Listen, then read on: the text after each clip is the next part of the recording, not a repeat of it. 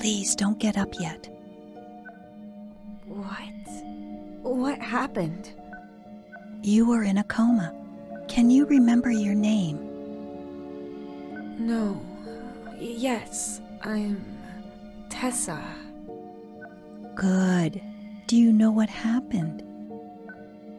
Oh, my head. It's like it's been split in two. Was I in an accident? Yes. Can you remember any of it? Not really. I know I woke up in a sleeping pod. Then tell me everything you do remember. From the start. I was freezing. That's the first thing I noticed. That's when I knew something was wrong.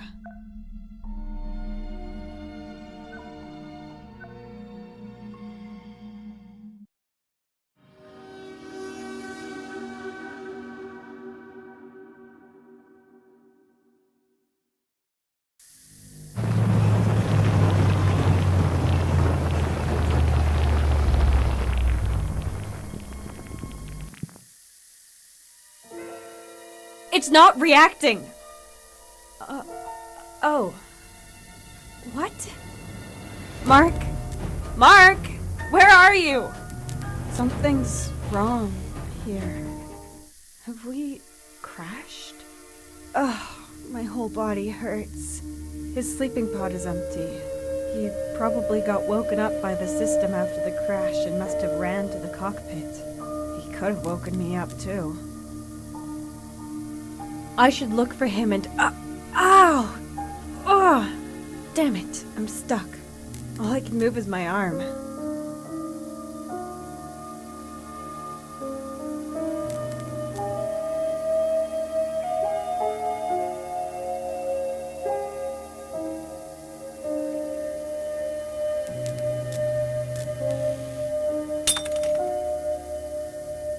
Sharp and pointy. I have to be careful with it.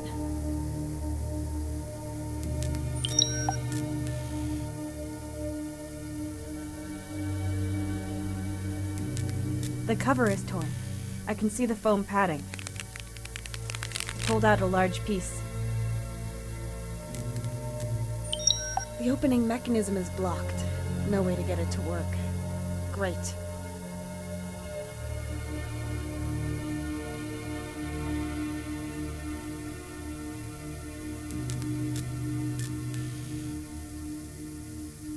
The opening mechanism is blocked.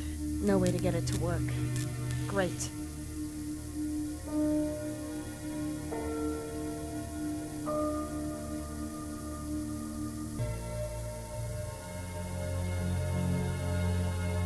Yes, that works. Now I can hold it without cutting myself.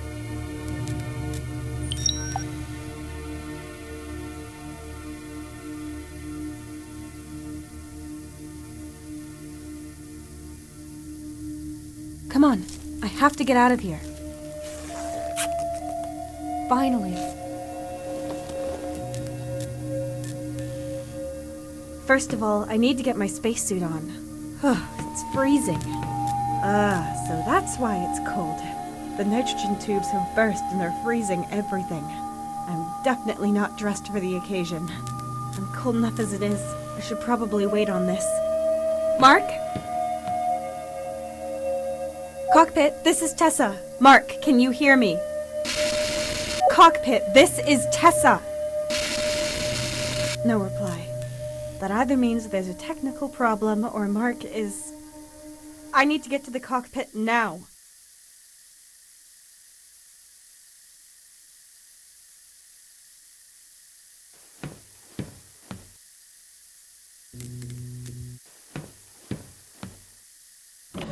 Damn it. This is worse than I thought. Why did we crash? The guidance system should have been able to prevent it from happening. At least it's not smoking as much up here. Mark and I can fix this. I'm sure. We have to fix this. Mark? The cockpit is blocked by Rebel. Maybe he's injured and trapped in there. At least that would explain why he isn't responding. Okay, Tessa. What to do? Maybe go at it from the outside?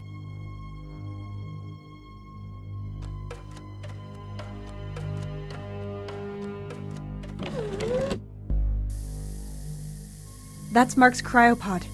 Looks like it's intact and unharmed, but there's no sign of him.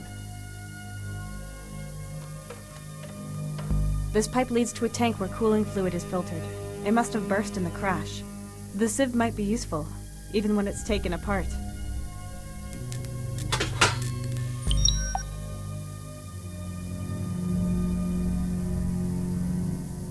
That's Mark's cryopod. Looks like... Cockpit for Tessa. No reply from Mark.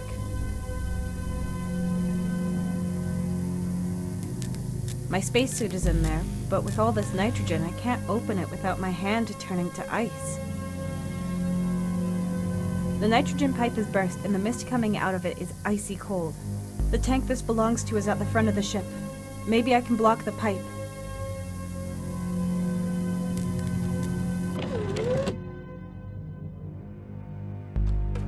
Great. Standard color, standard size, standard contents. Empty.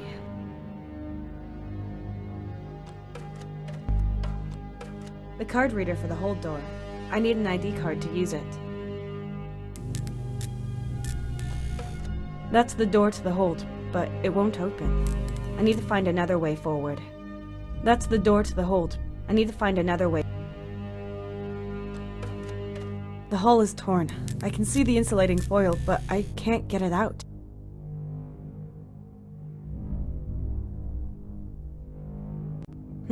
That's a lot of debris. There should be something there that I could use. A thin, pointed piece of metal. A few bolts. I'll just take all of it.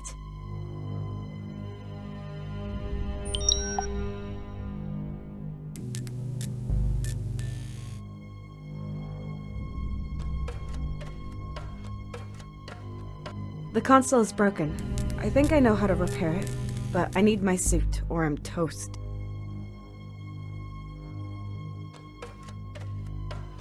No nosy neighbors in sight, but I should put on the spacesuit as long as I can't be sure if there's any breathable air out there. It's in the locker next to the sleeping pods.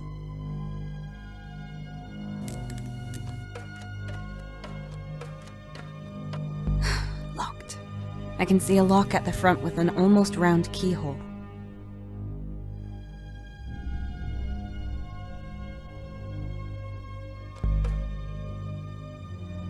This pipe transports nitrogen, which is freezing the locker from the back. It is controlled via a valve.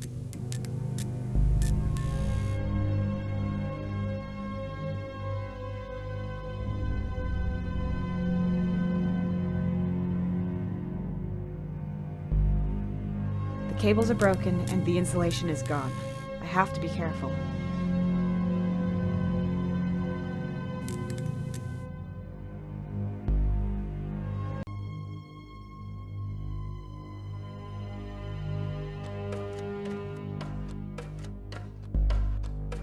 Sometimes you just have to break things even more before you can repair them.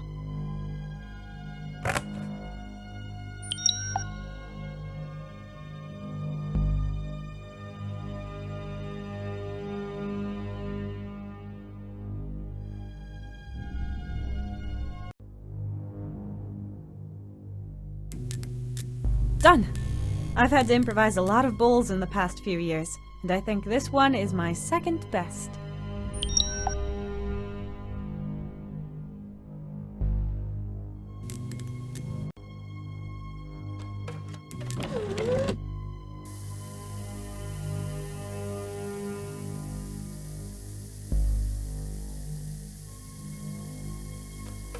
I should be able to use this to collect and transport the disinfectant.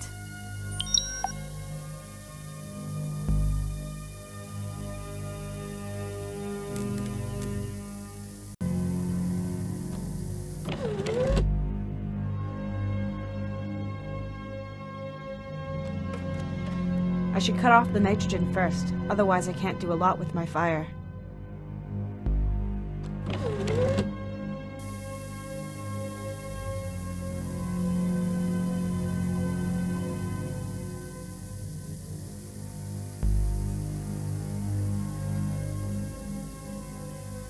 My spacesuit is in the locker, but I can't open it with it frozen like that.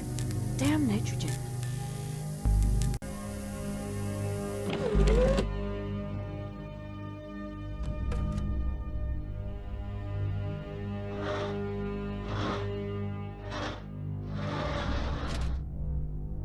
That might have stopped the nitrogen.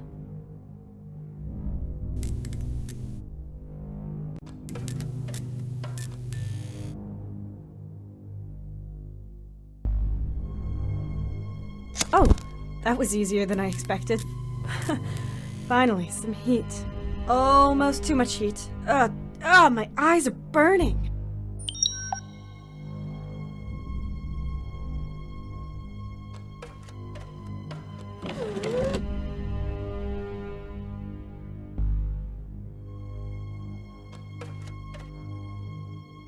The ice is too thick and sturdy to just scratch it away. This should hopefully thaw the ice if I have enough fuel.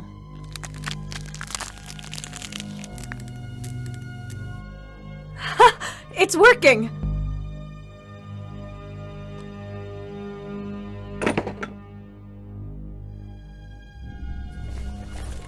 Oh, that's nice. So comfy and warm. Watch out, foreign planets. You can't scare me anymore. Well, at least not with cold temperatures. But I won't put the helmet on until I go outside. There's something in these pockets. Key, matches, and... our company's ID card. But the name on it is... Melissa Luna? Who's that? But that's definitely me in the picture. So, this company can send rockets through space, but then prints the wrong name on my ID card? No wonder we crashed if they can't even get that right. Before I start looking for Mark again, I should write down my experiences on my ID card's logbook. Well, IMC's accident protocol requires me to do so, and we've definitely had an accident. I'll just use this one.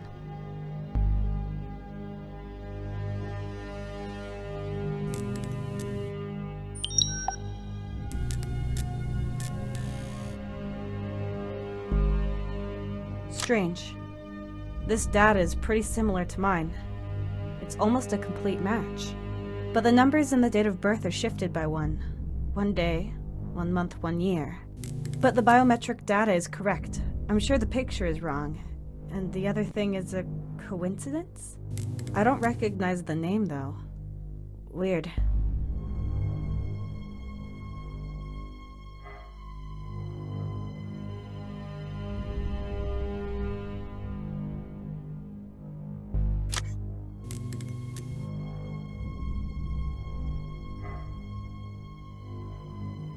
I shouldn't be wasting my time with this.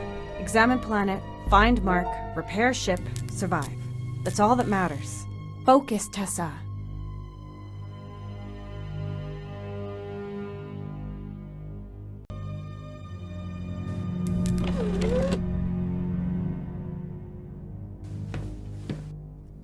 Locked. I can see a lock at the front with an almost round keyhole.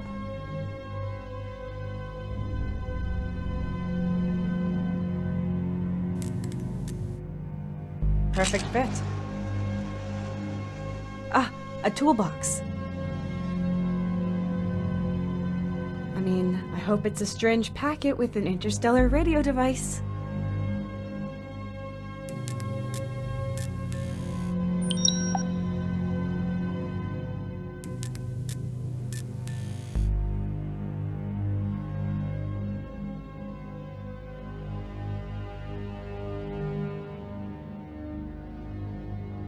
I should open the box.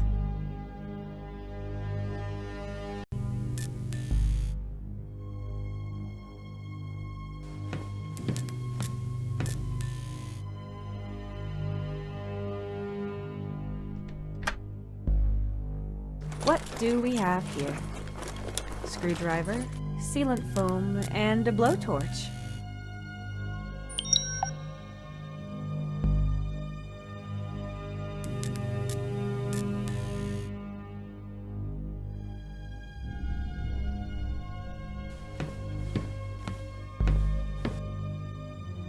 I need to insert the cables into the sockets to make the door work again. There's a lamp for each socket to show if it's receiving enough electricity.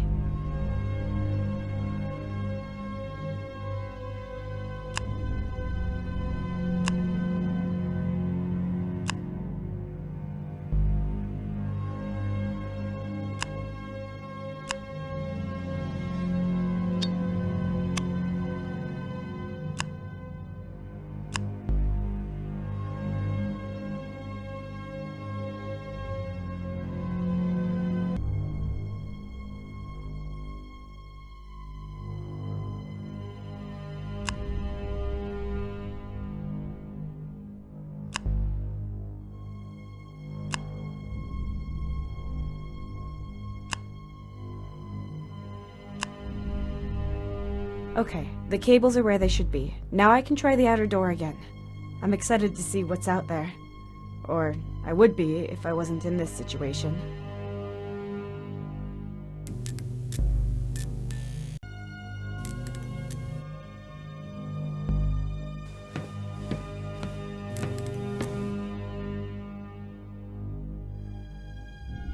Access denied. Strange. That's my card, and the bioscanner should confirm that it's me, and that I have access. Something isn't right here.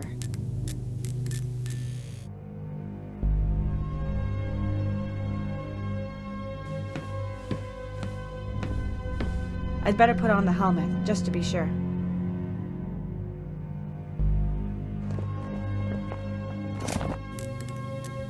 I hope the door survived the crash. Yes! It's seen better days, but it's open.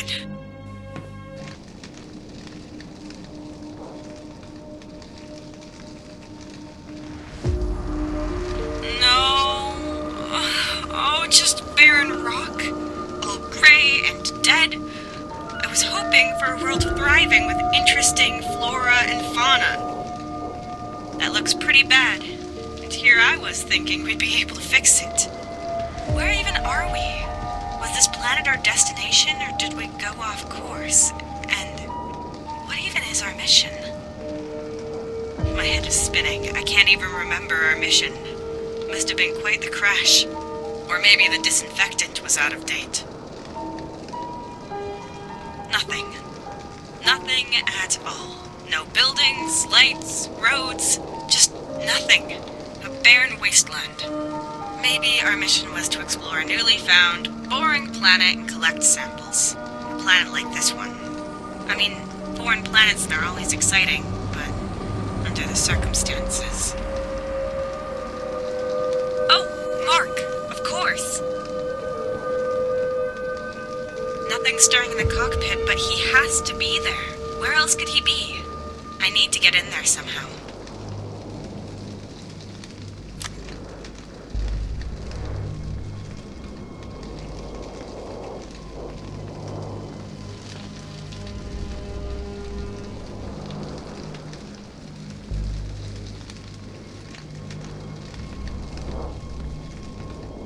I can't see anything in there, just some flashing sparks. Mark has to be in there.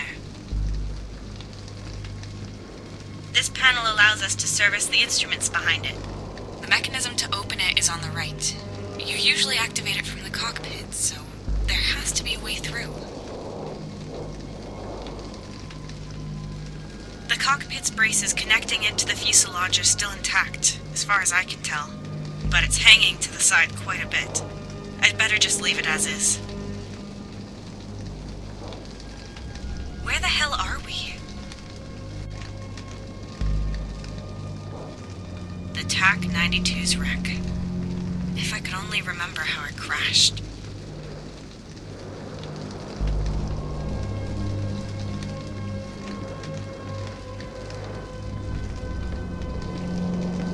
This used to be part of the landing gear. There are a few parts scattered inside.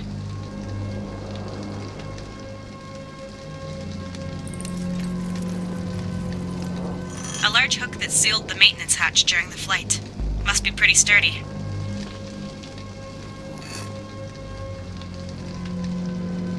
And the lever to open the hatch. Both made from heat-proof ceramics.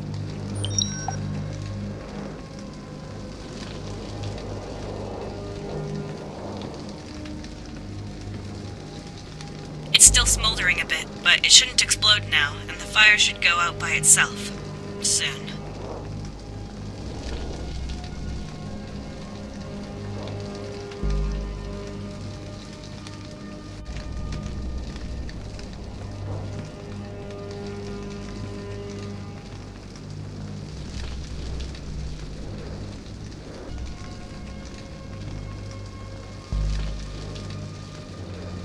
Good, that works.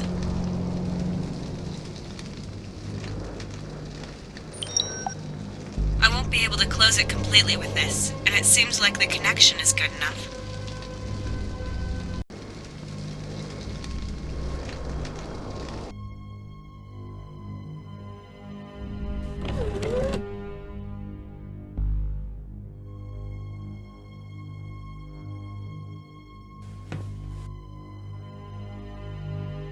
Yes, I can reach it with that.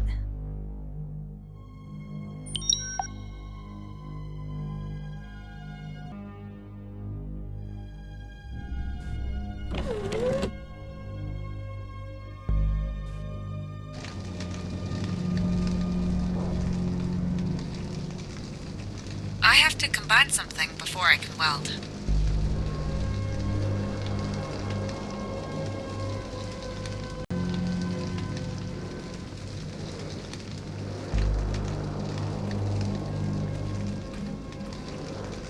It's long enough, but I can't find a good entry point.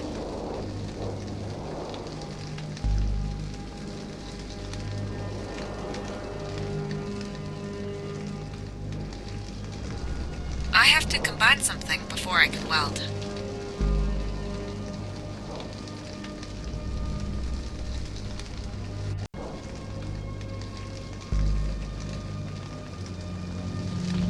I can't combine or affix them. I have to combine something before I can weld.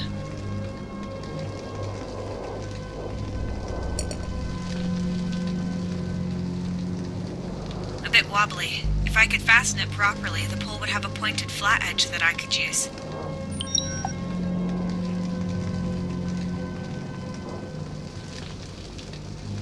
This helmet isn't equipped with welding goggles, but it should at least keep my eyes from melting.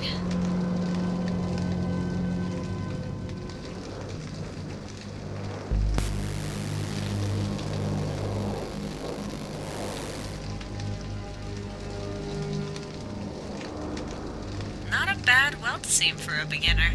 I suppose Mark would say otherwise. Show off.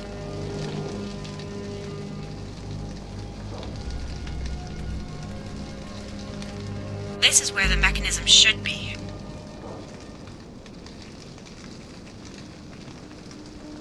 Come on. Mark would have been able to help me here. As if.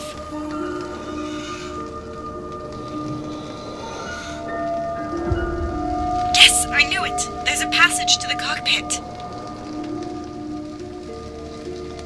The mounts on this panel look solid. I have to try it. Unpleasant, but unavoidable. Carefully now.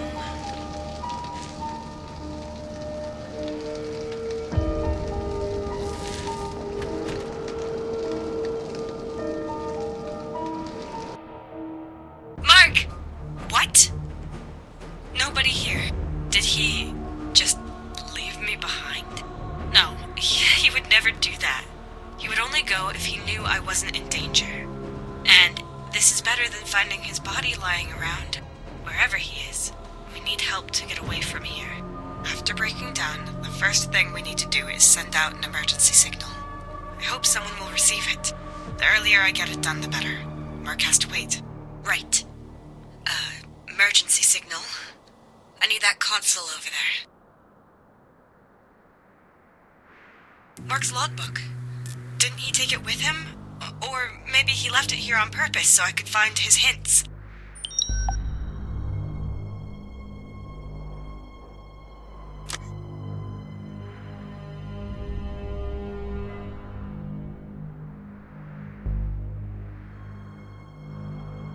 The power cell slots are behind it. I should open it, somehow. I don't think all these flashing lights are a good sign. I don't think all these flashing lights... It won't turn on. Probably no power. The power cells for the cockpit are behind the cover below.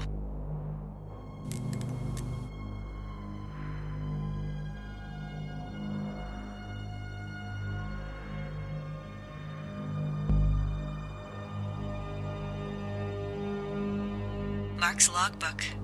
An old version. But he likes things retro. Maybe I can find some answers in it. It's not completely intact anymore. I'll remove the ID card. Then I can read the entries in my logbook.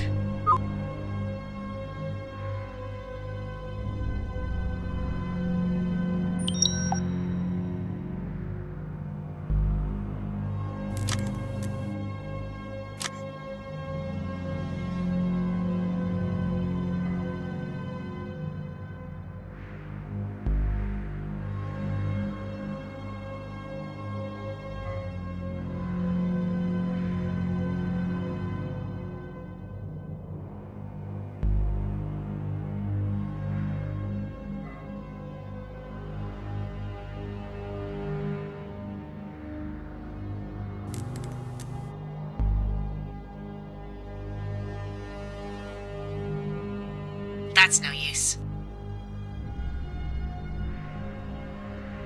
That's no use. The power cell slots are behind it. I should open it somehow. I can always count on my screwdriver. I don't believe it. The power cells are empty. Mark explained to me how to properly utilize any residual charge.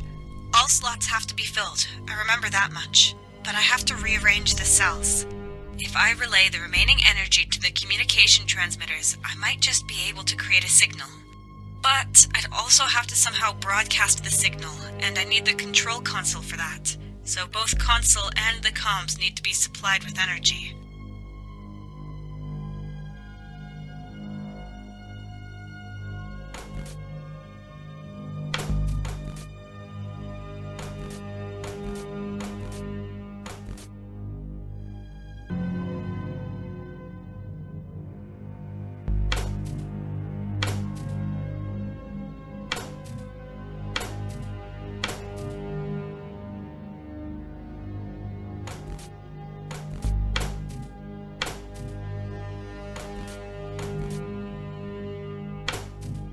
Okay, the communication device and the display have as much energy as I can give them.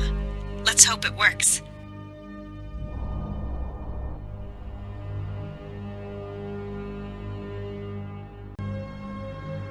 Still works. Right then. Communication. Emergency signal. Low energy. Emergency signal cannot be activated. Low energy. Emergency signal cannot be activated. Low energy. Emergency signal cannot be activated. Low energy. Emergency signal cannot be activated. Damn it! Do something! You could at least make a little noise!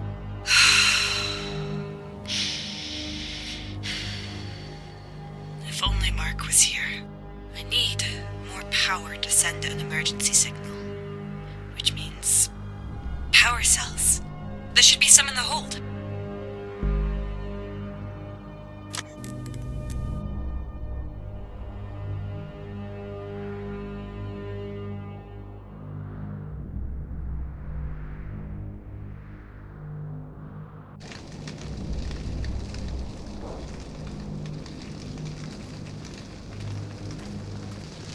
Rocks as far as the eye can see.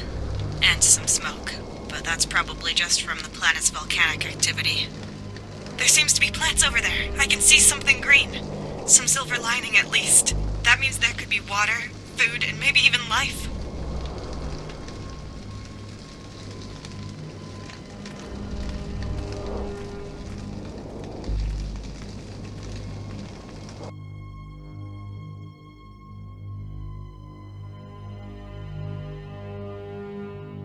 The cables are broken and the insulation is gone. I have to be careful.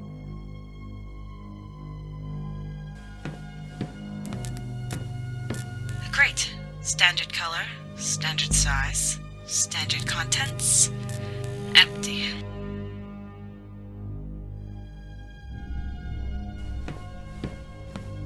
Don't let me down.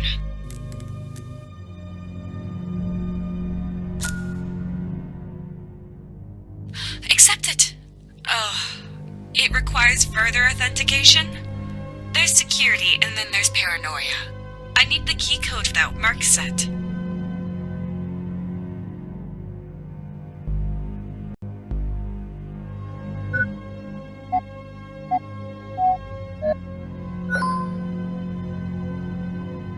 Mark secured it with his ID number.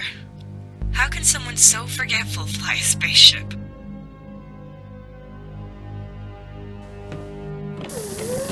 I'm in!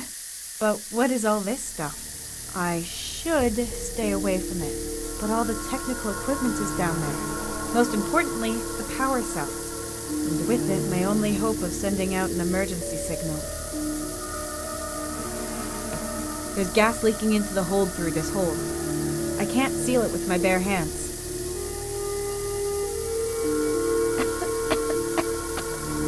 I can't get any closer. But our equipment is down there, and so are the power cells. I need them to send an emergency signal. I could put on the helmet, but that won't help me if I can't even make out the ground. I could release the gas here if it wasn't all collected at the bottom. Carbon dioxide filtered out of the air is stored here and released whenever needed, and it's pretty heavy in concentration form. It might be able to push this smoke up.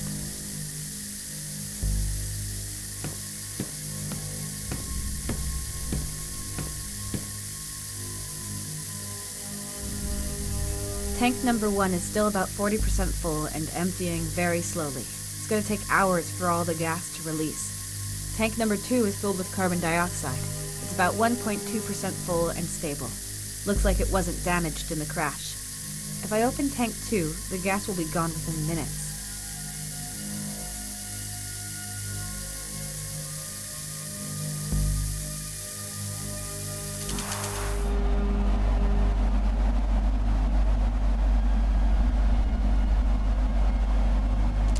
Yes, it's pushing the strange gas up, but there's still something coming through the leak.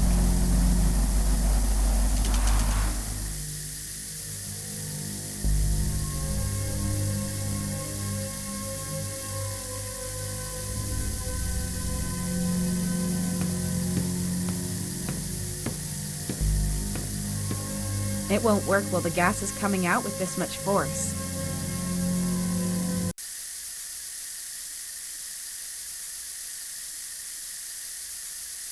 It won't work while the gas is coming out with this much force.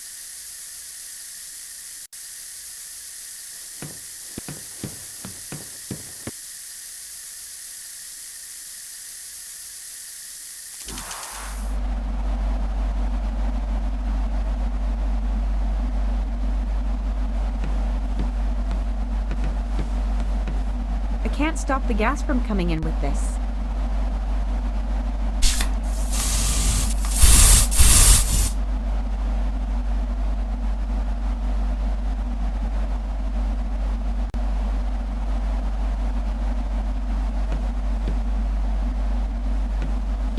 I wonder if I can find anything here. No, those are various ores. Raw materials for a refinery. They're no use to me.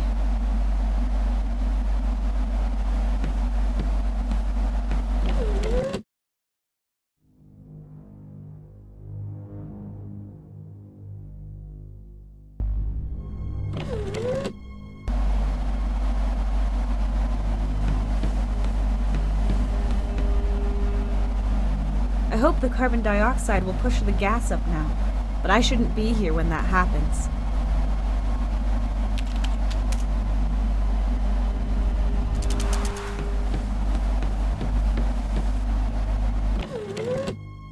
Four or 5 minutes should be enough. But after that, I need to ventilate the room well.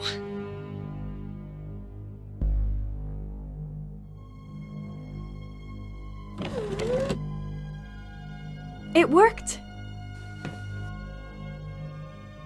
Mark isn't down there either, but neither's his body, so that's good. Did he get ejected? Did he leave? If so, where to? Pull yourself together, Tessa. So what? He's not here. You can manage on your own. All you need for an emergency signal are power cells.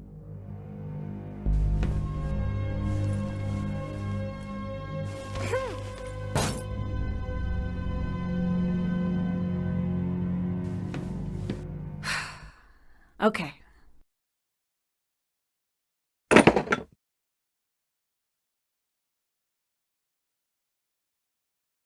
Goodness.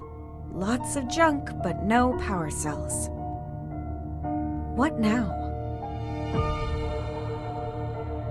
What's this? Oh, a Cognitive Observation Research Entity, or CORE for short. We use these things to reach places we can't get to ourselves. They can fly, scan, send data, and are equipped with a speech module. I need an ID card to activate the drone. Maybe it could help me out of this situation. And even if it can't, at least I'll have someone to talk to. Then I can complain to Core while I'm starving.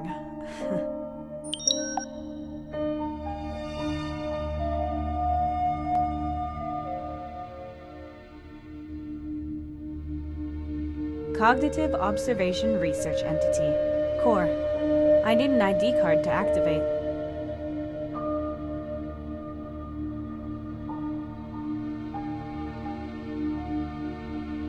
Why should I use Mark's ID card?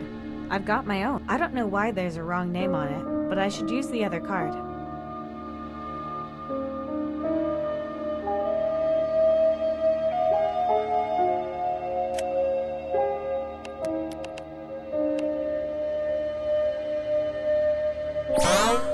Unit activated.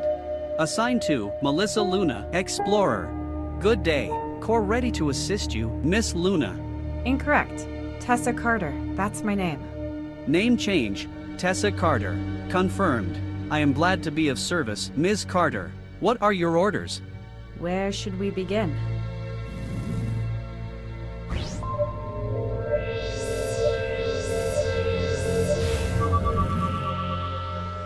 Nine leaks, 4 hull breaches, 2 broken beams, 14. 1 broken spaceship, 1 survivor. Maybe 2. I hope so anyway. That's all that matters now. What is your primary objective, miss? For you to stop being so formal with me. Just call me Tessa. Of course. Altering linguistic database. Tessa. Right. The next objective is to send out an emergency signal. But I can't do that without power cells, and I have to find Mark, so basically, if I want to get us out of this mess, I've solely got primary objectives. I do not have access to the ship's database. Who is Mark? Mark Bennett, about 30 years old, pilot and mechanic. We're the TAC 92's crew. Registered. What is the status of your immediate surroundings? Well, I have to take a closer look. My scanners could help in examining your surroundings. Good idea. Do that.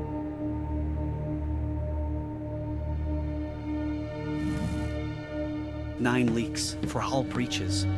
I know this thing's broken. I meant the surroundings. Let's just scan it outside. Confirmed.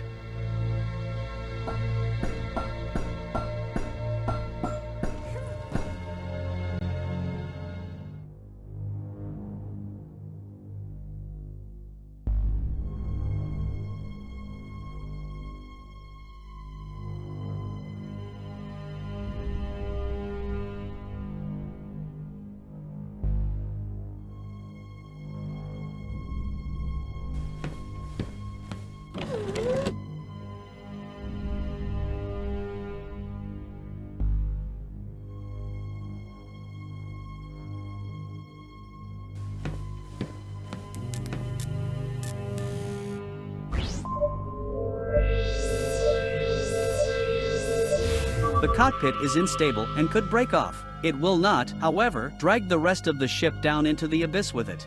At least as long as there is no tornado or earthquake. In that case, the TAC 92 would fly again. Core, please. Until it would crash on the bottom of the chasm.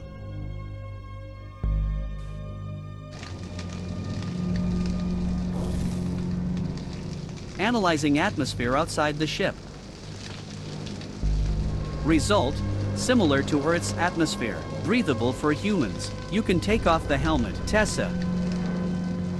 Good. I prefer it this way. Smells slightly burnt, but with the wind coming from over there, it kind of smells like stagnant water. Better than this canned air anyway.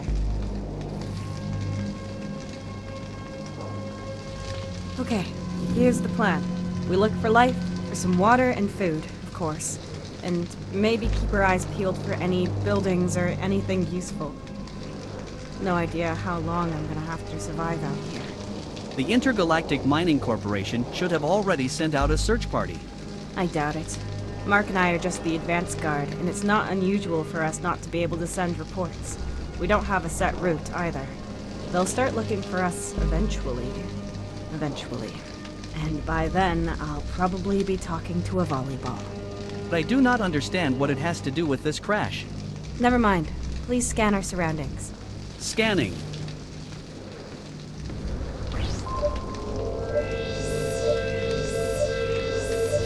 Scan complete. Scan radius of about 400 meters. No signs of relevantly sized life forms. No artificial constructs or buildings. Relevantly sized? And what size is relevant to you? Anything bigger than a fully grown male Balinese toucan. A what? A male Balinese toucan. Their average size in all dimensions roughly represents that of the average-sized, fully grown earthen life form. You're joking, right? Statistics are not a joke. Well, that doesn't help me. Compare the data to something I know. No more than 8 letters. Equivalent to a medium-sized dog. Equivalent to a chicken 49.9% larger than average. Equivalent to exactly 11 hedgehogs. To recap, a Balinese toucan is roughly the size of 1.5 chickens. Any more data? The environment is mostly comprised of stone. Water and simple flora can also be detected behind the landing zone. No signs of Mark? Damn. My mineral samples can wait.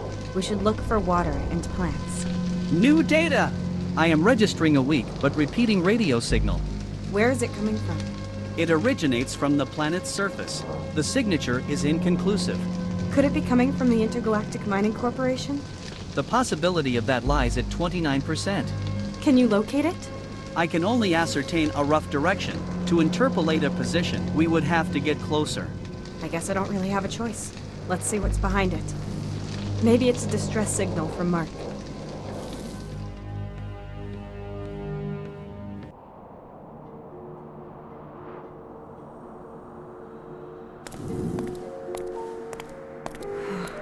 Incredible. I know why I love my job. Without it, I wouldn't be able to see things like this. We followed the crash's progression. These must be the plants you were talking about. Well, they're not flowers, Core, let me tell you. More of a smelly swamp. I do not categorize flora and fauna by their feel-good factor, unless you wish to update my software accordingly. In that case, I would request the following hardware as well. Arms. Okay, forget it. At least it's not just rocks again. What are those tiny lights? Small life forms. Interesting. A good sign there might be more to this planet. If we flew over this place with the TAC-92 before we crashed, could something have fallen from the ship that's now emitting the signal? Theoretically. But the ship's inventory was complete, so the signal I am receiving cannot originate from a technical device known to us. We can't get any closer. We need to get down there. You could slide and climb down those rocks there, but they are quite steep and porous, so you could not get back up again. So a one-way ticket then. My recommendation, remaining within the TAC-92. The ship's hull offers protection and Mark could return, then you would no longer be on your own. It would be easier for you to find water together, as well as finding a way which allows for a return to the ship. But then we still won't be able to send the emergency signal. We should find out what that signal is that you're receiving. Agreed.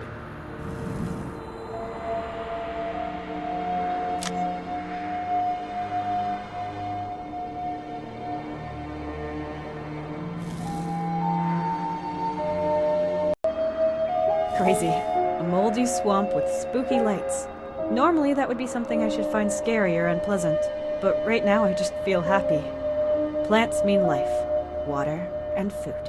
I shouldn't just drink the water or pick a fruit on the off chance it might be okay though. And Core, please let me know if there's any dangerous creature approaching from behind a bush. I shall scan the number of teeth to assess the creature's danger level before it pounces on you. That's very kind of you.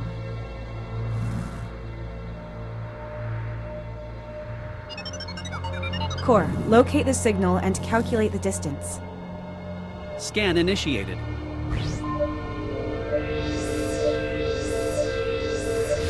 Signal detected. Calculating. Calculated distance, 9.4 kilometers. Possible deviation up to 21%. So about 10 kilometers, or about walking distance of 2 hours. In the summer, the shorts, with an ice cream. On a foreign planet with unknown dangers and terrain, wearing a spacesuit, though, might take a little bit longer.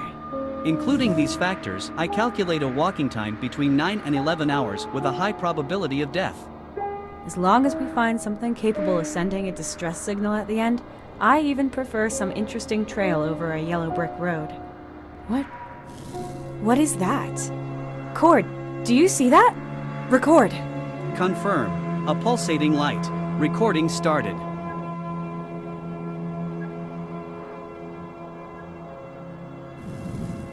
What was it? I could not detect any pattern and no repetition. It seemed to be completely random. And it came from the same direction as the signal. Okay, I've got to go there. Core, will the sun be setting anytime soon? In about 3 Earth hours. Compared to the Earth, days are slightly shorter here. However, so are the nights. I see. We'll spend the night on the ship and set out tomorrow. Information. There are about 3 to 4 days worth of sustenance readily available here for you, if you would like to wait for Mark. I don't know if Mark is lying around somewhere all messed up, or if he's looking for help, or if he's the one sending out that signal. Even if I ration my supplies, they'll be gone at some point. And if there's still no sign of Mark by then, I'm going to have to leave here. Then I'd have to brave the dangers of an unknown planet with hardly any supplies left.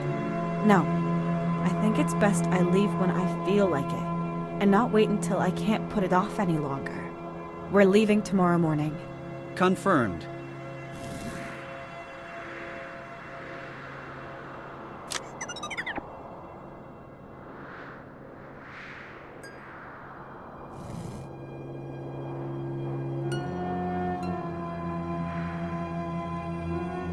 Terrifying, but still so beautiful. I wouldn't want to get caught in it, though. My calculations show that it is probably moving away from us.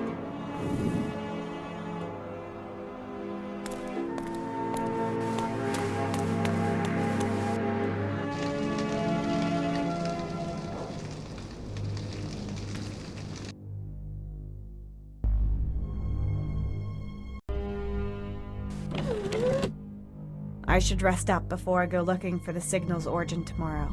I can feel the exhaustion in my bones.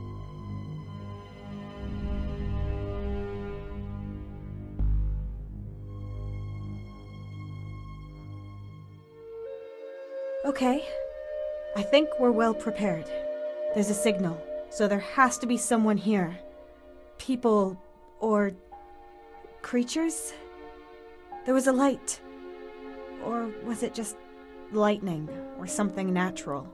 There was a directional light that lasted 4.4 seconds. A bright light. I would calculate that the chances of it not being artificial lie at 9.14%. Pretty slim odds, then. What do you mean by directional? There was a precise vector, but it changed as it shone. Could it be a reflection of the sun? The amount of blue light is too high. The sun as a source can be ruled out. So it's of a technical origin. Might have been Mark, or maybe he saw it too, which means he'd probably be on his way there right now. I suppose. If he was ejected from the TAC-92, then he would probably be able to see the smoke and come here. However, if that is the case, he would now be dead at a possibility of 94.1%. Where would I be without your optimism? So, you think I should stay here? This place offers shelter, and you can gather resources from the wreckage. It is also the first place any rescue teams would check while searching for you. Leaving this place would be illogical. But what is logical is that I would starve here and that I'd never find out what happened to Mark. Maybe he needs help, and without him I can't send out an emergency signal. I'd just be wasting my precious time. As a weak biological life form, you will naturally lose energy and gradually be able to move shorter and shorter distances, which greatly lowers your chances at survival. You're a real ray of sunshine, Core. Furthermore, the light signal might vanish and then you would no longer be able to make out its origin. All the more reason not to stay here, Core. Then I can only hope Mark is still alive and won't leave me hanging. I'd rather risk it and take my fate into my own hands. Understandable, considering you are an organic life form. However, in the event of an accident, you would be entirely helpless. You almost sound like Tony, that old worrywart. Tony? Anthony, my husband, Anthony Carter. According to my database, you are unmarried. Your database only knows about that Melissa Luna on the ID card. Database update. Tessa Carter is married to Anthony Carter. Yes, he also works for the Intergalactic Mining Corporation as a biochemist. I can see him right now, drinking hot chocolate together with our son, Finn. Just a few weeks' journey away from here. Please add to your database that Finn is 4 years old. Wait, 5? No, 4. Finn is 4 years old. Anyway, if I want to see them again, I have to survive. Database updated. Excellent. I have to take a break. I can't keep my eyes open. You keep watch while I sleep, and wake me if anything happens. Confirmed.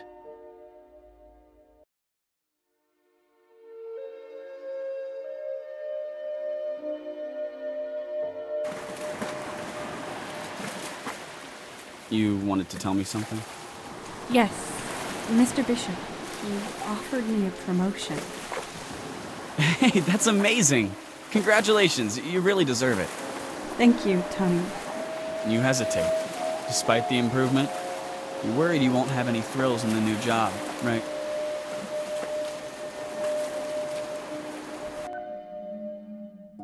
I understand. You went through a lot after the accident. Yes. I'm lucky to have survived that day. You must have been very afraid, all alone, on a foreign planet. Well, yes. But I also felt excited. Free. It was a strange mix of emotions and... Wait. What about Mark? Have you found him? Yes, we found him. He is alive and well. Oh, what luck. So, that night I dreamed about the day I was at the beach with Tony, where I told him about being promoted. I don't know what I meant by that. Let's stick to what you experienced. Please continue telling me what you remember. What happened the following day, when you left?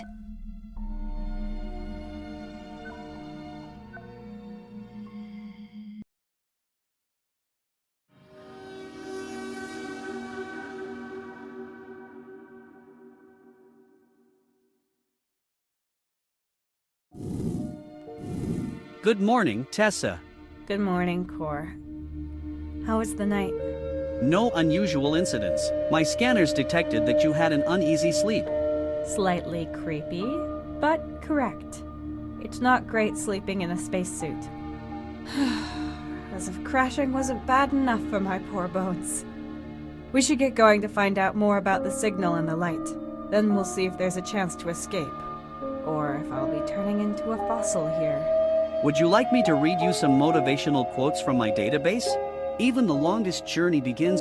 For heaven's sake, don't. I've already got a headache. Maybe we can find something interesting out there. That makes me feel better.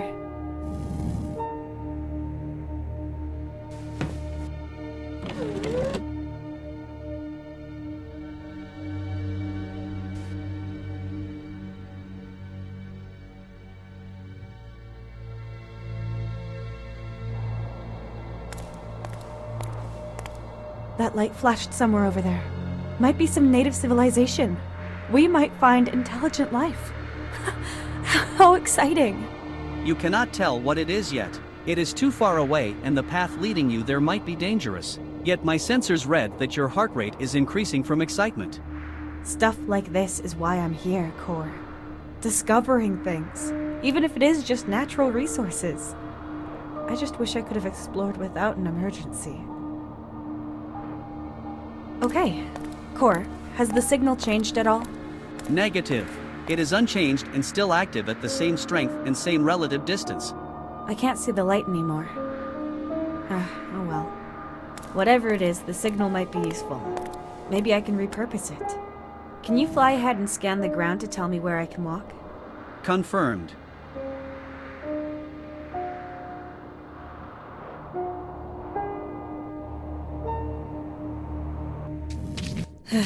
So far, so good. You made it look quite easy. Thanks. That wasn't my first climbing session. But as I thought, I won't be able to get back to the ship's wreckage. It would be logical to not waste time and instead look ahead, as long as the signal is active. Somehow I've got the feeling we're going to ask ourselves where ahead even is. I hope ahead doesn't mean through the undergrowth and straight into some animal's mouth. My sensors would register any animal with Tessa-sized mouths. How reassuring.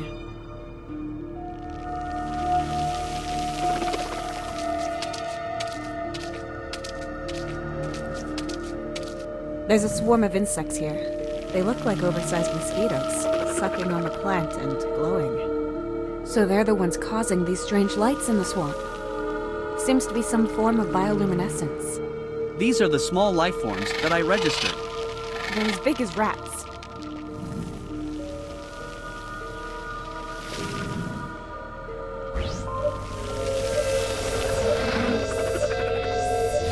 This is a dense network of individual plant fibers that extend underground for many kilometers. They are all part of the same species and leave no room for others. The signal is coming from this direction.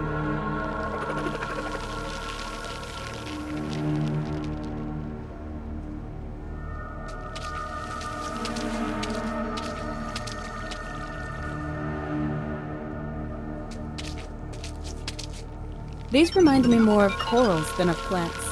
They're even moving slightly, but apart from that, they seem uninteresting.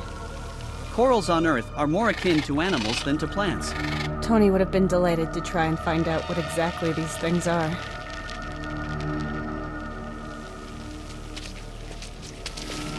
An impressive flower. Long, strange fibers are hanging out of it.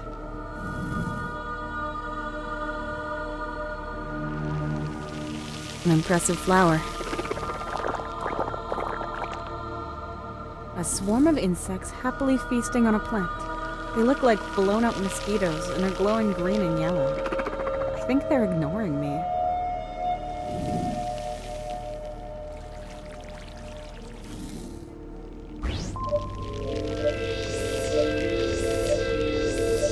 The plant is in bloom and it's made these fibers soaked with an oily liquid.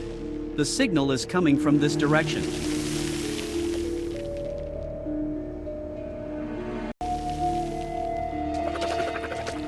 Incredible how dirty, brackish, green, lentic, stinking water can give life to all sorts of creatures. But we humans are disgusted by it. This disgust prevents you from drinking it and transporting all kinds of bacteria and parasites into your organism. Tessa. Thanks for the reminder.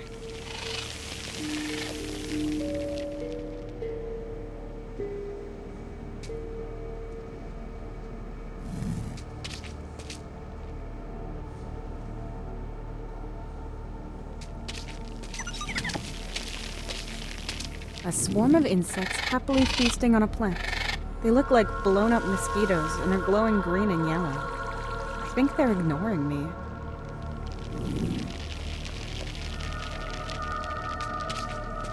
A large bubble that formed on the swamp water. A bit disgusting, really.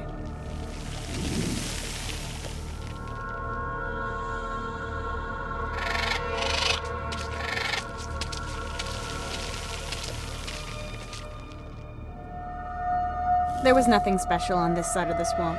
It all looked the same. And the path seems to be just back here. We have to use the signal as a guide.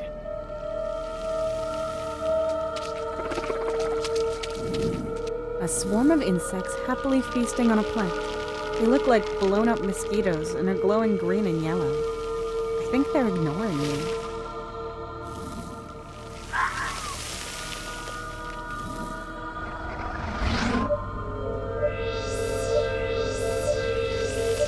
The signal is coming from this direction.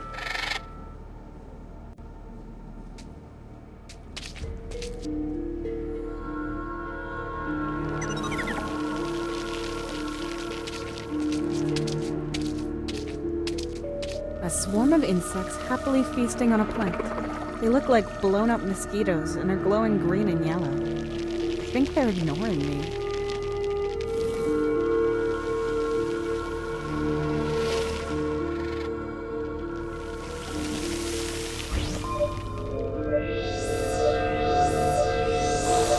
The signal is coming from this direction.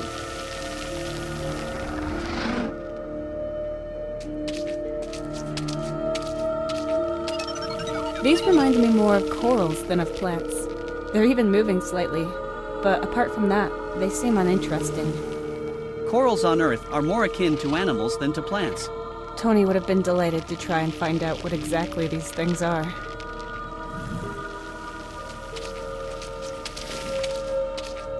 Incredible how dirty, brackish, green, lentic, stinking water can give life to all sorts of creatures. But we humans are disgusted by it. This disgust prevents you from drinking it and transporting all kinds of bacteria and parasites into your organism. Tessa. Thanks for the reminder.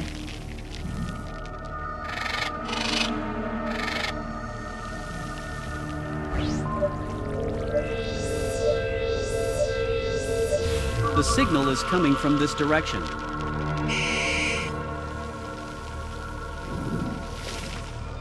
The signal comes from this direction, but you will not be able to overcome the water. There's bound to be a way around it.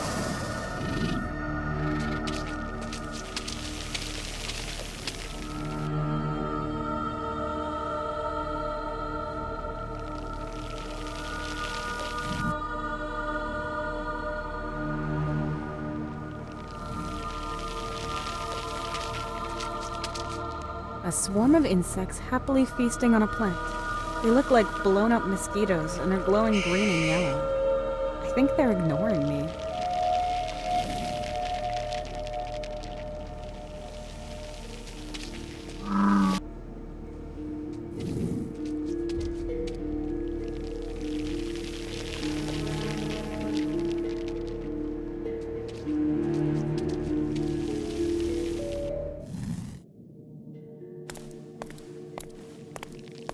This just keeps getting better. Wouldn't it be nice if life was easy? Intergalactic Mining Corporation. No progress without obstacles. Yeah, I know the propaganda. Do you know the slogan's origin? I may have mild amnesia core, but I know that I always deliberately disregarded that information. The IMC's legendary founder, Walter Knight, derived his worldview and ethics from the video games he so thoroughly enjoyed playing. If there are no obstacles or problems in your way, then you're going in the wrong direction, is what he always said. You should be on the lookout for obstacles. Hence, no progress without obstacles.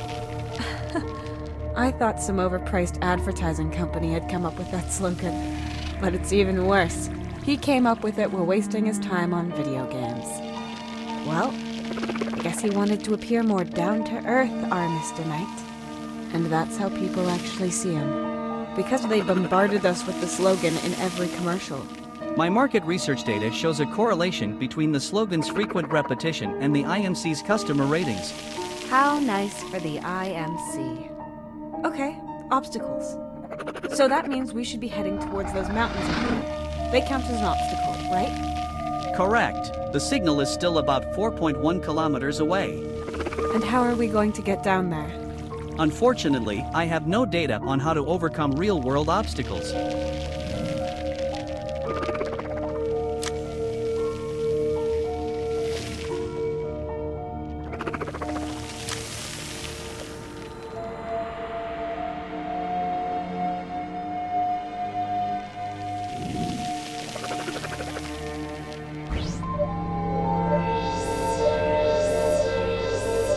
The signal is coming from this direction and is about 4.1 kilometers away.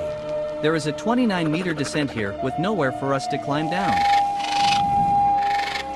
The only way up appears to be this plant that has broken through the cliff over there. Can you follow it? The plants are too thick and their materials are too similar. My sensors cannot distinguish between the data.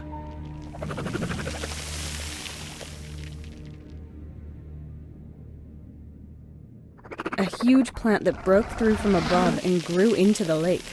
There are insects sucking on it, blowing. If it's growing upwards, it has to be somewhere on this plateau.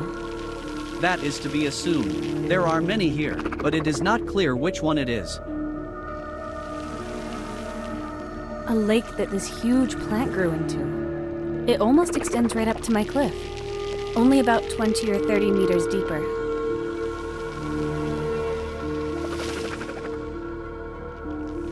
I'm sure I've already been close to this ledge. It's part of this plateau I'm on after all. But even if I was right above it, it's still too much of a descent.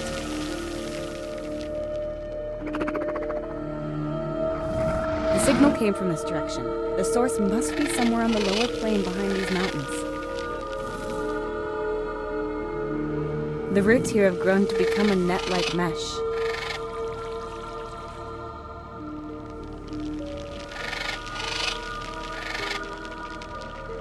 I once spent a week on a planet with a similar view. Back then, I planned every expedition in a way that I could enjoy that view as much as possible. Now, I'd almost be happy to see the boring interior of a functioning spaceship instead, and without any surprises. But only almost.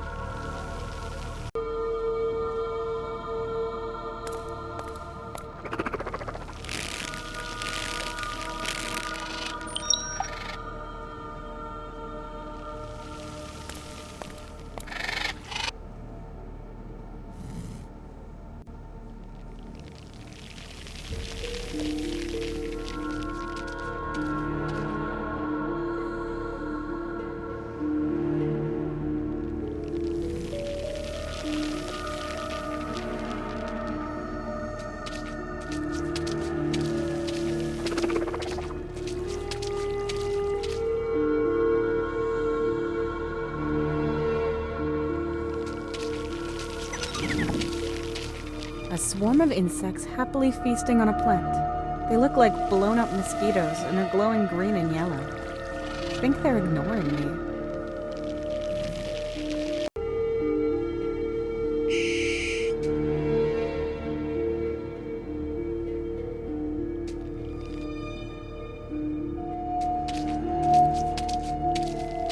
I can see something beneath it. Oh, and it reeks. Oh, that's a dead animal. Or, well, what remains of it. Looks like it's been dead for a few days. It's got feathers. Is that A toucan. What? No, that's impossible. It has to be some other animal that just looks very similar.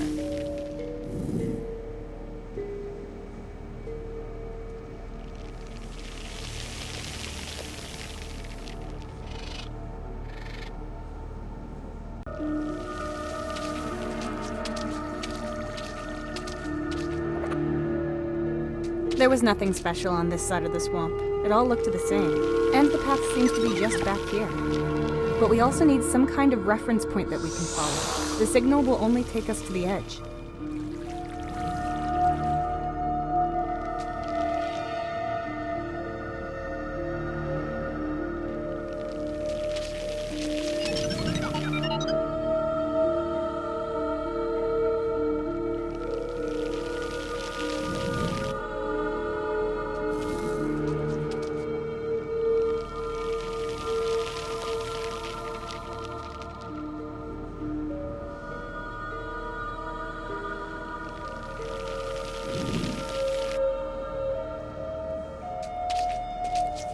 A small crater filled with blue-tinged, slightly strange-looking water.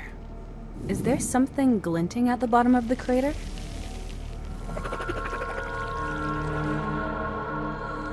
Confirmed.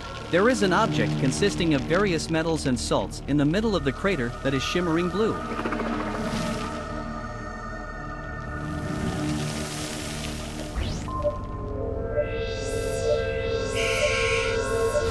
The crater is about 1.9 meters deep. The water inside is at a level of 1.4 meters. The blue color seems to come from a reaction with the meteorite's salty elements. The signal is coming from this direction.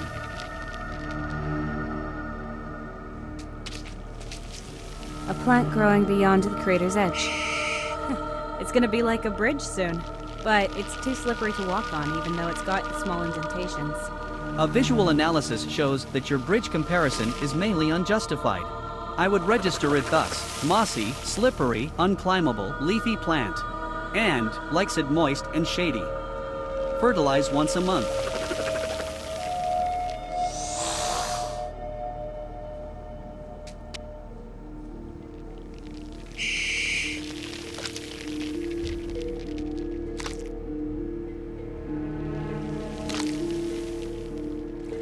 I can push them in a bit, but they're still wiggling.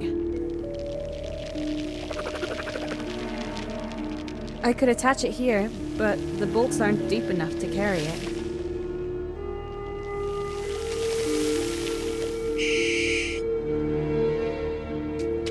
The indentations are pretty soft, and I don't have to make them any larger. That would just cause liquid to come out, making the plant more slippery.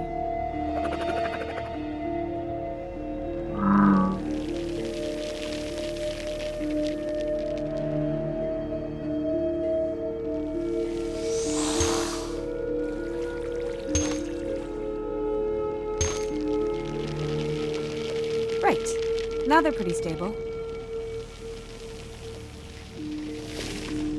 I could climb onto the plant like this. I won't be needing the net anymore.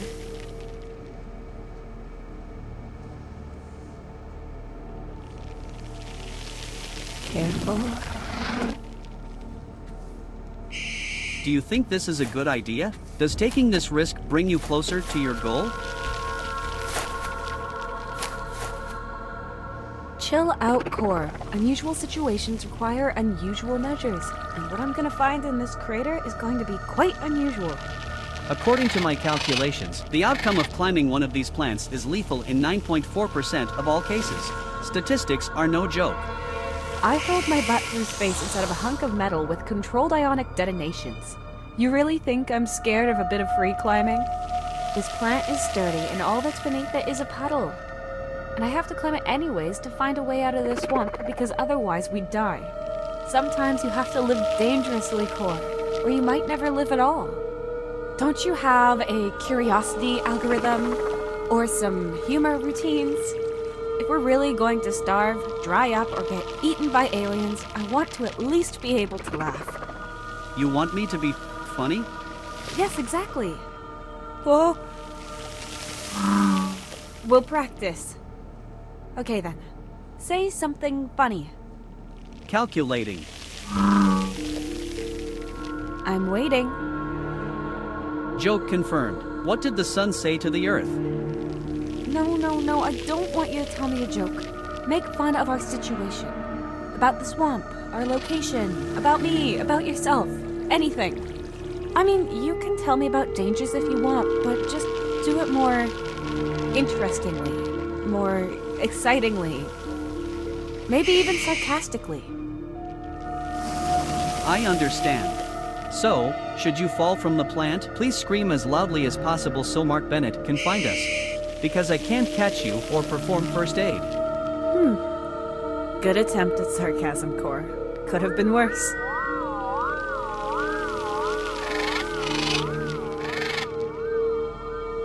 A small crater filled with blue-tinged slate. I can see the shimmering blue lump at the bottom.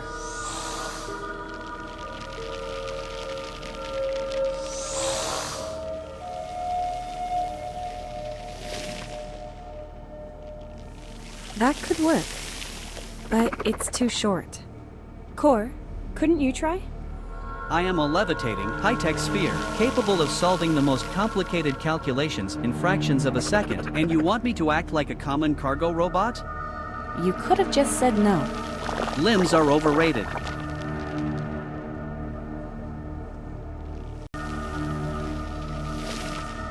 That might be useful. Let's see. All I have to do is not drop it.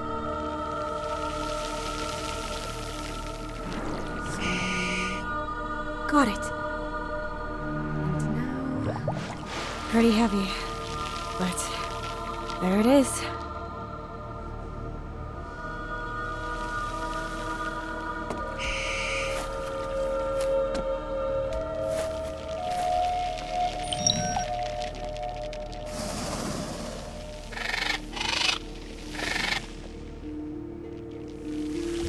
The blue shimmering meteorite from the crater. It's probably what caused the water to be blue. Highly likely. It is full of blue salt crystals that slowly dissolve in the water.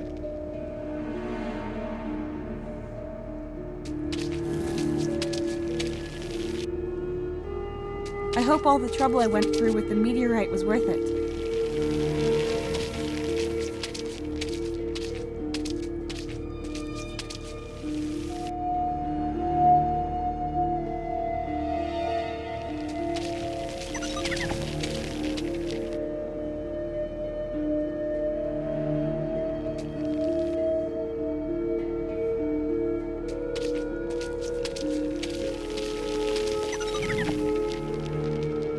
There is no way, and I mean no way, that I'm going to touch that thing, poke around in it, or take any part of it with me.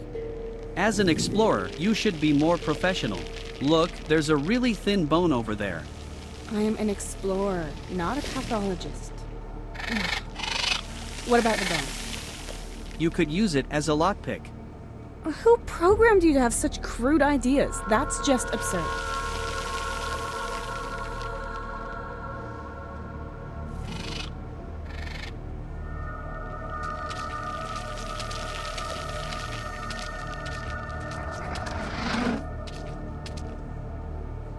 There was nothing special on this side of the swamp. It all looked the same. And the path seems to be just back here. But we also need some kind of reference point that we can follow. The signal will only take us to the edge.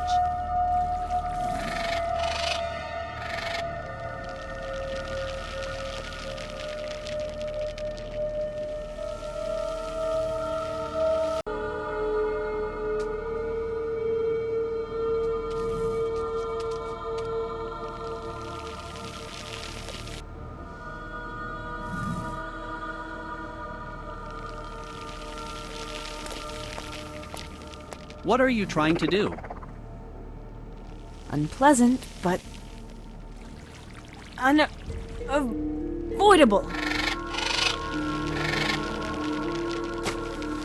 Physical exertion to relieve stress? That should have been worth it. Take a look.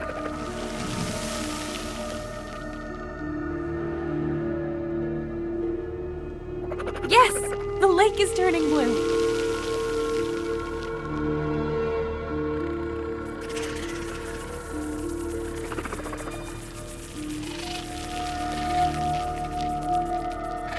It looks like it's working. The mosquitoes turned blue for a second. But they flew away. They don't seem to like the plant's juice anymore after we tampered with it. Humankind is famous for this behavior. A function ecosystem that humanity does not fully comprehend is altered and permanently damaged, all out of pure self-interest. All the indigenous fauna can do is flee. If I can escape this planet by giving the indigenous fauna a bellyache, then I'll gladly be the poster child for my species' wrongdoings. I have seen worse specimens of your species.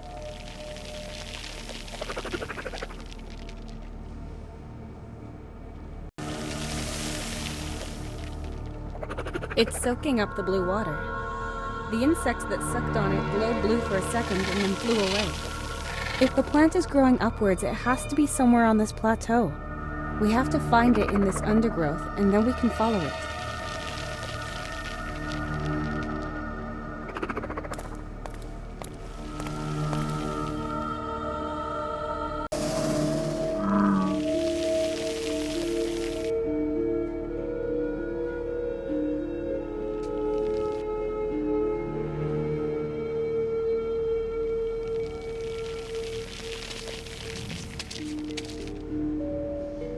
There was nothing special on this side of the swamp. It all looked the same. But we also need some kind of reference point that we can follow. The signal will only take...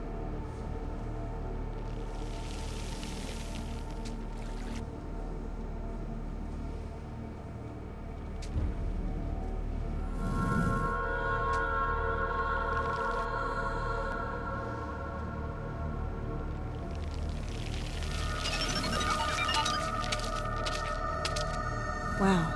This plant is in bloom. Finally, a little bit of color on this hunk of rock. But the smell isn't exactly what I would call infatuating or appealing. Neither would I. Then again, I have no smell receptors. In any case, this smell is not meant to attract us. We are strangers to this world. Thanks for reminding me, Cor. I almost forgot. But from a scientific standpoint, I am interested why this one is in bloom while the others are not. Not that the answer would help me out.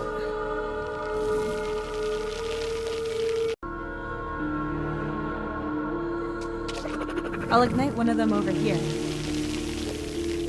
It's burning slowly and smoking a lot. Oh, that smell is something to get used to.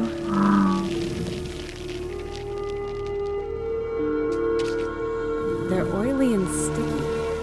Maybe to catch pollinators like a spider's web. I will be careful.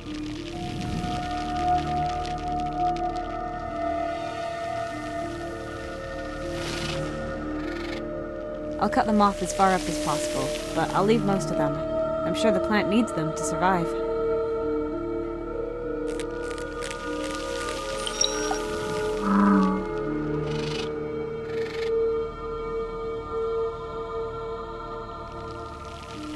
Yes!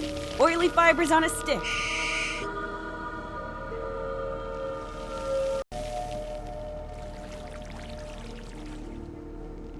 Yes, that worked. Now all we need is a dark cave full of pressure plates that make arrows shoot out of the wall. What a strange thing to wish for. This stuff smells and smokes a lot. I'll light it when I need it.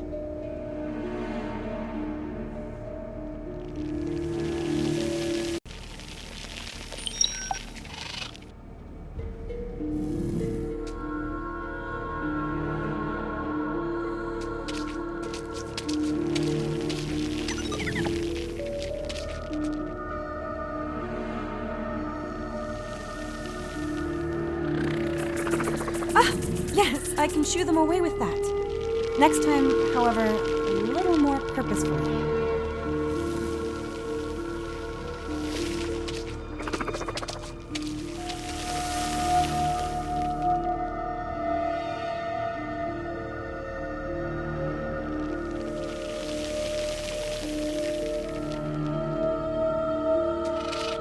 Okay, this time more deliberate.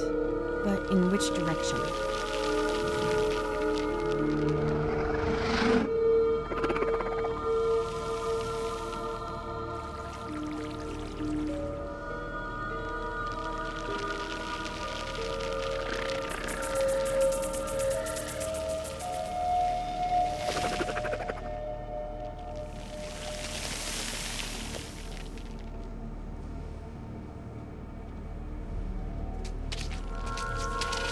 They are too far away.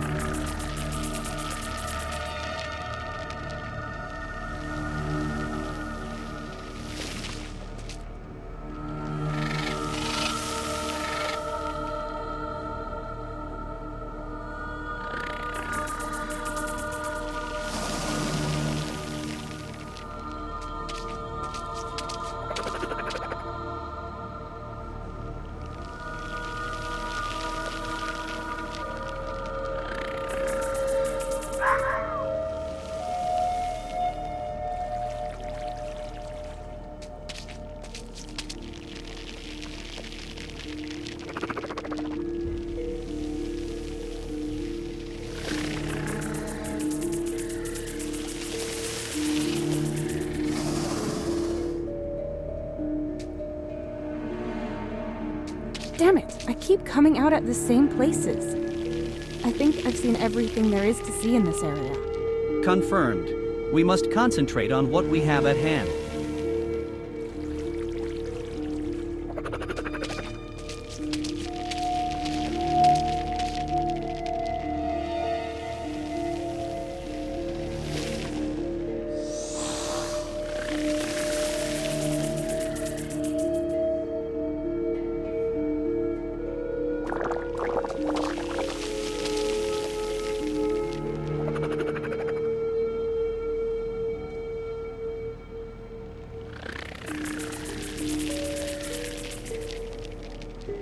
They went blue for a second. Did you see that? Affirmative. Then that must mean that this is a limb of the plant that goes down the edge towards the bottom. Does that make sense? Affirmative. Any other plant absorbing water that has been colored by this or any other meteorite should have withered by now. Excellent. Let's follow it.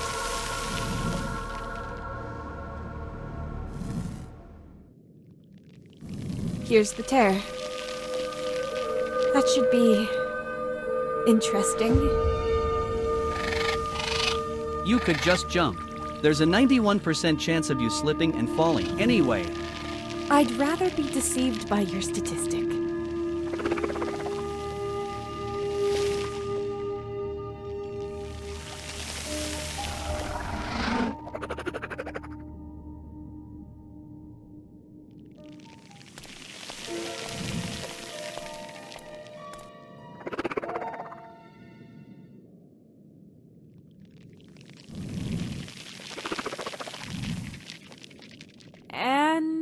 down. Ha! Piece of cake. Now all we have to do is stick to the signal's direction. The torch is burned out anyway.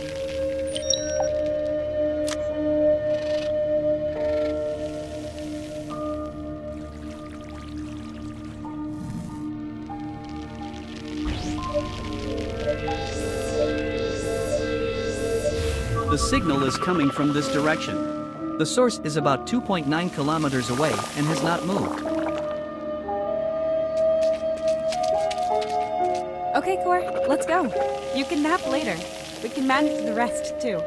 Core? Are you okay? The signal strength is decreasing rapidly. I will attempt to increase reception capacities to secure more precise coordinates. It's decreasing? Then collect as much data as you can. Completed. Good. Then we should hurry.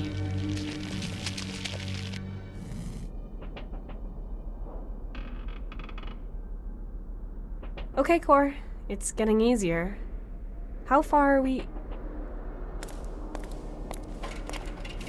Unbelievable.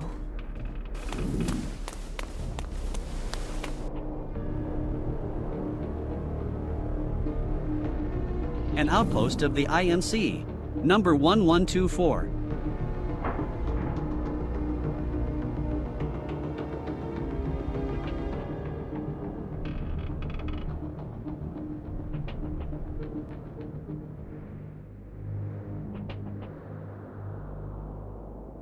Looks deserted.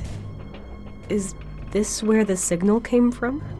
It is highly likely that the signal was transmitted from here until it stopped abruptly a few minutes ago, probably from inside the facility. That's... that's great. My sensors indicate a high irony content in your words. You're right. I mean, this is just all so strange.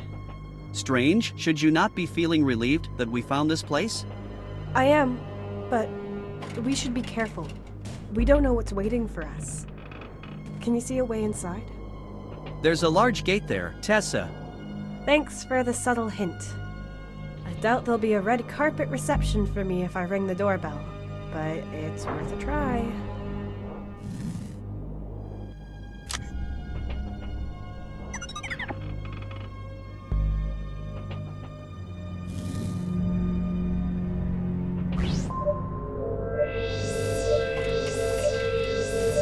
Outpost 1124 of the Intergalactic Mining Corporation. The station is made of various materials, for instance iron, steel, and titanium. I cannot detect any major life forms.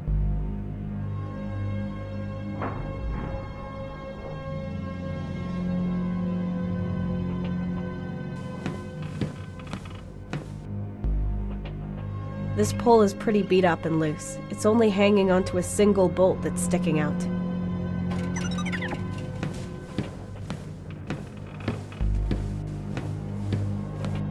Lots of pieces of scrap that are caught up on each other, as if they were one solid piece.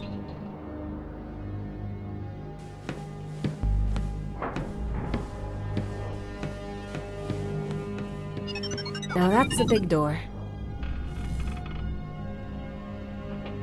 You should knock. It looks like you're trying to knock. Would you like help? Huh. Looks pretty overgrown and abandoned, but the station was still able to send a signal. Strange.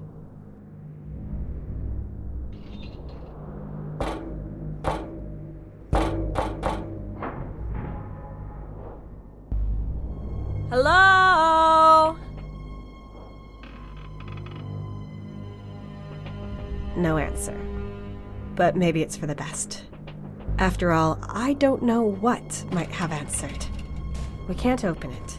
Climbing up won't work either, and if I fell and broke something, that would just complicate things. What does the way around this look like, Core? Good, but you would have to walk 1.9 kilometers to circumvent the plateau, maybe more. And statistics don't lie, yeah. But I guess we'd have the same problem there, too. It's a no-win situation. You scanned the station, but maybe you could scan the surroundings too? Maybe we can find some more clues.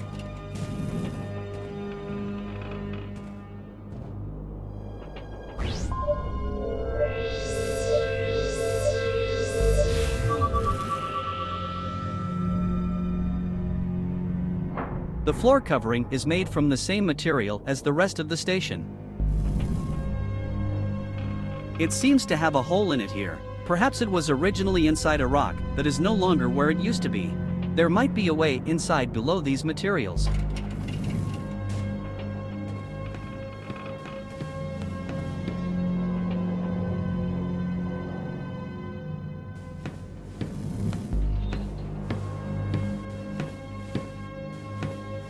That might work.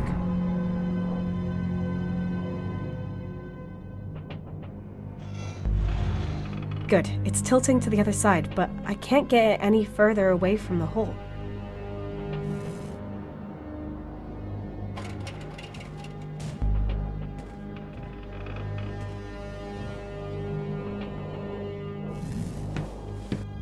The heavy junk lies on the strap.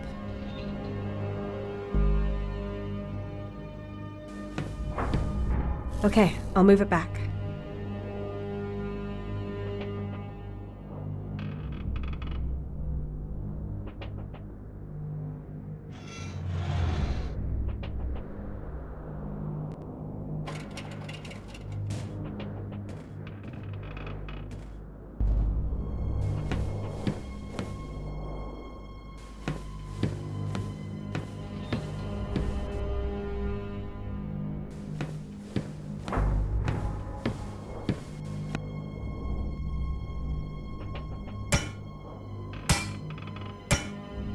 It's a bit looser than before, and the bolt is sticking out even further. It might be loose, but I can't get it off like this.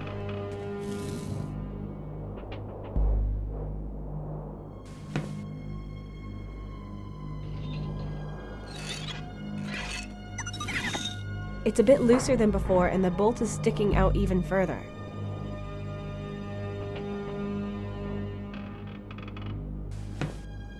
It's no use. I'll lean on it and hit it, but I assume it's too light.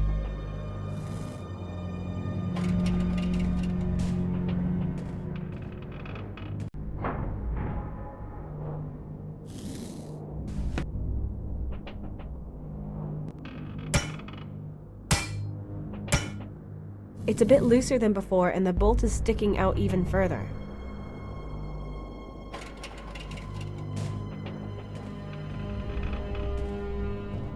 It's not unusual for nature to reclaim abandoned buildings.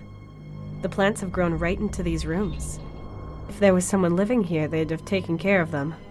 Unless that person had more important things to deal with. There's always something better to do.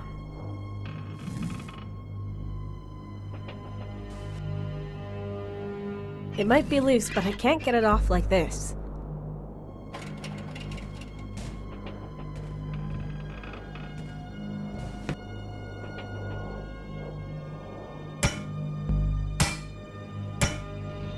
No matter how hard I hit it, it just keeps hanging onto that bolt in the ground.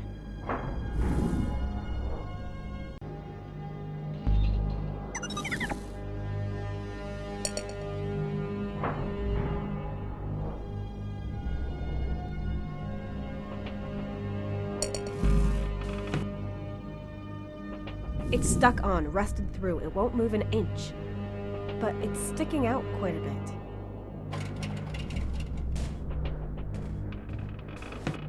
Brute force it is, then.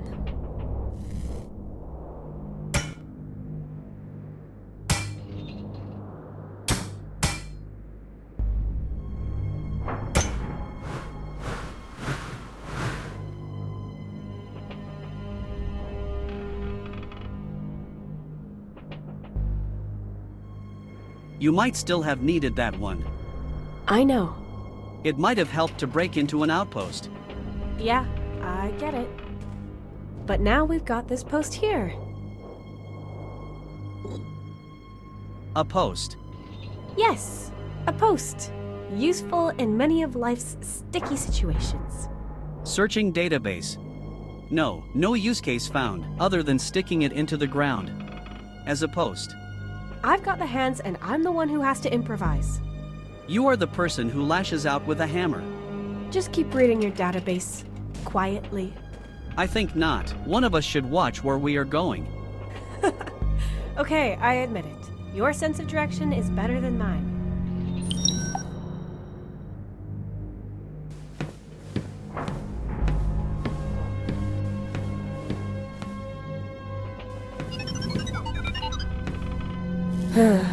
Where among this pile of scrap could I use this?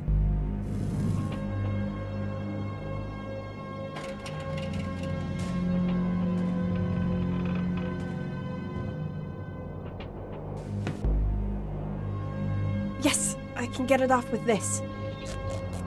Damn, these metal pieces are too caught up on each other. I'll put it under here.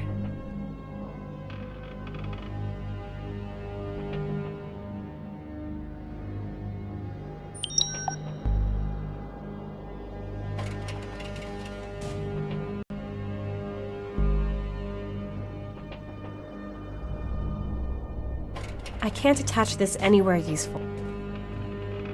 Yes, I can see a hole through the gaps in the metal. We have to move this scrap out of the way somehow so we can get down there. I can't attach this. I'll put it under here. It's lying on this left side and right on the hole. I just can't lift it.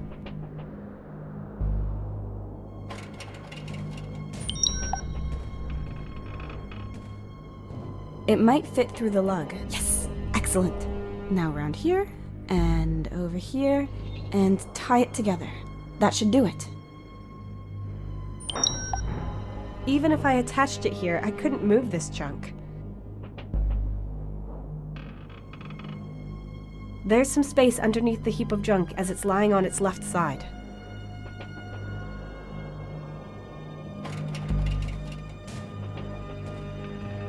As a great philosopher once consider, wherever you... In this case, he'd be gone, along with anything else I threw in this hole.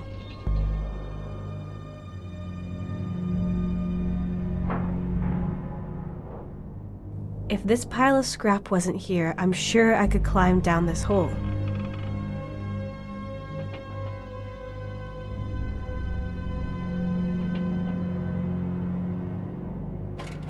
I can't attach this...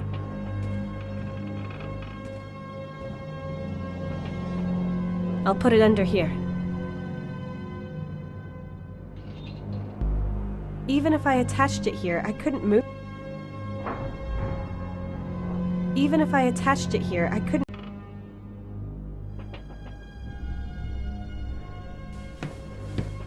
Let's see. Maybe it will roll on this cylinder.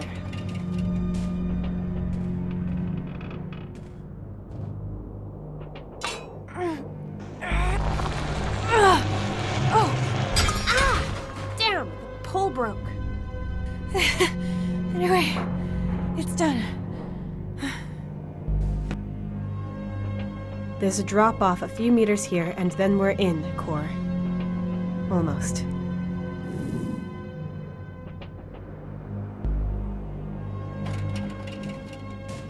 Can you scan the cave for any dangers, Core? But, stay on the ceiling, just so nothing can attack you. NEV, Mechanically Expendable Vanguard. On its way.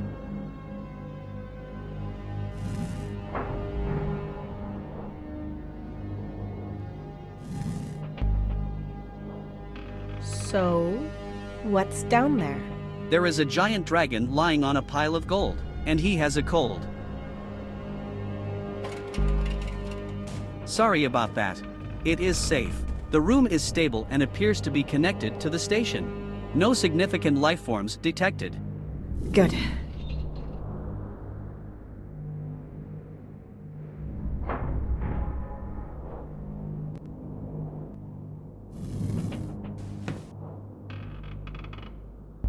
We can wedge this part in, and the strap is secure.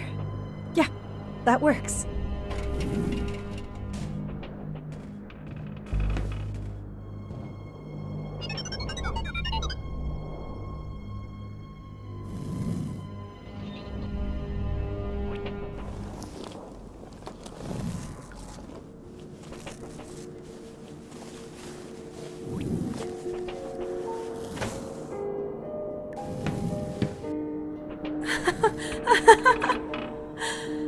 A roof over my head.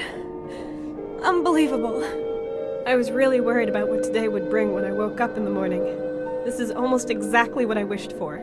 I mean, it looks just like I feared it would, but whatever. I agree. As long as we can find a water supply, you will be able to survive here for a while. We might find one inside the station. You said the signal came from in there, right? Correct. This door is the only way inside. It is made of titanium and is not very thick, but you will probably not be able to open it manually due to its weight. You need electricity for its gear mechanism. We shall see. But this door isn't as much of a problem as the mother of all doors up there is. My psychological subroutines find this comparison to be very odd. Do you always conflate size and power? What was your childhood like? Just turn off these routines.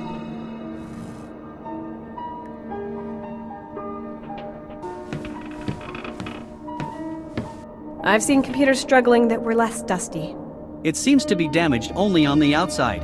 Everything appears to be fine on the inside. You sound like a psychiatrist.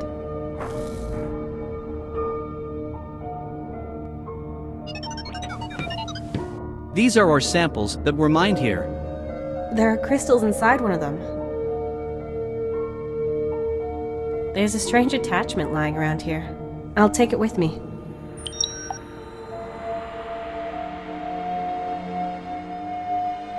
These stone and metal samples are so heavy, I can't move them an inch. They're also rock hard and solid. I can't break anything off.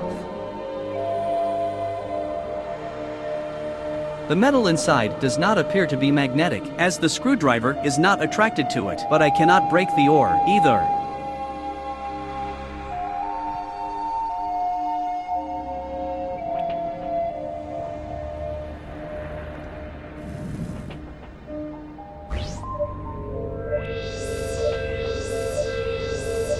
This room is the drilling station. The machine on the ceiling can utilize multiple attachments. It is currently equipped with a magnet beam which loosens parts from underground and transfers magnetic metals to the surface.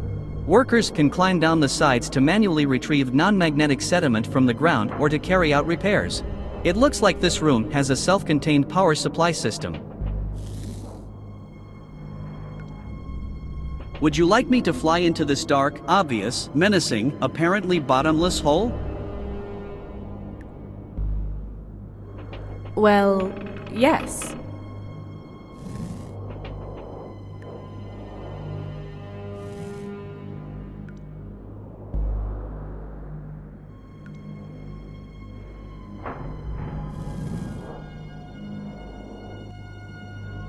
There is a lot of metallic debris on the ground, but nothing else of note.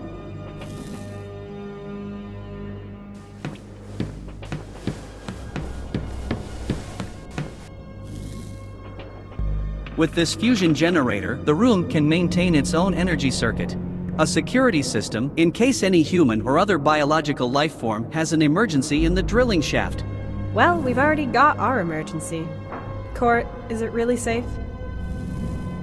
Of course, it is a small version of a standard fusion generator, roughly the size of an average washing machine. Okay, then let's put this fusion in spin cycle.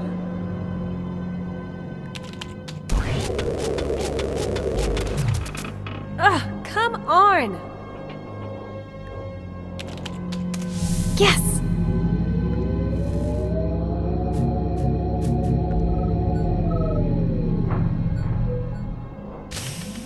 Hey! Good boy. Brainless machines. It's still working! I never thought I'd be happy to hear the ear-splitting noise made by a machine like this.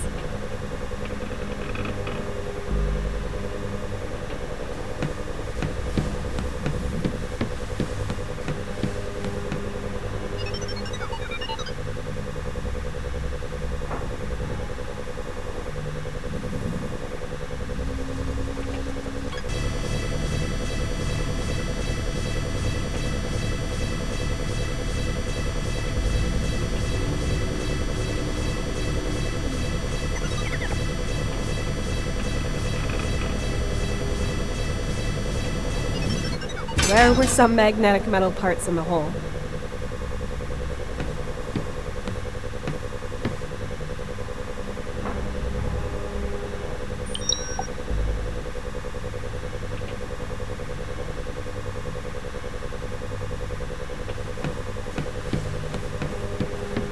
What?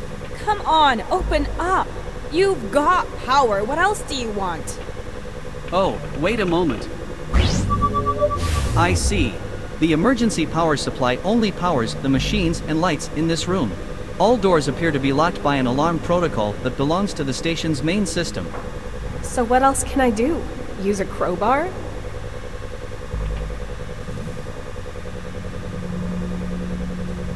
I won't be able to burn a hole in the door with this. Not even with all the cavities.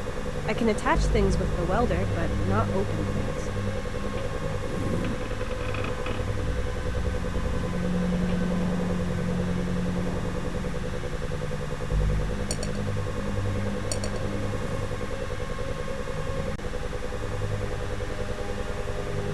If I put it in the cavities between the struts, it might stay.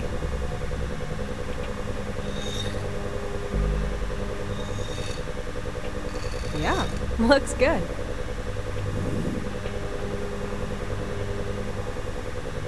I'd better put on the helmet.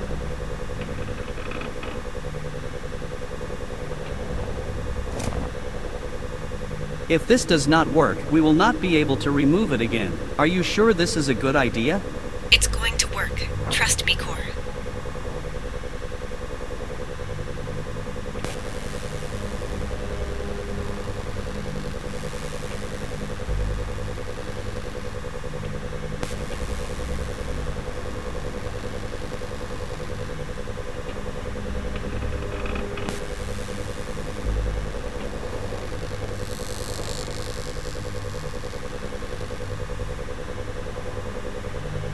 The welder is out of gas and nothing more than dead weight now.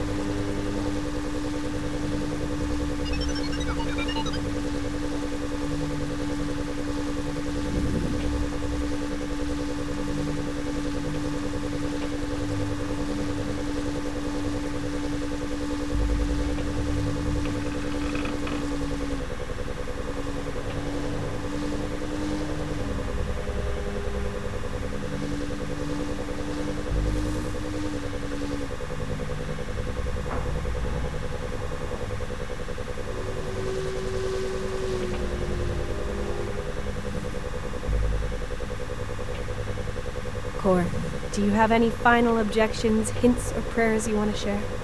No. My calculations indicate a relatively high chance of success. I will not disclose the exact number so as not to worry you.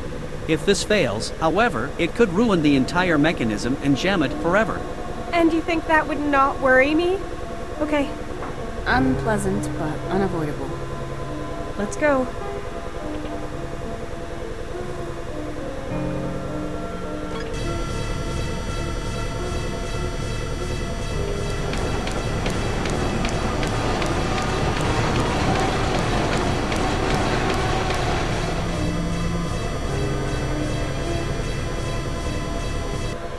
A real beauty.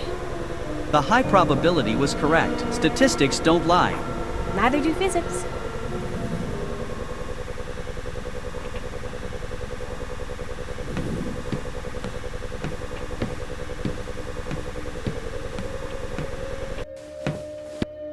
Yes, a way inside. Finally. What is that? Mark? Hey! Stop! What the? How can he? Where did he go? I am not registering any signs of life. I saw something, a shadow, the silhouette of a human. He ran away. I assume my sensors are somewhat more precise than your eyes. So you're saying I'm imagining things? Well, the situation is getting to me, so I guess I can't rule it out. Stay positive, Tessa. We did it. We're in. That's something, at least. There's nothing going on here in the station. Where did the signal come from, Core? From this direction. Enhancing location. There is a light source up in the command center. You're right. Let's go. Maybe I was right after all.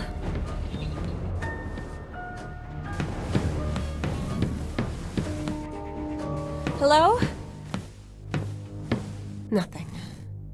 No light. No person. Not even energy by the looks of it.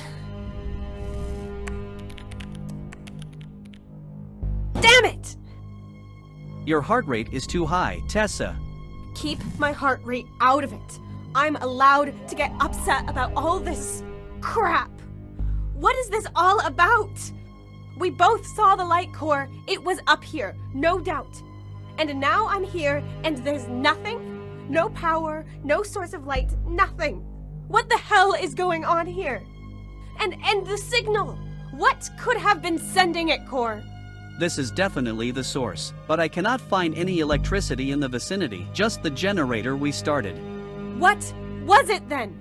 11 hedgehogs and a hamster wheel? An average-sized toucan with a megaphone? Both of these theories are probably incorrect.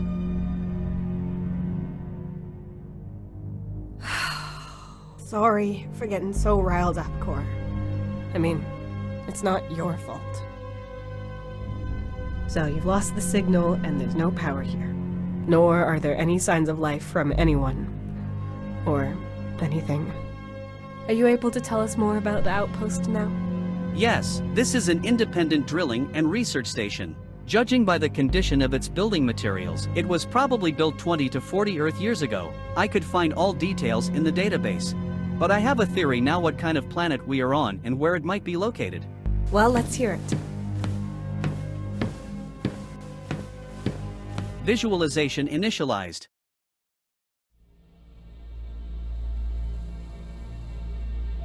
I have the slightly disconcerting suspicion that the station is not close to any inhabited planets. These are almost always incorporated into designated trade routes. They have an alternating crew of more than 400 people, as this allows for the transportation of large amounts of necessary goods. The station we currently find ourselves in, however, is autonomous and small, and its regular crew could not have encompassed more than 40 people. I assume that it was part of a research program which erected stations such as this one at the edge of the known parts of the galaxy. Ships are sent to these stations in regular intervals of more than a year, as long as they are in service. In the meantime, the stations function autonomously. At some point, they are abandoned once the borders of explored territory shift. But there must have been some kind of communications channel for emergencies. Indeed, but direct interstellar communication is too slow. It could take months for a signal to reach another planet. These stations help themselves. They have no choice. However, IMC ships regularly fly through these areas to pick up any signals. If necessary, they can help or relay information to headquarters. There might also be trading or exploration ships from other companies that could receive signals from here, long before they reach any inhabited planets. So that means, if we transmit a distress signal, it's more like a smoke signal on a lost island at sea. Not like calling emergency services via landline that will be there tomorrow. Correct. So, reaching someone will take time, but it's not impossible. As soon as the station has enough power, it will keep us alive and can continuously emit signals to the transport routes so someone can pick us up. Correct. Then let's do it. Good. The power supply comes from an incineration plant in the station's west wing. We received a signal from here, so the communication systems seem to be intact. It's nice how both of us are just ignoring the fact that the signal shouldn't have existed, just like the light. But okay, we should just be glad that we noticed it and we're here now. Now we just need power. This console won't help us without power. This console won't help us without power.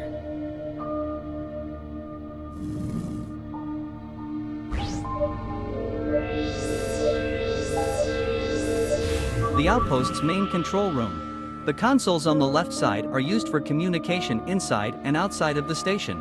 Processes like drill depth, garbage incineration, and door locks are supervised on that platform over there. The devices on the right side are used to control air and water, and you can also access mission databases and authorizations. This whole room is connected to the incinerator's main energy supply. Some repair work was started on these electronics, but never got finished. That's strange. What do you mean? The cables. The station is overgrown, but that doesn't tear out cables.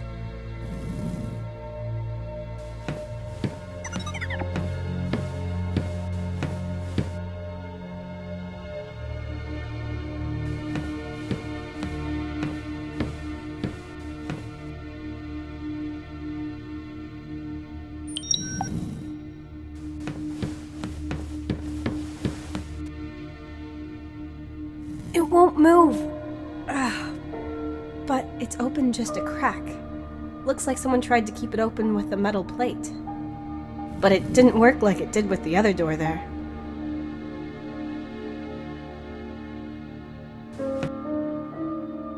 Nothing helpful. The cables. The crack is just a few millimeters wide because there's a thin metal plate stuck in it. But I can't get my fingers through, and I can't grab the plate either.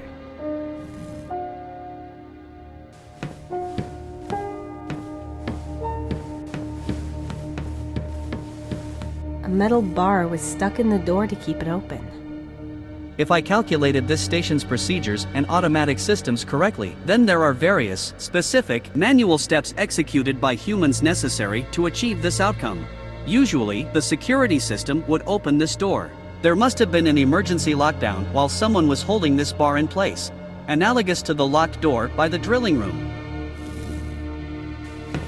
Oh, compared to the control room, this place is full of random assortments of outdated technology. Apart from this robot arm, nothing really belongs here, I think. In self-sustaining facilities, it is not unusual to adjust the equipment according to the given conditions, as long as the people in charge know what they are doing, or they have a core. I can imagine.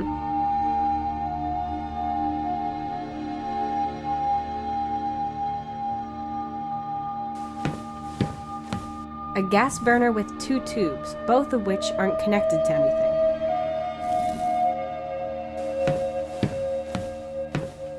A workbench full of trash and signs of wear and tear. That's what every DIY enthusiast dreams of. The only thing left inside here are a cable, a kind of nozzle, and a lot of screws.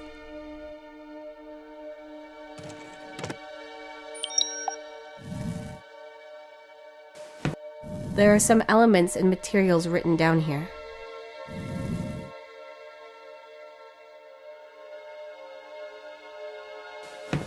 A workbench full of trash and signs of wear and tear.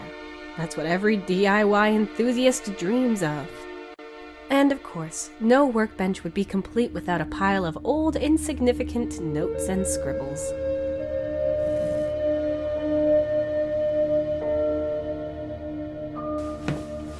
This console won't help us without power.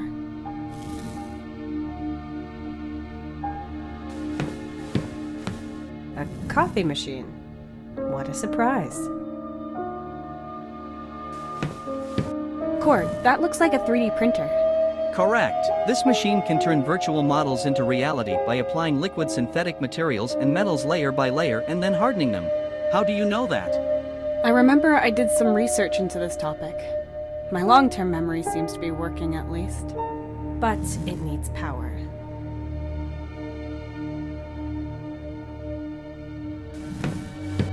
The robot can be moved using these wheels, but only down here, even though it should be able to stretch upwards.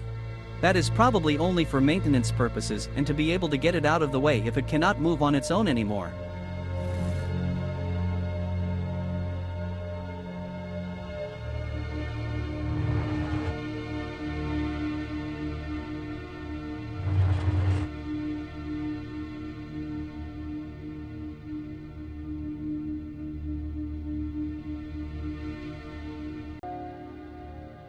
I don't think it'll be useful.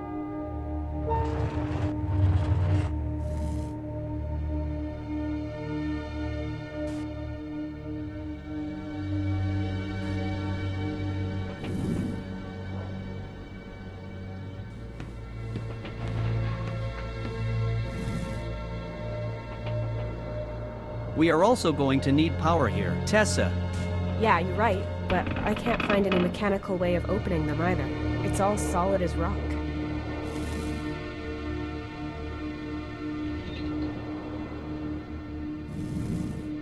these pipes would transfer the air heated in the garbage disposal to various areas across the station.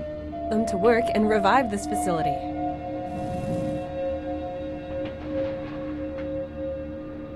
We can only hope that the radio tower is still running strong when the communication console is working again.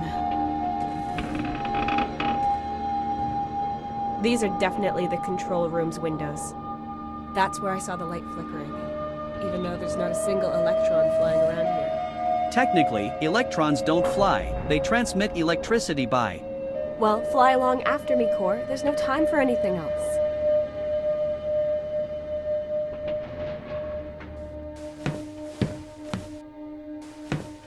Behind this is the incinerator plant that powers everything, right?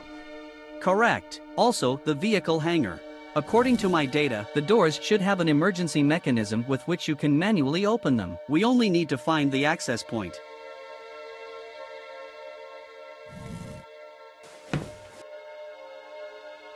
Bit rusty, but it's working. Yes, that looks like a manual mechanism. This does not conform to regular standards. There is a cog missing. The mechanism to open the door. I'm going to have to turn the cogs manually. But I'll need a tool for that. The main cog has an attachment with 3 spokes.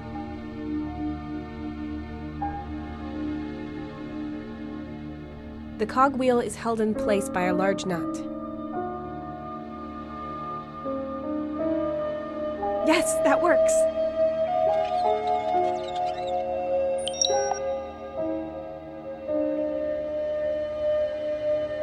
If I use this on the cog, all I'd do is screw it off. I can't turn it with this. I need a different attachment.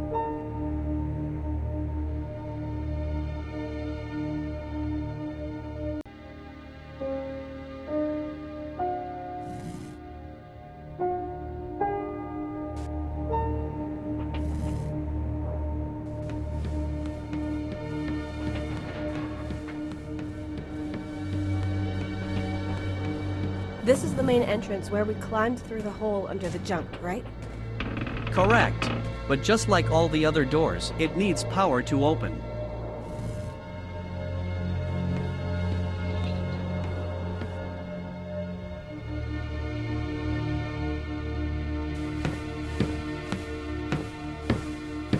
That might be useful.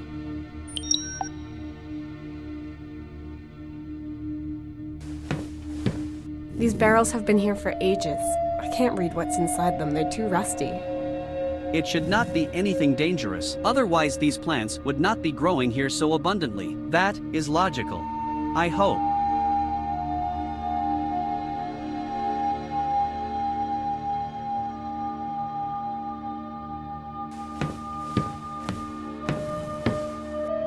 Nature is reclaiming this place. The plants are growing into the station from outside.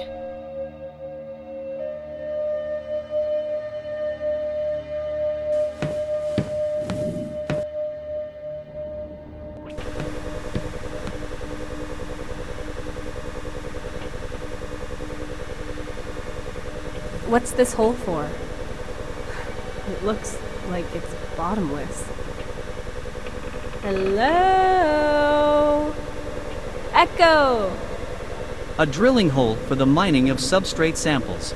Small amounts are transported up these holes in order to specifically drill for mineral deposits. I assume this area of the outpost was constructed first.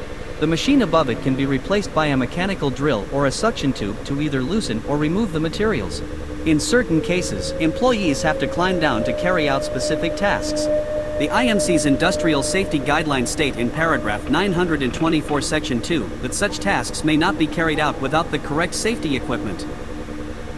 I don't need paragraphs to tell me not to do something like that without a good reason.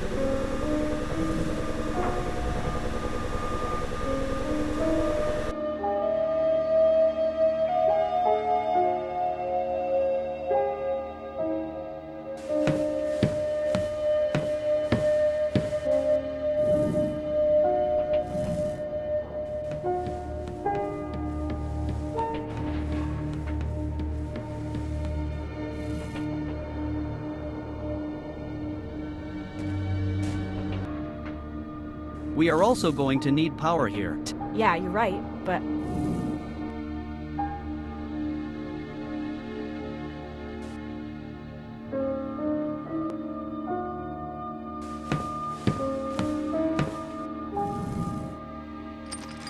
Oh, lots of cogs. This has to be the robot's mechanism. Lots of cogs in varying sizes and shapes. Lots of cogs in varying sizes and shapes.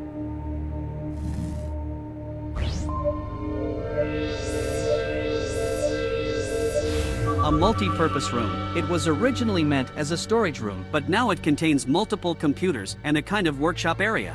There are wheels attached to the wall that can be used to move the robot. However, it still needs power in order to be extended.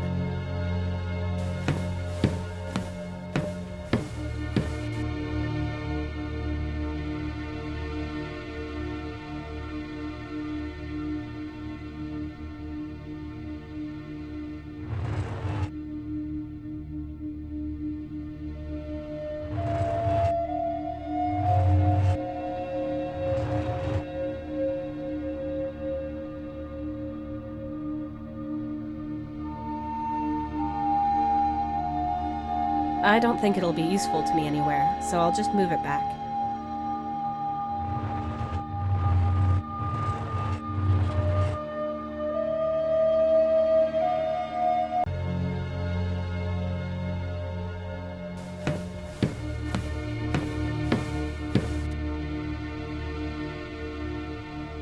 None of these cogs are the right size.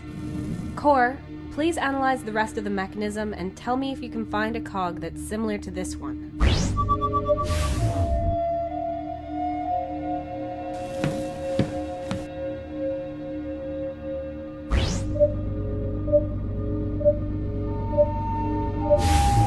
Yes, the mechanism was altered in one place and a cog of the same type was used. Great, save the information. We have to be able to move it over here somehow. Well, it's part of the robot mechanism.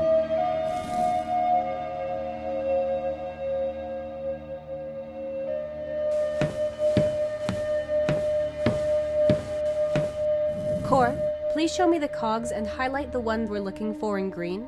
There has to be some way of getting the ones we need to the maintenance hatch.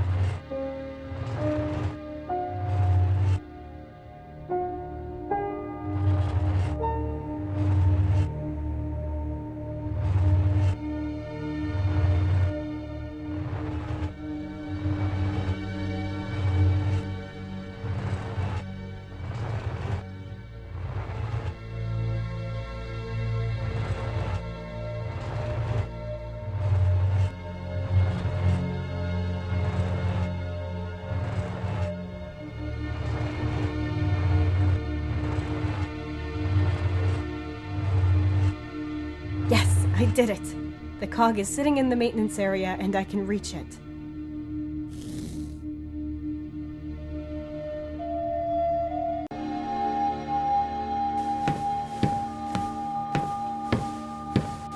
That's the cog I need. But I can't get it out with my bare hands.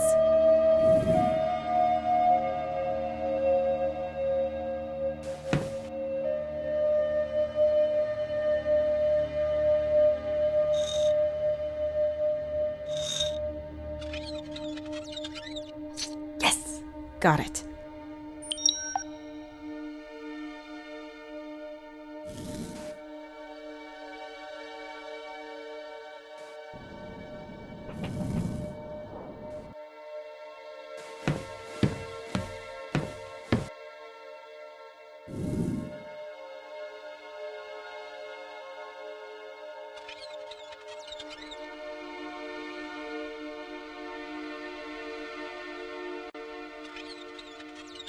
That fits.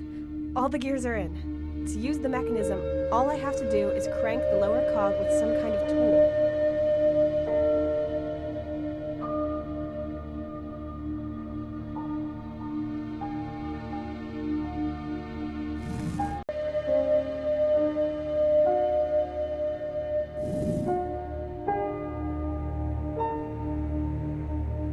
Perfect fit.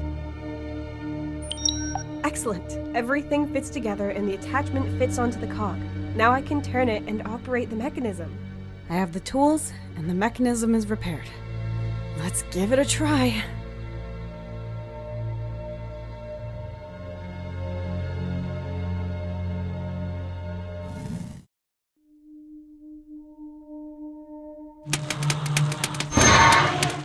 Yes! Oh, it's working! Just a little more. That's it! I guess I'll need that robot in the storage room, so I'll take the cog with me again.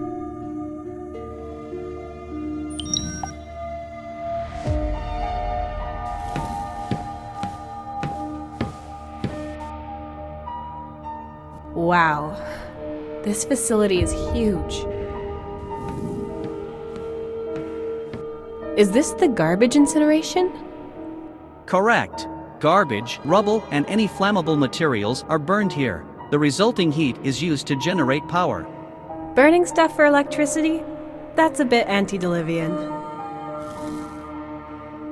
At that time, this crude technology ensured independence from energy cells that were not known to work on this planet. A certain amount of energy is always stored to ensure the facility can power up. So we just push a button, the power turns on, and we can use the communications console? Not correct. Firstly, we need to activate the remaining energy via the console. Then we can use the machine and transport materials to the furnace to activate it. Once the facility has reached its full capacity, all systems will be active and we can continue.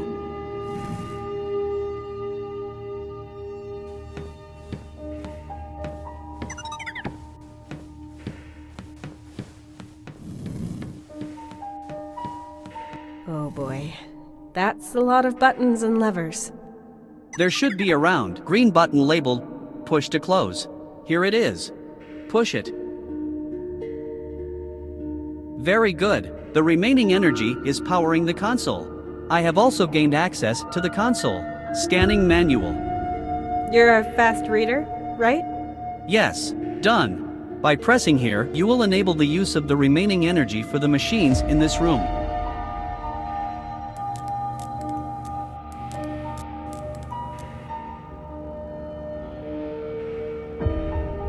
To power up the facility, you must activate the mechanism that loads the material from the silo into the cart. That would be this lever over here.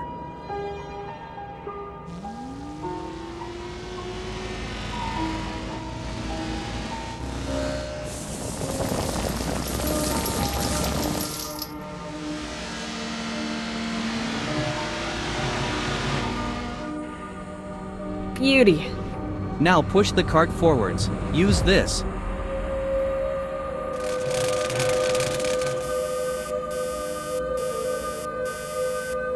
Nothing happened. And it didn't sound too good either.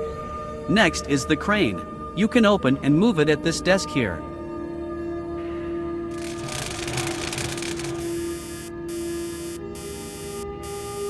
Nothing. It's all rusted through, too dirty or just broken. I can't move it while it's in that state. We need the cart and the crane to activate the garbage disposal. Otherwise, we will not be able to use the station's communications console to call for help.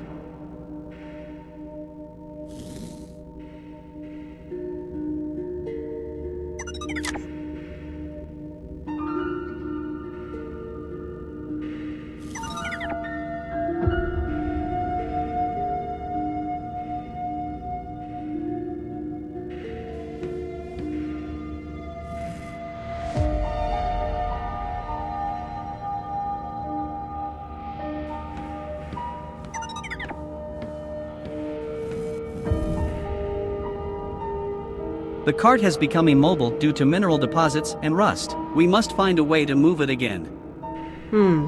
There's some interesting stuff here. Maybe I can use some of it.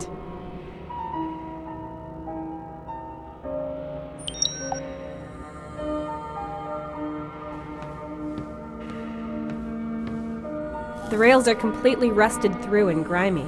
No wonder the cart won't move. I have to do something.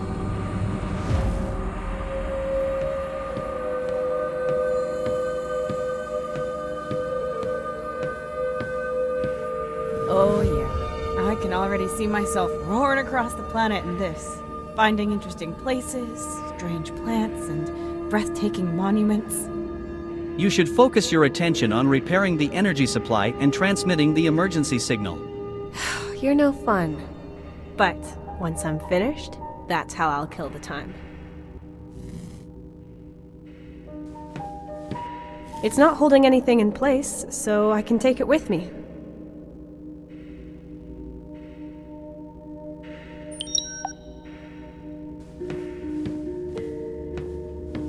This probably would have been our enemy if we had found a way around the station. Finding a way to go outside will not help us transmitting that distress signal.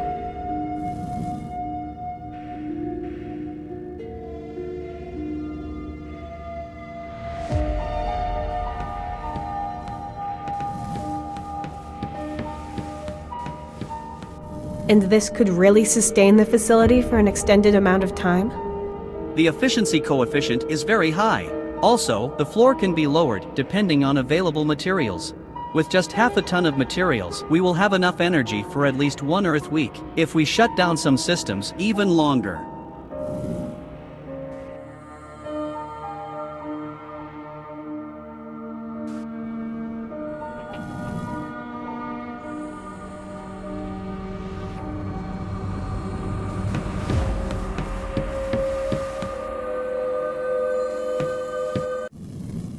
Well, at least it fits. With just a bit of force. Yes! My fingers can fit through now.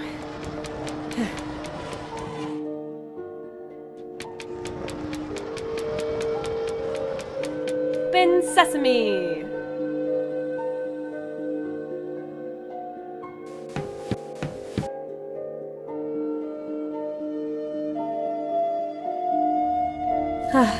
The research lab. I bet Tony would have felt right at home here. Attention warning, hydrochloric acid. There is a highly complicated mechanism built in which ensures only qualified personnel actually operate it. This will not be easy. I will scan my databases for any instructions. Result. Push both plastic parts aside and then pull the lever. I would never have guessed that. Of course not. That's a child safety lock. And you're not a child. Ugh, forget it. I need some kind of container to transport this stuff. These plants are dying, but they're not quite dead yet. On planets like this one, they often use plants that can survive even in the harshest of conditions. Their fruits are cultivated in such a way that they can produce new crops even after a long time has passed.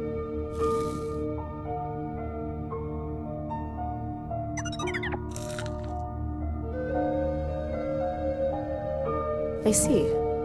Yes, these yellow fruits are still fresh. I'll take one with me. It might come in handy.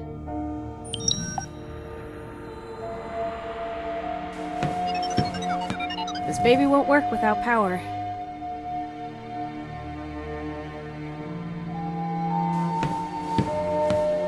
Small laboratory cabinet. It's locked.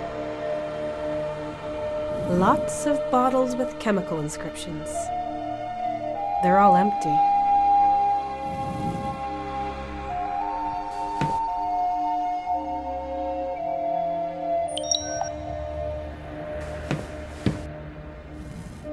The glass flask. What would chemistry be without it? I don't know who or what might have done this, but the display is broken. This one is full of plants and fruit. Oh, a source of food. How did they survive this long? This appears to be a clever, self-sustaining ecosystem. There is probably an outside connection here somewhere. Is there any way we can get to those plants? Maybe we can break one of the windows. If the incubator has power and the system is undamaged, you can retrieve the fruits again and again while maintaining the balance. If you break the glass, you will be able to harvest the fruit, but the plants will not survive for much longer afterwards.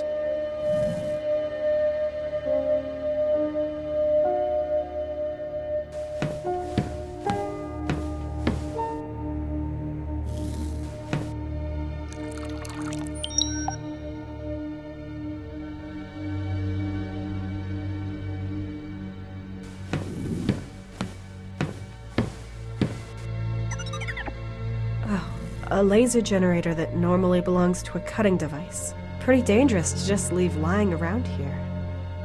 There are also some notes and a drawing.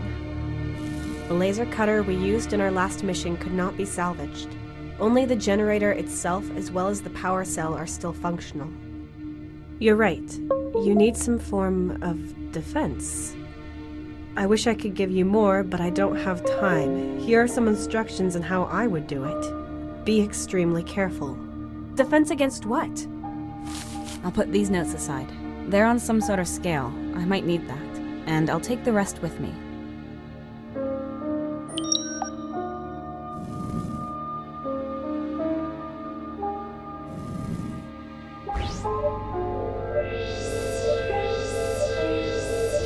This is a peculiar combination. So, this room is made up of parts of a biology lab version 1.29 and 1.40, as well as a metal experimentation room version 4.01. It was conceptualized as a white room, but apparently they were not too strict when following the guidelines. The plants in these incubators are odd. Both units are deactivated, but the plants inside have survived. The glass panes at the front have been destroyed, as if someone had smashed them. The rearmost unit is still intact.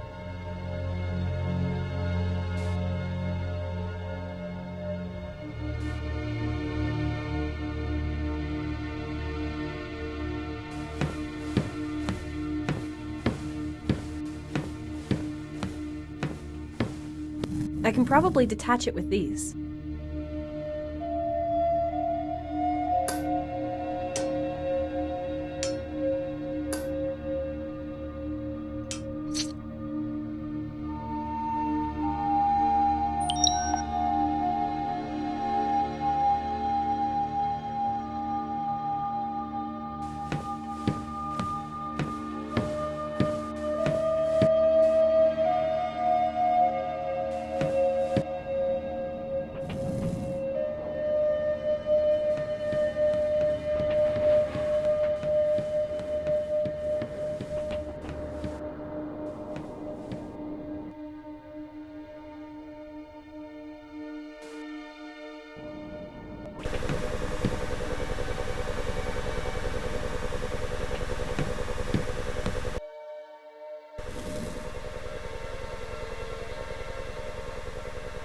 Maybe I can get it out like this. The acid isn't affecting it, just the rock around it.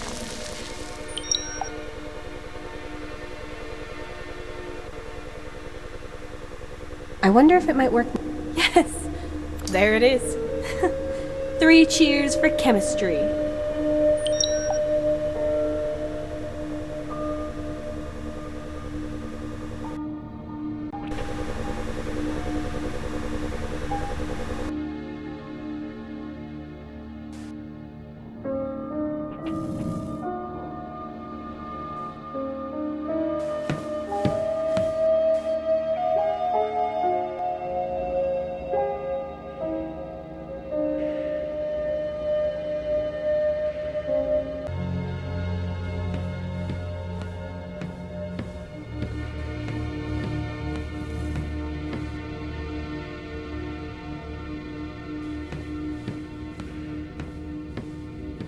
The rails are completely rusted through and grimy.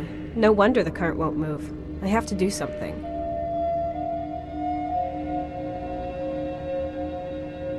I found this with the laser generator. Some sort of sketch or manual on how to turn this generator into a laser cutter with the right equipment.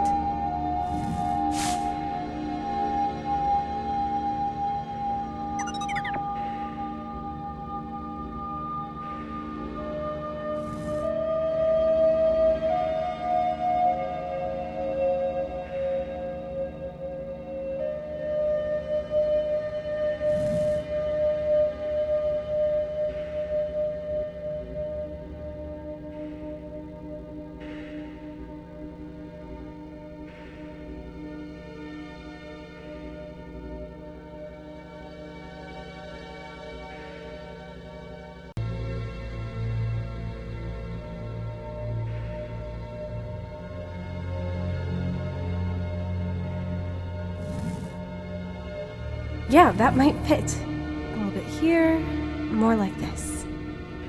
Looks pretty good. There is a saying for this, Tessa. All things considered.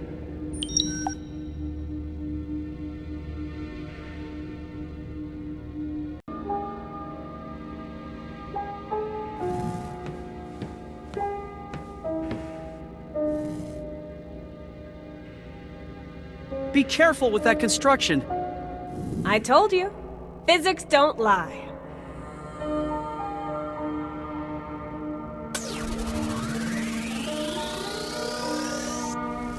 Works better than expected. The stuff is coming off the shovel nicely. Oh no, it's vibrating a lot. Hold on tight. Done. What's the... Turn off! Oh, Over here. Damn!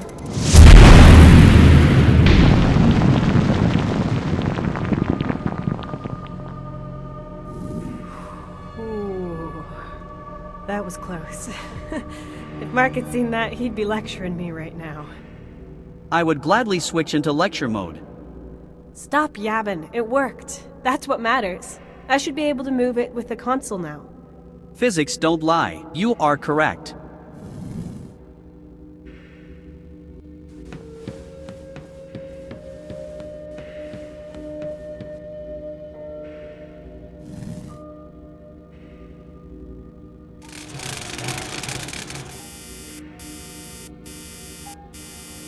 That doesn't sound good at all.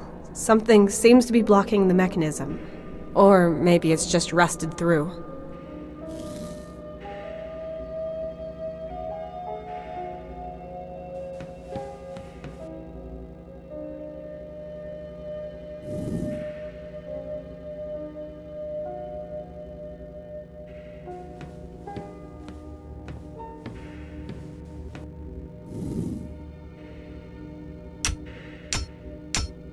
I don't think Morse code will help you here, Tessa.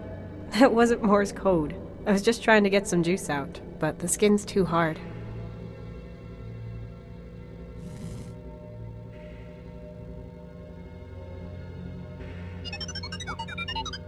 Cut? This fruit is so soft, it's more like mashing it. Oh, I pierced a hole in it, and now there's an oily liquid coming out of it.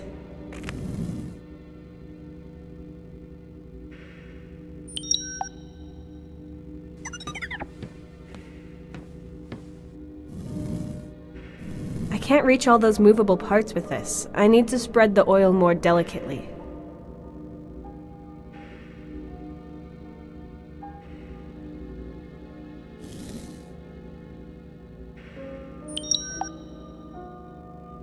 I can't reach all those movable parts with this. I need to spread the oil more delicately.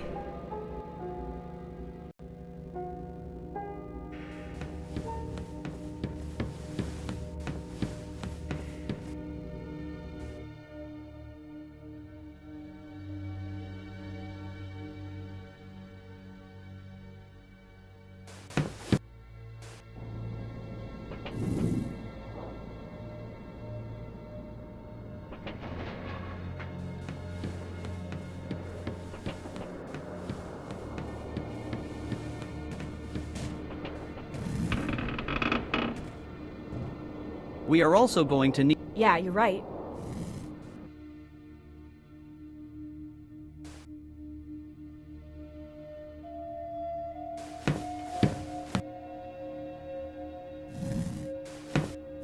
I'll take the shorter tube with me.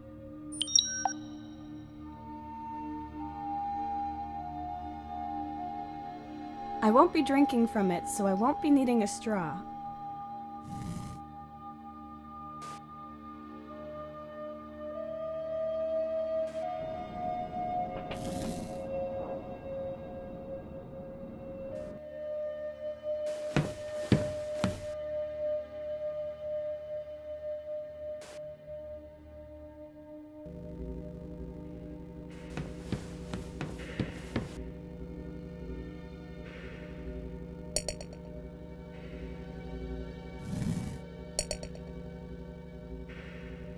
I won't be drinking from it, so I won't be needing a straw.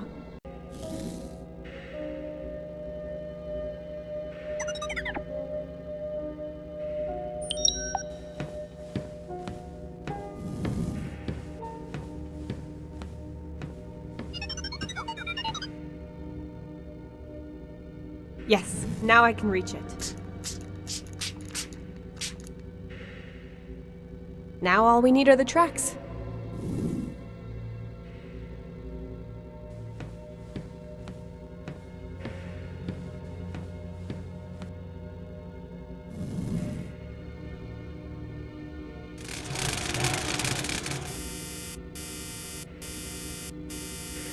That doesn't sound good at all. Something seems to be blocking the mechanism. Or maybe it's just rusted through.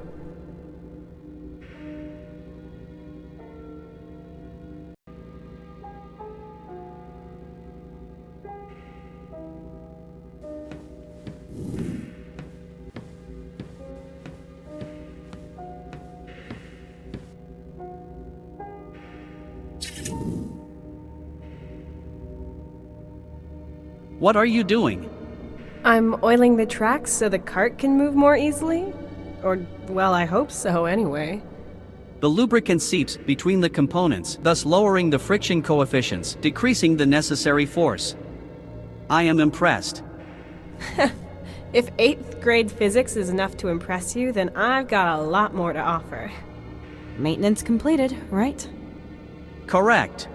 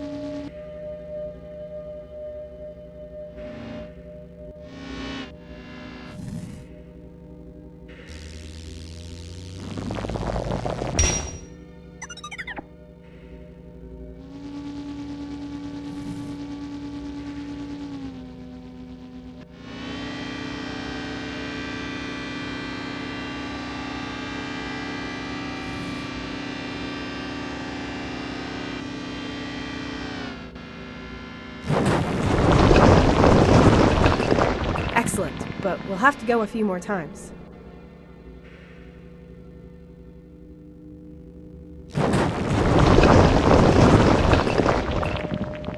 Simple machines can be useful too.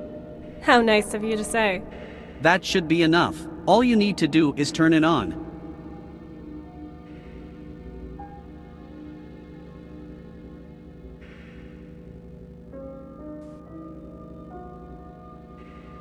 All precautions taken. Well then, hold on to your butts. I don't. It's just a saying.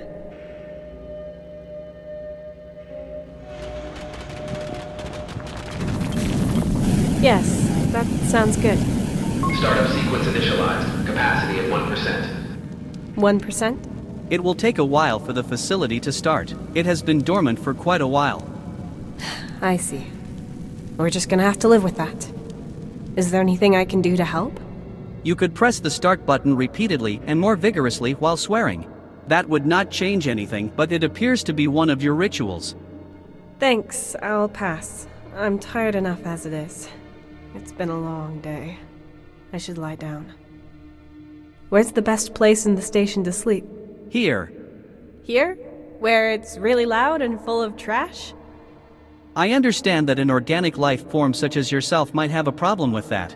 In that case, I recommend the drilling room. Okay. Let's go there then.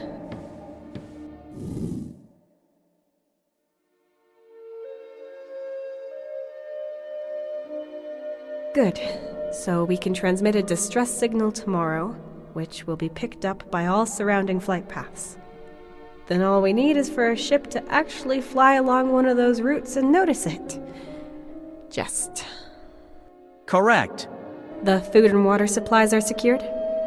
The incubators are intact. Many of the plants are unharmed and have been sustaining humans for many years. It looks quite promising. It does, if you dismiss all the absurd things we've encountered here and throughout our journey. It doesn't seem to make sense that we received a signal. That's true. We will be able to verify if something was transmitted from here in the outpost's protocols as soon as it is online. I registered it from within the facility. That does not mean that it came from the station's communications center. And then there's that shadow I saw. Probably an illusion. My sensors are set to constantly be on the lookout for signs of life. There were none. What if it was Mark? What if something happened to him? It can't have been him. Apart from my sensors not picking him up, he would have had to overtake us on our way through the swamp, or he would have landed here without a radio device by pure chance. Maybe this is all more complex. I've been exploring strange planets for years, but I've never been on my own, left to my own devices with no team. The longest I've been alone were a few expeditions in a rover, and even then I always had radio contact. I often thought about what it would be like to be on an expedition into the unknown, alone and free, making mistakes, encountering problems, finding solutions, proving to nobody but myself what I can do. Just like now? Just like now. I don't know why, but to be honest, despite the danger, I'm enjoying the challenge. We revived a desert outpost. That's incredible. Maybe it's my anxiety playing tricks on me, my guilty conscience because I didn't look for Mark more thoroughly, all because I wanted to explore. Could I have done more? It would have made sense for me to have those hallucinations if there wasn't concrete evidence to the contrary. We both saw the light, twice, and received a signal that guided me here, to a place that might just save my life. How probable is it even for us to find something like this? Please make your question more specific. Well, there's nothing in Mark's protocol about what kind of mission we're on, only that we set off from another moon later than anticipated and that we both have gaps in our memory. Then we crashed on a planet abandoned by the company. What was our goal? Maybe this place. Maybe. It's possible we weren't supposed to explore an unknown planet, but we were supposed to find something else on our mission here? Some kind of secret. We have to find out what happened to this place, Core. Why it was abandoned. We will probably have enough time to do that while the signal is being transmitted. Right. Well, then you keep watch again. I'll go and rest up. Will do. Automatic firing systems activated. Excuse me? I was joking. If I notice anything sneaking around here, I will wake you up with loud beeping noises. I have elaborate waking subroutines and 12 different ringtones. You're truly a marvel of technology, Core. Good night.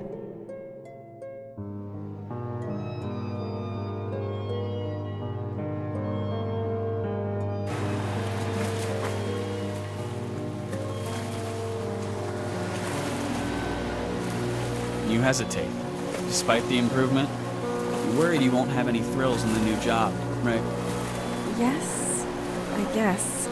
I know what I'm good at, but this new position would mean more money, more security.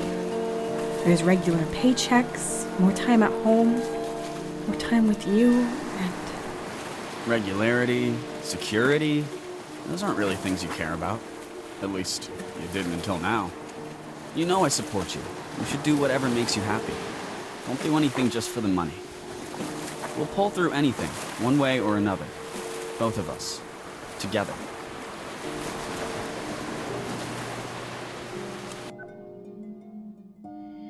Have you noticed something? What do you mean? You were in a hopeless situation, without help, without any prospect of being saved. But you never lost your optimism. You even found the time for snappy remarks. That's just who I am. Maybe that's your way of working through the things that happened? Maybe. And it was a bit like a wish come true. The wish to explore foreign worlds. I do that a lot. But not under these extreme circumstances. You're right. Some expeditions were so boring I didn't even know what to write in my report. I hated it when that happened. You don't like desk work?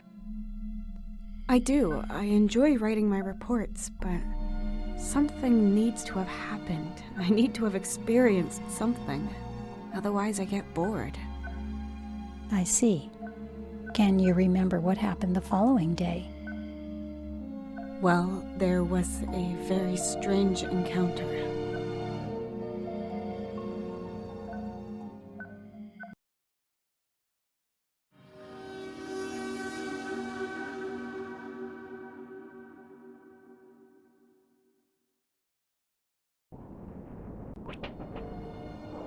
Good morning, Tessa. My sensors registered regular REM phases in your sleep.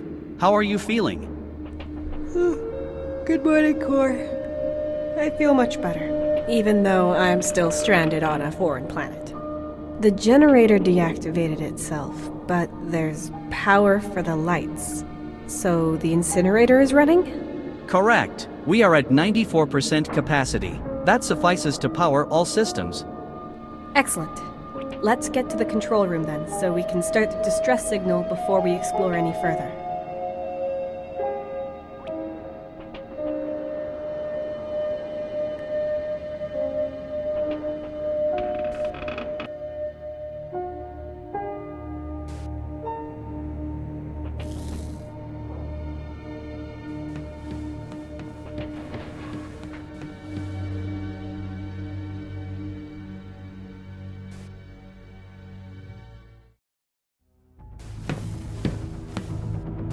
Oh no, the communications console!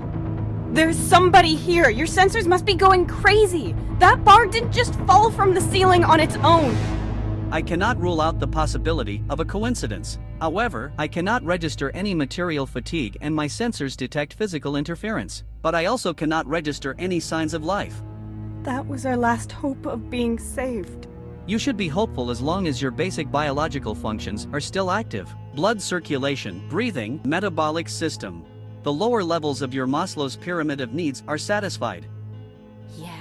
Well, somewhere in the middle of that pyramid is a level that says I don't want to be stabbed in the back! Come on! Show yourself! What was that? Quickly, Core! We have to get him! Wait.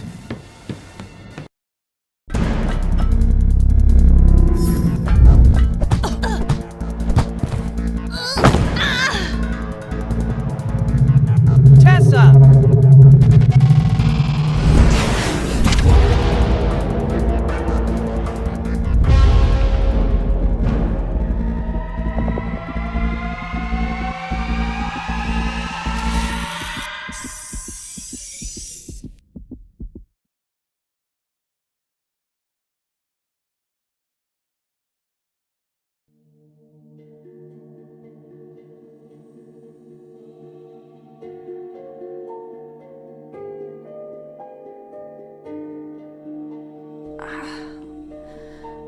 Damn. Where am I? Core? What's a medical ward?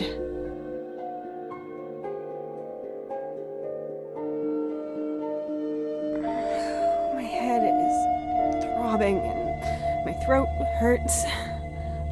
Oh, blood. The attack. Of course, that proves it. And even though I have a headache, I can still see it right before my eyes.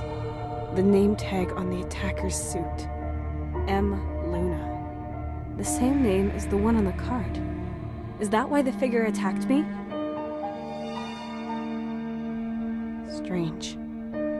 I've still got it. What does this mean? I wish I understood.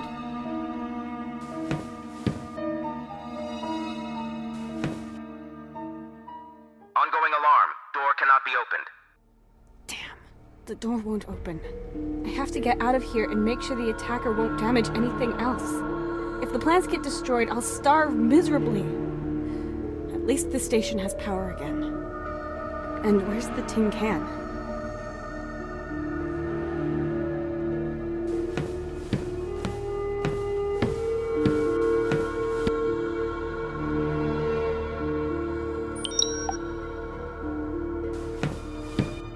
Oh no, Core! Come on, power up! Don't you dare leave me here alone. I'm sorry I called you a tin can.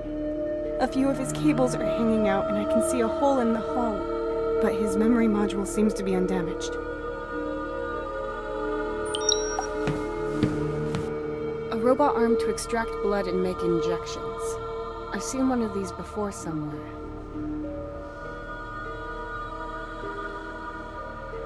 This contains waterproof plasters and bandages.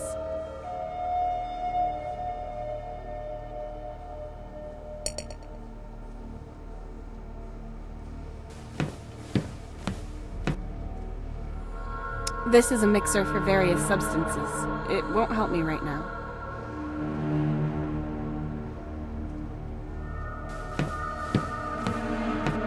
Test tubes, instruments, pipettes. Nothing I could use to get out of here.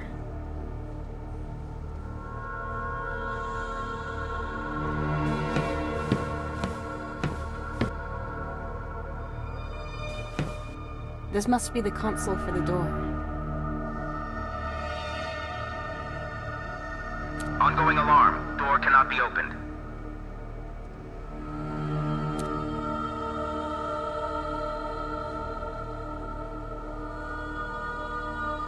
Door uses today. Calories burned. 0.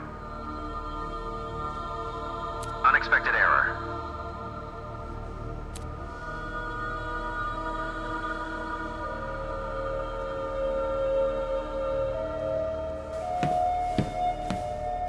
According to the label, it contains methyl hydrogen, so methane.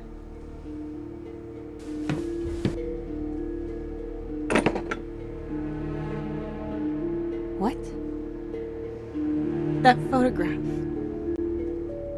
That's Anthony, I'm sure. And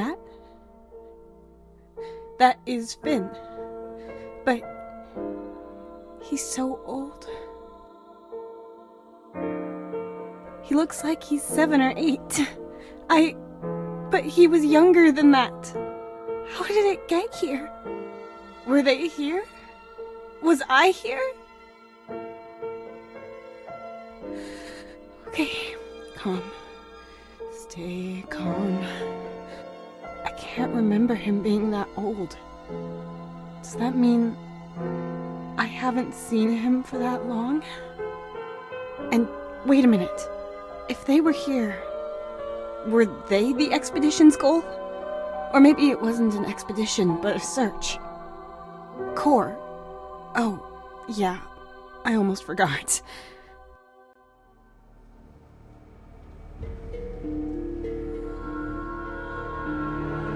Stay calm, Tessa.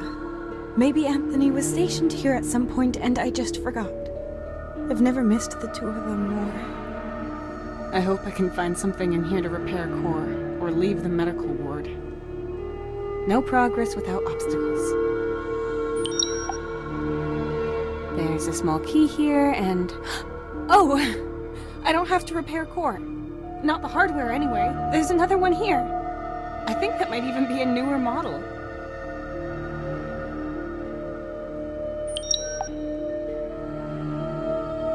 There's nothing important left in here.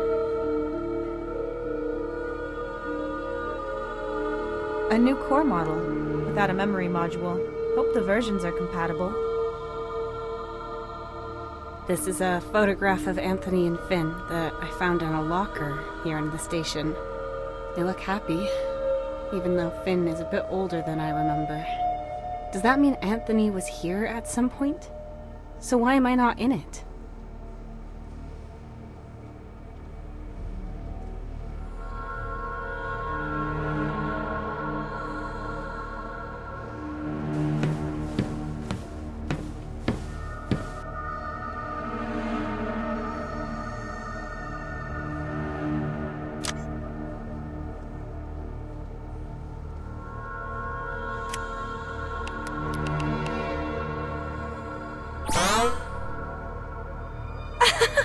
Core!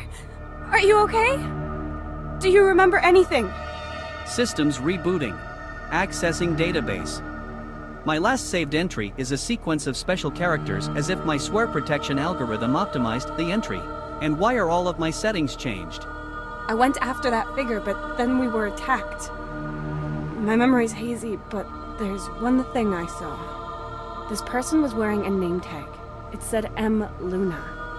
That's the name from the ID card that I found in the suit. So maybe it was hers, but that was on our ship. Only you and Mark were on that ship. Yeah, strange. But that wasn't Mark. This person was smaller and daintier. He might have been able to squeeze into a suit like that, but... well, I don't know. I couldn't tell. Whoever it was, the figure was able to take you out. Right. And gave me an injection in the neck. That's all I remember. And before that, she got you. I had to put your memory module into a different core model. Ah, so that's why all the settings are different. One moment, please. So, this is new. Over here. And that here. Who would do that? Strange widget, be gone. Startup menu to the bottom left, where it should be. Decline, no, I do not want a newsletter. Classic mode, skip tutorial. A dark mode, that's unnecessary, maybe later. And another entirely new function. Interesting. And what kind? Holo records. This enables me to depict holographic recordings. If I am not mistaken, this station is equipped with hologram recorders. It looks like recordings are saved for every single room. That would mean we can see what happened here, right? Partially, yes. My access to the station's databases is limited and a lot of the data has been corrupted. Better than nothing. Maybe we can find some answers. I would be particularly interested in one answer. Why I found a family photograph with Anthony and Finn on it here. And why is Finn so much older than I remember? I cannot trace back this photograph's origins, but I agree, we cannot determine how a private item of yours got here. One possible explanation is that one of you has been here before. Not that I can remember. It's very strange.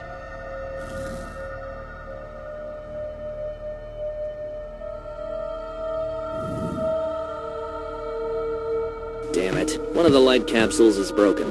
Could you get a new one? Can do. Blacklight, correct? Yes, obviously. Sure. We've got lots of those in storage.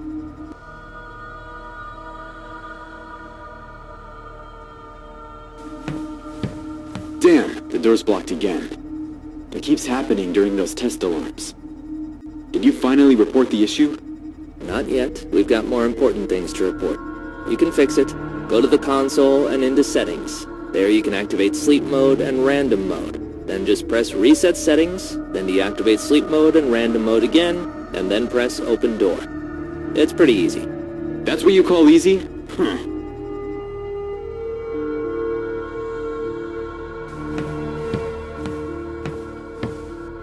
It's locked. Probably because of the alarm that was triggered earlier. I have to get out of here. You should be able to open it with the console over there. Already tried. That didn't work. What happened to problem found? Problem solved? There has to be a way.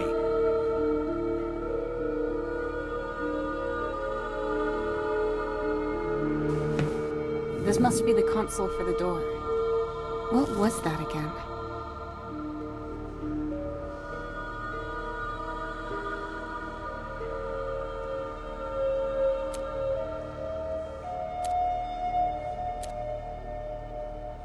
Settings reset.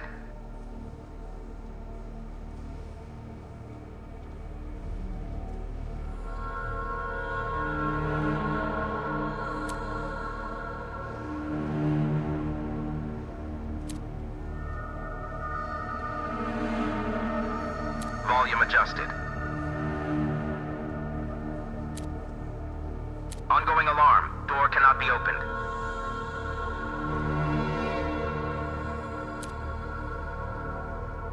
This model cannot read this update. You are up to date.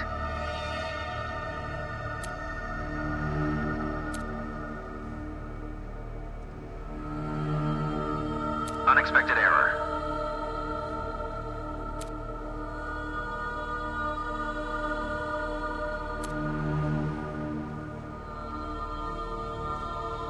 Settings reset.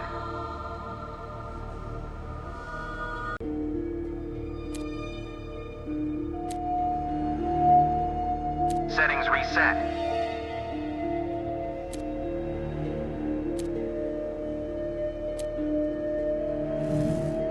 That will not work, Tessa. A programming error like that would have been reported and examined. Humans really are amazing creatures. You can learn all there is to know about their ways in a month, and yet after many years, they can still surprise you with their stupidity. Yep. Why repair it when there's a way around that hardly anyone knows? What could possibly go wrong?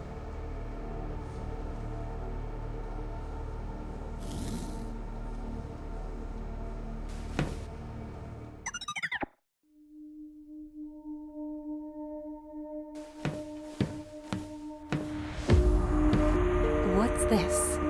A gun? An injection gun for the subcutaneous injection of liquids. Just say syringe next time. With this, the person must have given me the injection and then lost it on the run. Can it be useful for us? If there are any remnants of the liquid inside it, I could analyze it.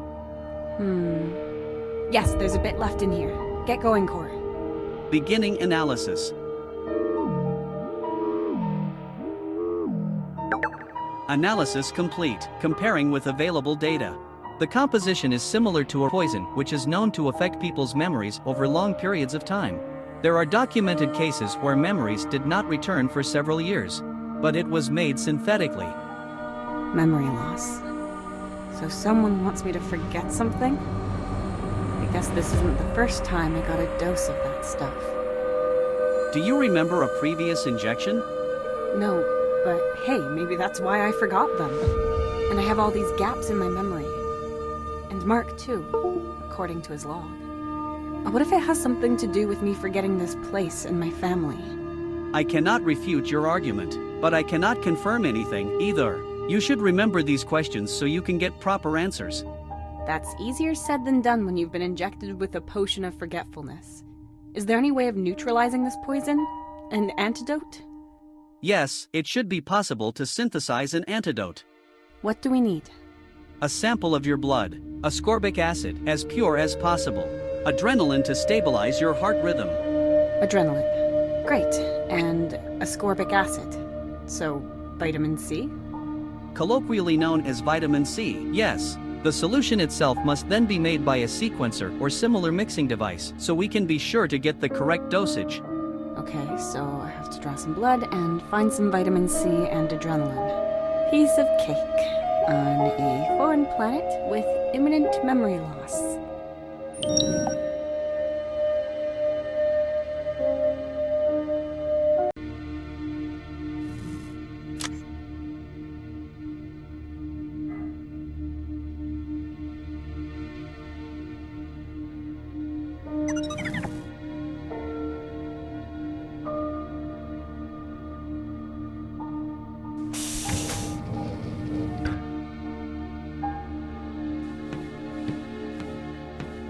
Just a little sting.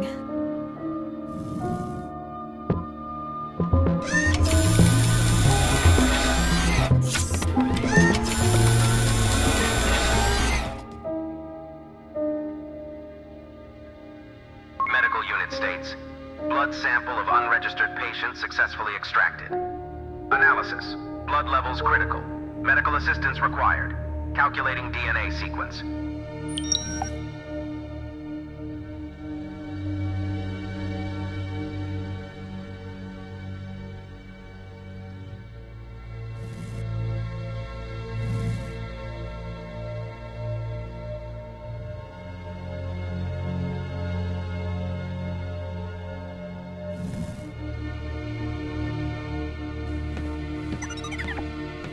This will help me inject the antidote once I've made it.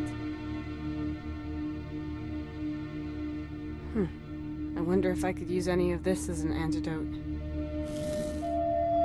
Oh, that seems fragile. I should probably put it over here in case I need them.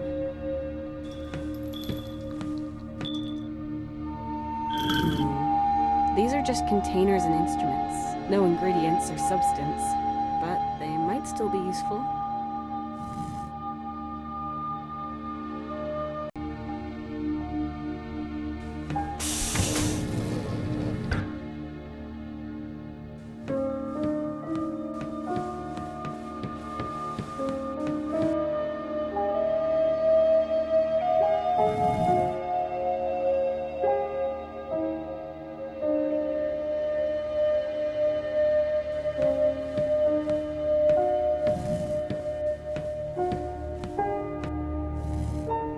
This is the mission console. It will not help us making an antidote.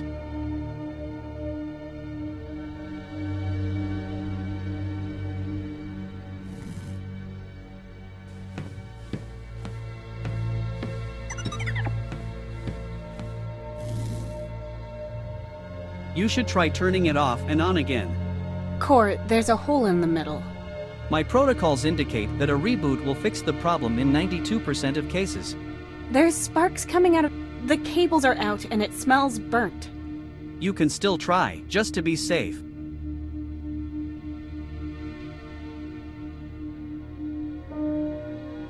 Fine, whatever. Wait.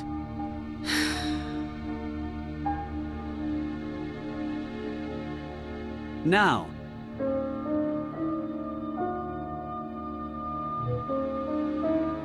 Well, this seems to be one of the other 8%.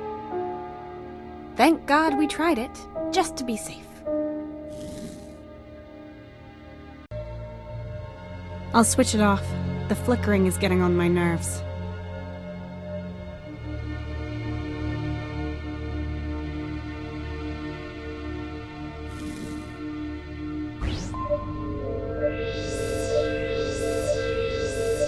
The outpost's main control room. The consoles on the left side are used for communication inside and outside of the station.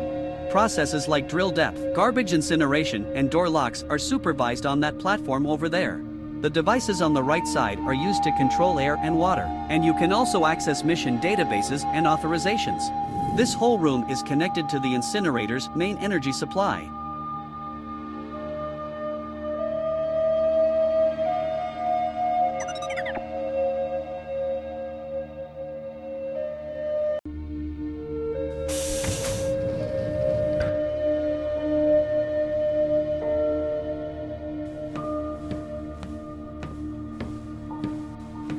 Test tubes, pipettes, spoons. Everything a good chemistry set needs. Everything except chemicals.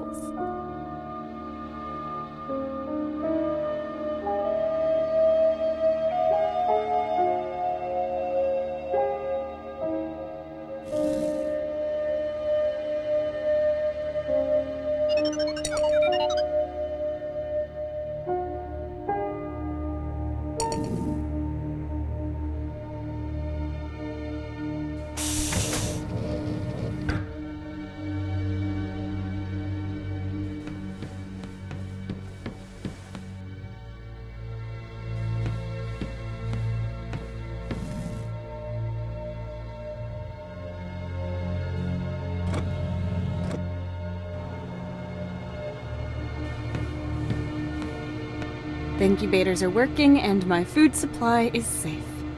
And a laboratory is much, much more fun when it's got power. I'm sure we'll find something here, Core.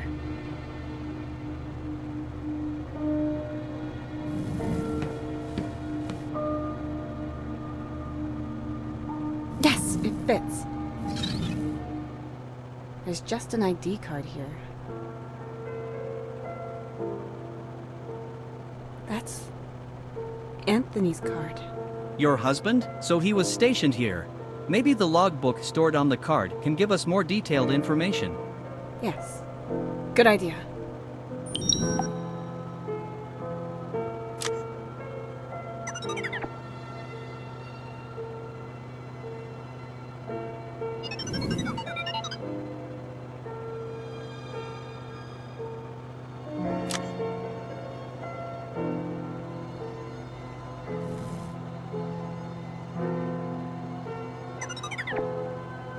He wrote something here about the effects of plants and secretions that he found on the planet.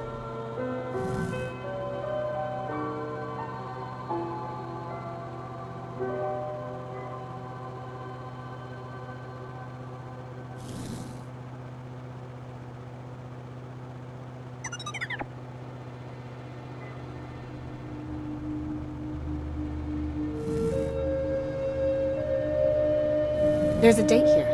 Core, how long ago was this? According to the station's data, today is October 1st, so the entries are about 80 to 90 days old. That's impossible. Your memories might be playing tricks on you. When was the last time you saw him? I can't say for certain. Anthony must have been stationed here. He wrote something about examining plants. He would not have done that on a short visit. These substances he has studied also sound very interesting. Perhaps they can be of use for the antiserum.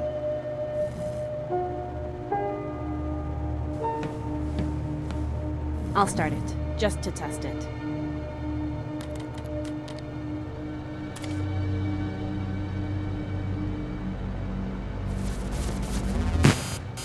Ah! Ugh! A few cables have burned out. Yep, the cable's insulation is gone because they weren't connected properly. I have to replace the insulation first and protect the cable from water.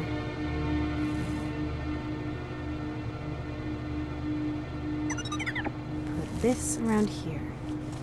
Okay, now they should work again. I have to adjust the wiring to make sure this doesn't happen again, but correctly this time. Someone who didn't know what they were doing did a piss-poor job putting it together. The cables are all wrong.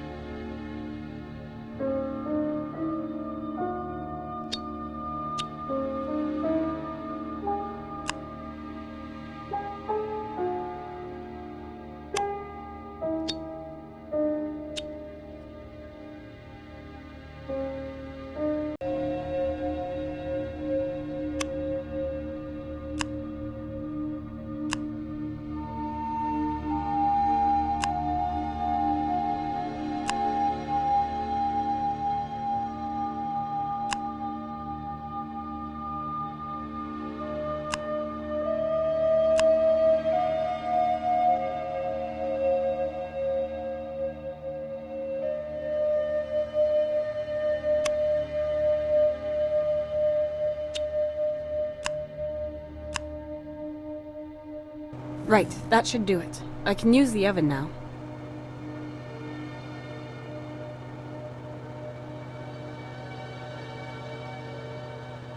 Finally, the oven is ready. This model can be heated up to precisely 2000 degrees Celsius.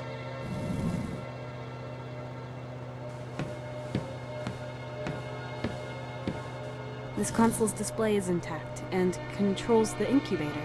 Yes, you can open it from here. I would only recommend doing that if you want to retrieve something. The fruits inside there might help with my antidote. We have to risk it.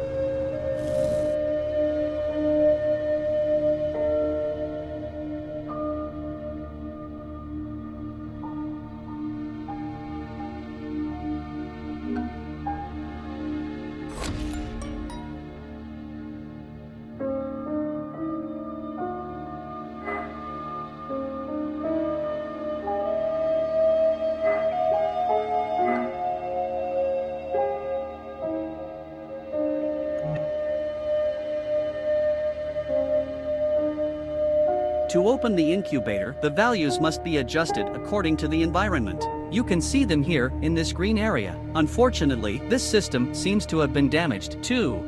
Then we'll just adjust them manually. What the... The mechanics are influencing each other. In these adverse conditions, systems must be equipped for all eventualities. This makes for complicated reciprocity. You have to find a way to correct it.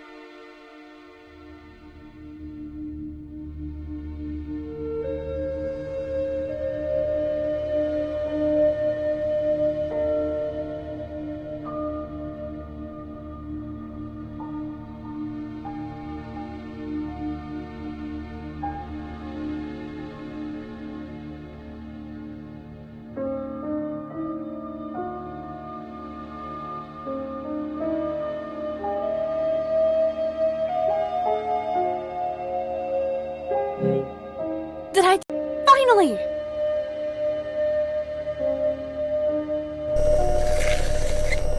Great!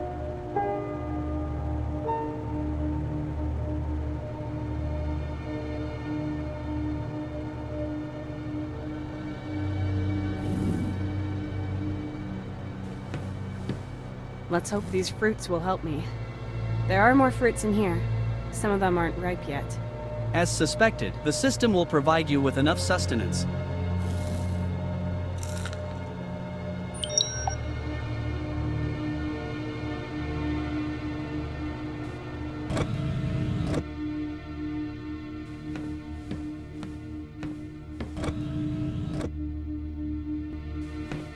Energy, yes. Light? No. Looks like the workplace of every programmer ever, including the coffee machine. A workbench full of trash and signs of wear and tear. That's what every DIY enthusiast dreams of. And of course, no workbench would be complete without a pile of old, insignificant notes and scribbles. The computer controls the robot to retrieve boxes from the ceiling. I won't be able to start it without putting the cog back inside. How decadent.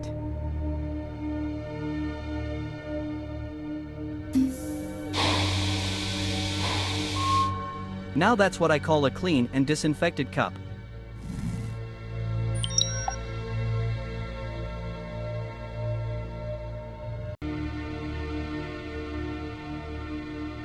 Pretty messy, but it works.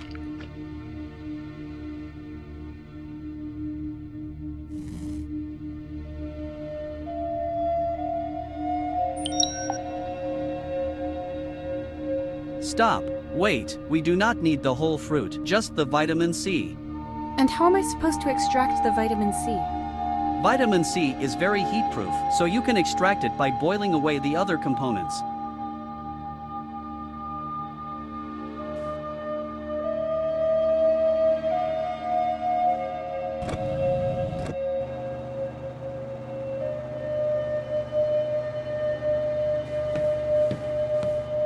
Okay, now I just put the juice in here and then we'll wait until there's nothing left but ascorbic crystals. What's the temperature, Core? My sensors indicate 19 degrees Celsius. That should be a comfortable temperature for you. It is, but that's not what I wanted to know. What temperature do we need to heat the fruit juice at? You should have asked more precisely. The optimum temperature to obtain near pure ascorbic acid is 292 degrees Celsius. Good. Let's see then.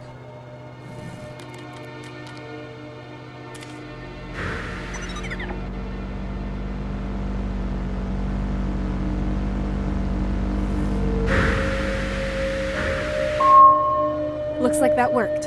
All that's left is a crystalline powder. That must be ascorbic acid.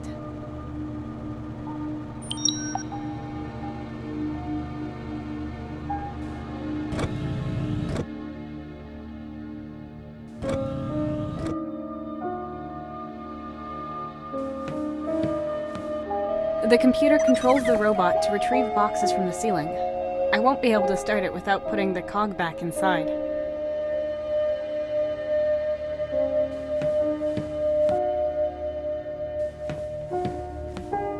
Looks like I can put the cog back.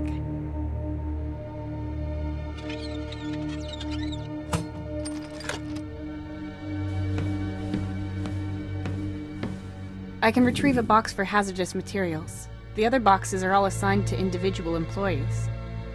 I'm going to need their ID cards.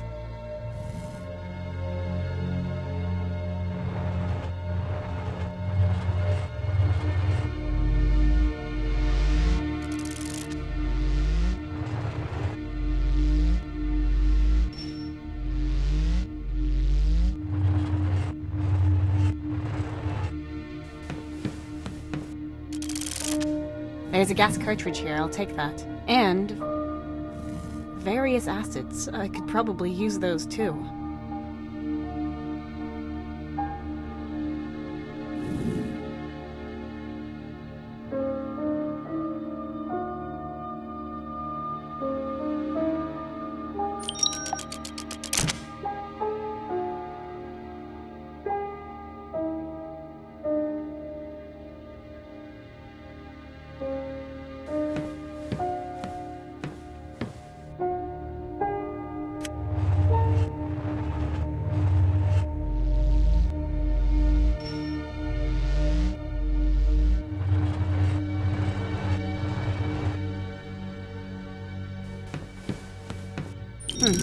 A strange wooden box.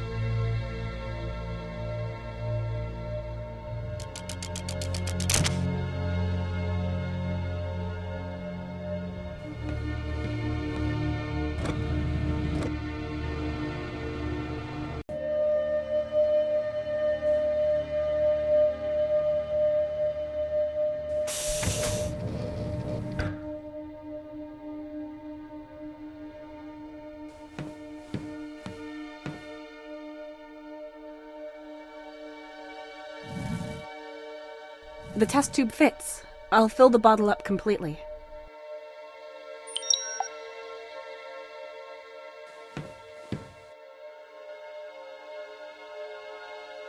It's full of bottles filled with colorful powders and liquids. I can't read the labels. But the box itself is labeled A. Carter.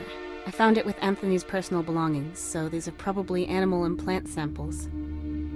These might be the samples Anthony wrote about in his logbook. Then one of them should have the properties of adrenaline. Can you tell me which one, Core?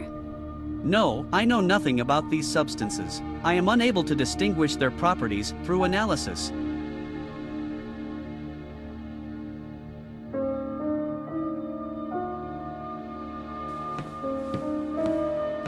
If I want to mix these acids, I should do it in the right conditions.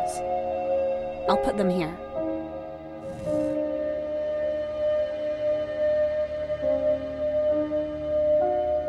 If I find out more about these samples, I might be able to find out if I can use one of them as a substitute for adrenaline. If I find out more, it's doing nothing. It's turning the acid red. I'll fill in some pure acid.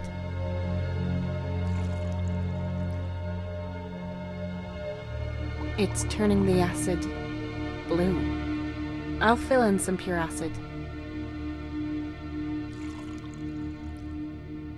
It's turning the acid red.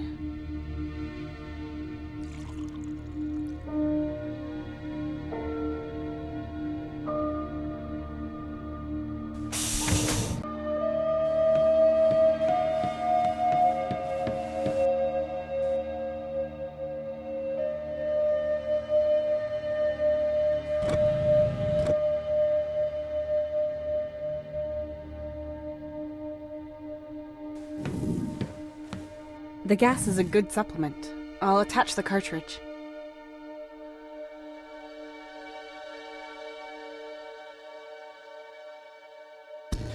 Yes, it works! I'll ignite it if I want to heat or burn anything.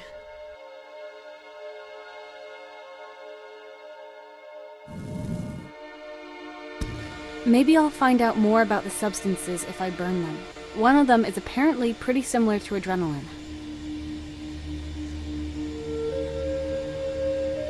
It's burning red. It's burning... Oh no, it just went up in smoke. It's burning blue. It's burning green.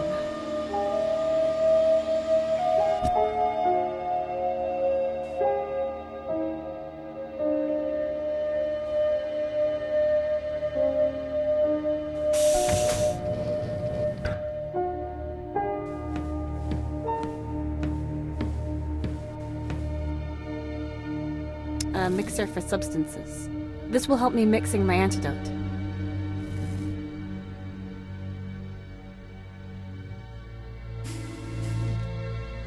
Good. There's a compartment for ingredients that just opened. I'm going to need 3. Ascorbic acid, my blood, and adrenaline.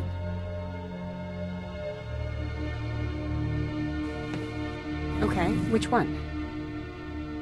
This one here.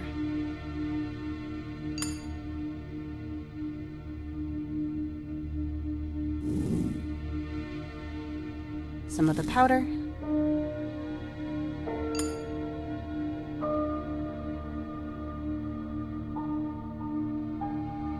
A few drops of my blood.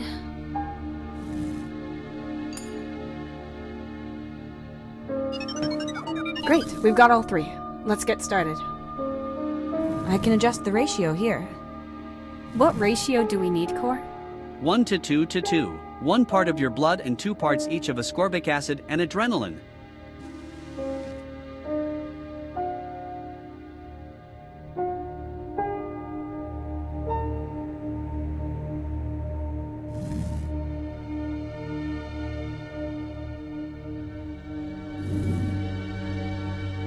No, they have to be mixed in a ratio of 1 to 2 to 2. 1 part of your blood and 2 parts each of the ascorbic acid and the adrenaline.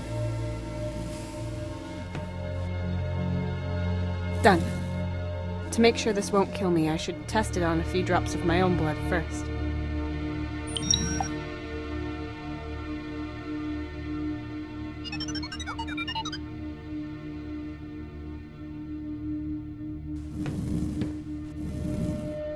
Tessa, what are you doing? Injecting the serum? Wait, we should examine the effects it has on your blood first. This will help me inject the antidote once I've made it.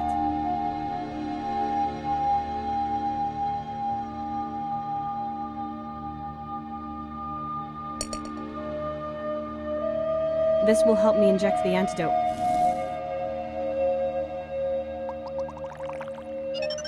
Oh, it's clumping, turning yellow. Nope, no, I do not want to put that in my body. I'll throw it away before it starts attacking me. The ascorbic acid and my blood should be fine, so I must have used the wrong substance. Anthony said it was harmless. Anthony wrote down what properties these substances have. I've got to find out which one of them works like adrenaline.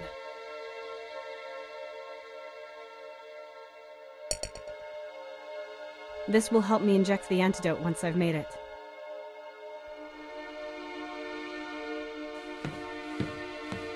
This will help me inject the antidote once I've made it.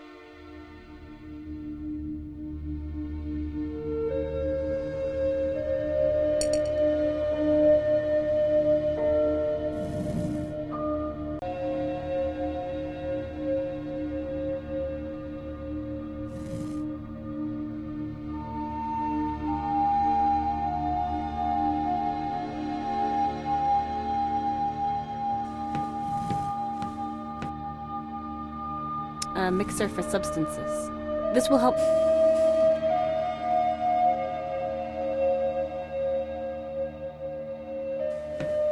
Some of the powder.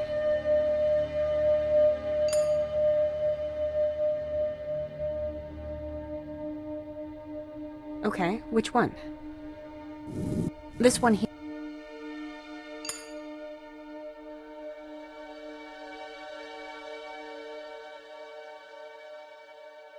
A few drops of my blood.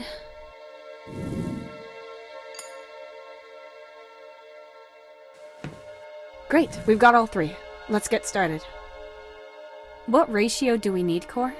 1 to 2 to 2. 1 part of your blood and 2...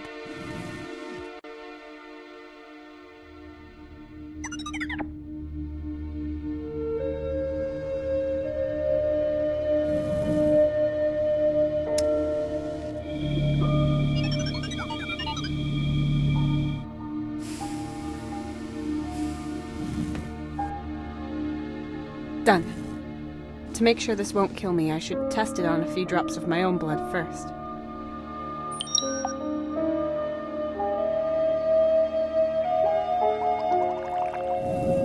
Nothing happened. Well, nothing obvious anyway. That's a good thing, right? The hemoglobin molecules are intact and their viscosity is unchanged. Analyzing. No remnant of the serum detected. It should be safe. Use the injection robot for administration.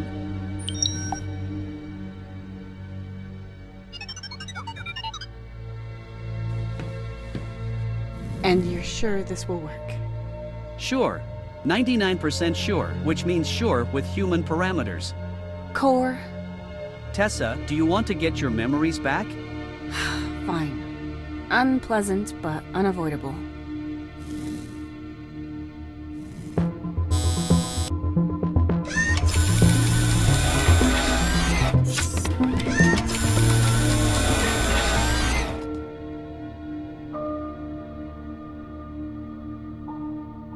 Medical unit states, second blood sample of unregistered patient successfully extracted. DNA calculation complete. Analysis, all levels normal. Match found. Good day, Commander Carter. Please check the report soon. The next routine examination will take place in 30 days. I wish you a pleasant day, Commander. What? Wait! This means I was stationed here? And as the commander? Court, can this be a mistake? Another mix-up? Not even a simple medical bot like that one would confuse your DNA. But let me double-check that for you. Accessing examination data. Confirmed. 100% match. Looks like I've forgotten quite a bit. How many memories did they erase? And why? I'm an explorer. I want to explore unknown worlds. Not in my worst of nightmares would I have settled down in a depressing station like this with a garbage incinerator. I can remember the promotion Mr. Bishop offered me. Damn it! I'm still dreaming of it! Alert! Forceful entry into living quarters detected. Emergency lockdown terminated for employees. We have to go there, to the living quarters.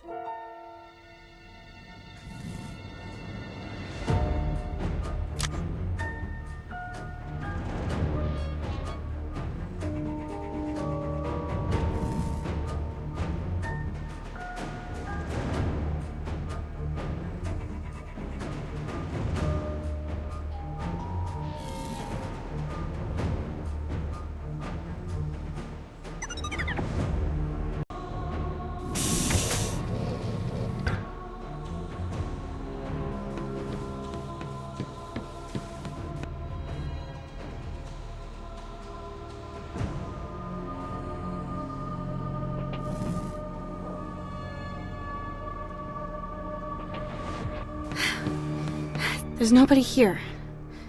Core, which one is my quarter? This one over here.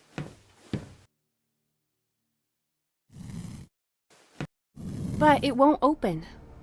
Of course not. Otherwise, anyone could get into anyone's private rooms. Good, so a mysterious figure probably hasn't made it here yet. Remember what happened last time. We need to be careful. Yes, you're right.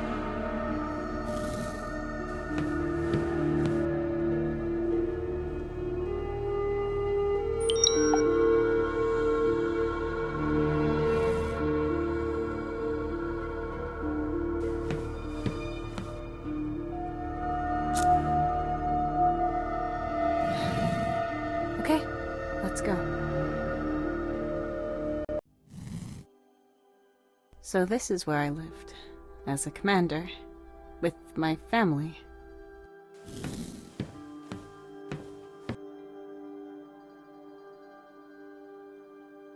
Yes, that's Finn. He's younger here, but here he's much older.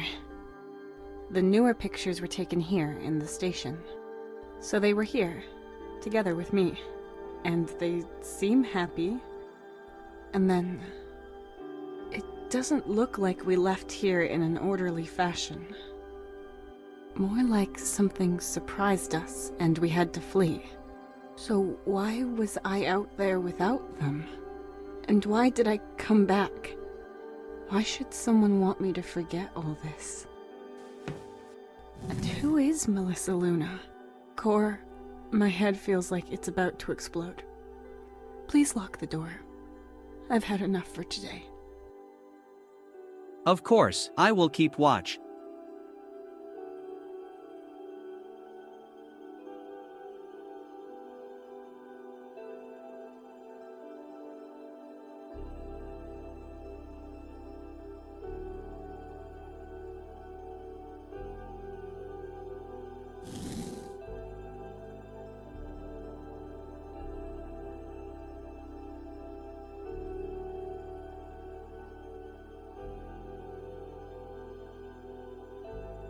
Well, honey, what have you decided? I accepted it. Hey, in that case, congratulations to the new lead. Thank you. It's going to be a lot of work and a big adjustment, but I think it's the best thing for us. The right thing. Together we'll get there.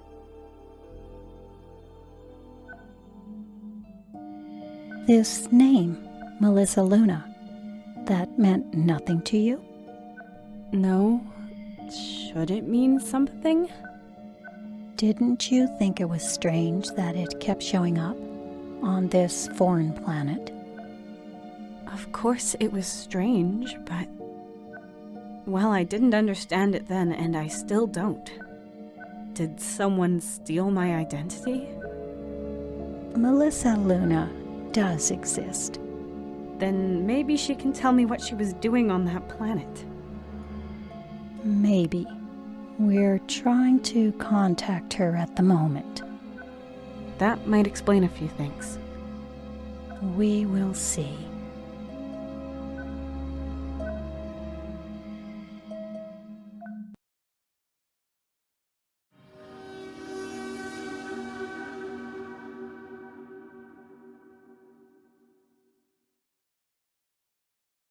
Good morning, Tessa. There were no occurrences during the night. How are you feeling? Good morning, Cor. So. I'm rested, but there's still so much going on in my head. I dreamed of Finn. I remembered Anthony standing next to his crib.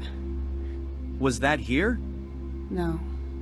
It was a strange old house, but it was a pleasant memory. It makes me happy to know that we were here together. But now I'd like to know where they are, and why I'm not with them. We can start the signal once we have repaired the communications console. The quicker you find them, the quicker you can ask them. It's nice of you to motivate me like this, but really all you want is my company so you don't have to spend the rest of your life alone on this planet. I am merely concerned about your survival. That is my task. I am of secondary importance. In my memories, the two of them lived in a different place for years, but instead they were here. I think I'll be saved before I get to talk to them through the communications console. Would that be so bad? No, but the answer to what happened to them and where I can find them is here, Cor. They might still be on this planet. And if someone is trying to make me forget everything so badly, I should gather every single drop of memory I can before I leave. Understood. So, we will look for more information.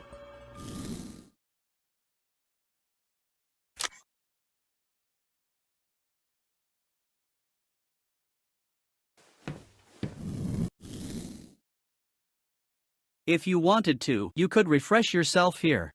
We have more important things to do, Cor. At least I can turn off my olfactory sensors. Some sort of manuscript. It's titled No Progress Without Obstacles. It's about an IMC employee called Nolan. I remember Tony liked to test read stuff for colleagues. Essays, papers, entire books. But there's no name on the manuscript.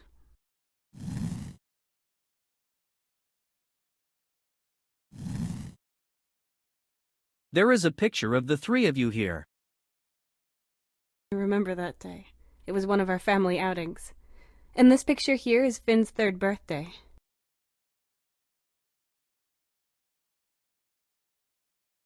This bed looks like it's big enough for 2 people. Anthony and I probably slept here. I don't have to lie down now. We need to find out what happened and where everyone went. There's a light capsule missing here. You're coming with me.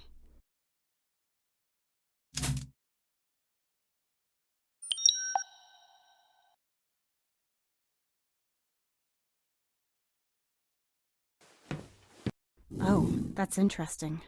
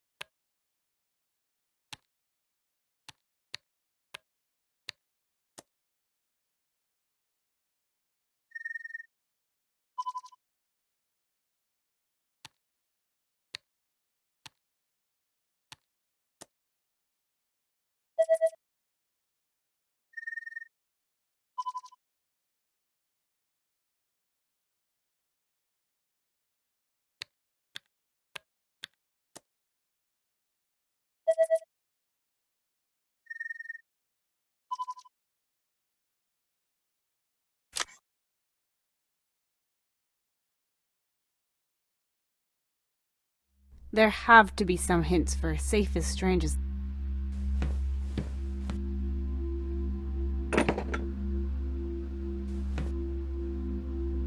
There's not much here.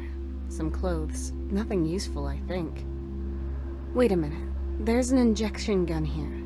Just like in the control room. It's empty, but... Is this a coincidence? I'll leave it here.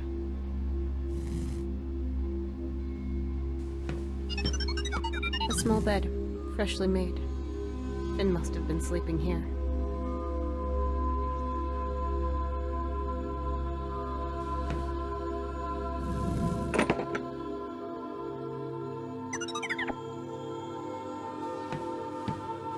Tony and I used to just love sitting there and reading. And what about Finn? Did he like reading too, or did you have to read to him? If I remember correctly, he couldn't read, but he loved listening. These were probably the books that were suitable for Finn. This one is about a British soldier who's looking for his friend and has to solve all kinds of problems on the way, and then finds a place of legend.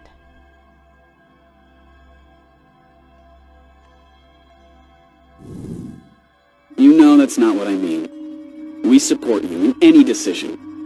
I'm just saying that you don't have to do it for us. It would mean more money, long-term security. Once we're back, I could do more, have a bigger influence. And Finn could get a decent degree. And it means less danger. Instead of going on expeditions as an explorer, I'd be commander of the station. We'd be together more often, as a family. That would be good for all of us. But Tessa, you live for your field work. You're an explorer through and through.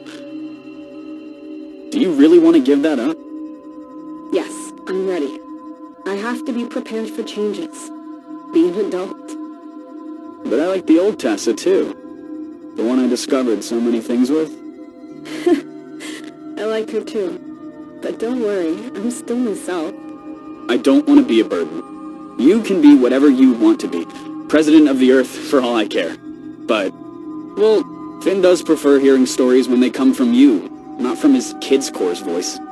But please, only do this if you really want to. Don't do it just for us. It's a once-in-a-lifetime opportunity. But that shouldn't be the only reason you do it.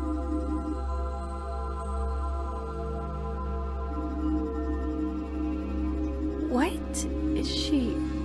am I doing there?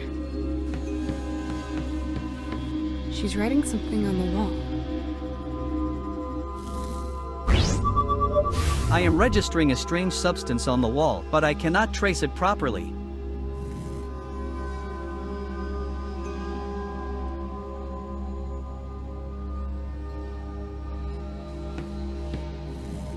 Mr. Bishop said our outpost would be closing down in about a year. So we're going to have to be transferred to other places or jobs. Or should I say we're allowed to? You told me. And how does that make you feel? How do you like being in command instead of going out there exploring? It was exciting at first. A different kind of thrill. Lots of responsibilities. I can mess up even more than I thought. But change it for the better as well. I even needed creativity and improvisational talent. I mean, there's lots of problems that need to be solved. That's the stuff I need. Even though I have to delegate a lot. When there's something wrong and all I want to do is take things into my own hands, that's what annoys me.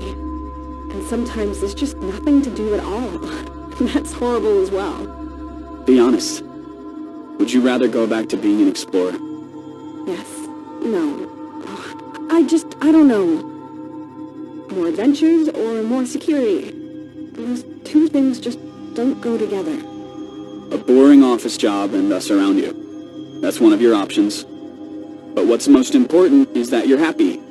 Everyone here appreciates you in the role as commander. Me especially. But you're the one who has to decide whether you're right for this post. You... and nobody else.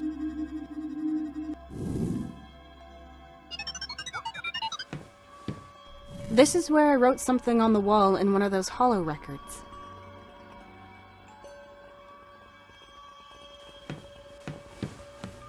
You're coming with me.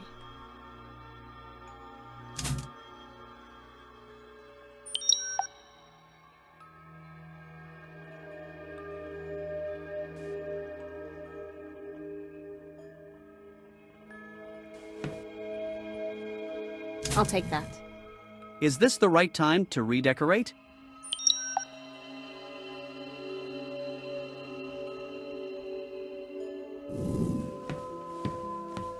It won't open.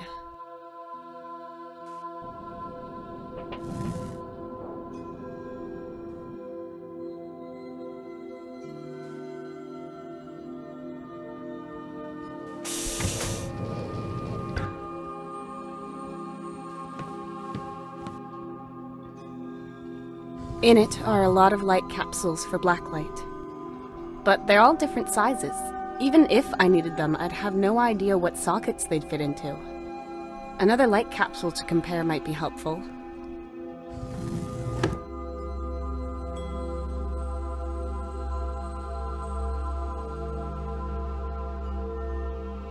Let's see. There's exactly one blacklight emitter with this socket size.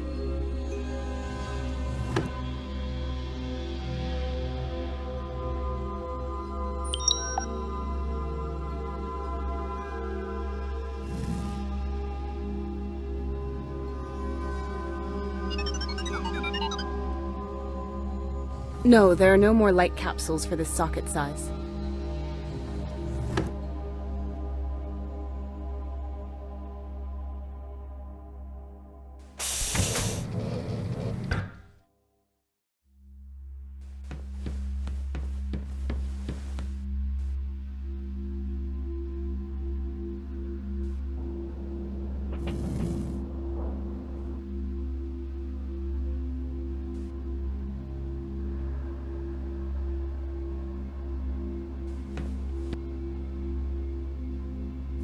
Let's see what sort of hidden things you can bring to light. Oh, yes, there's something written here. Looks like a small formula. A chess piece and then x plus 5. I'll write it down.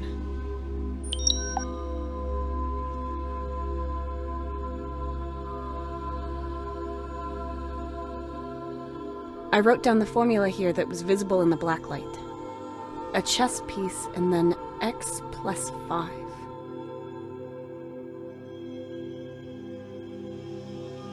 I'll take it with me again.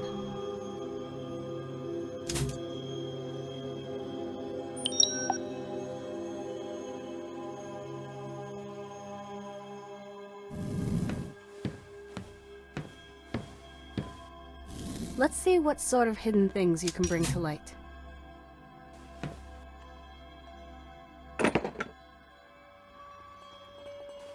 Oh, there's something visible in the blacklight on the inside here. There's another formula here. I'll write it next to the other one. 10 minus x.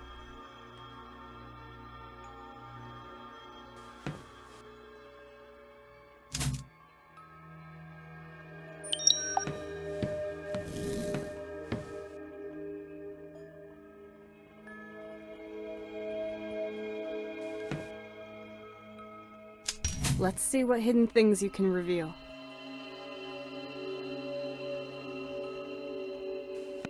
There's another formula here. I'll write it next to the other one. A bird and then x minus 3.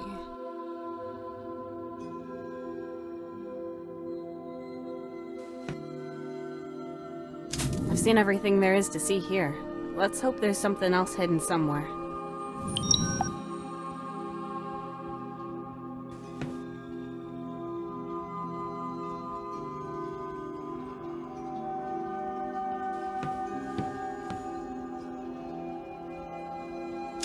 Let's see what sort of hidden things you can bring to light.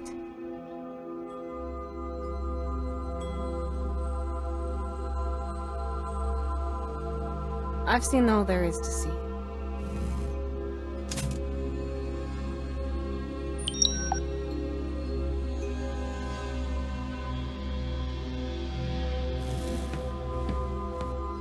Let's see what sort of hidden things you can bring to light. There's a small symbol there. Followed, whatever, 10? I've written...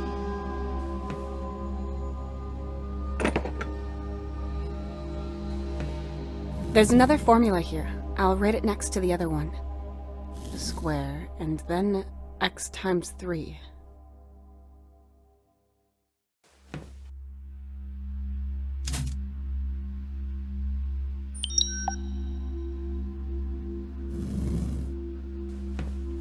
There has to be a way to open this. It looks like you don't need a special code for it.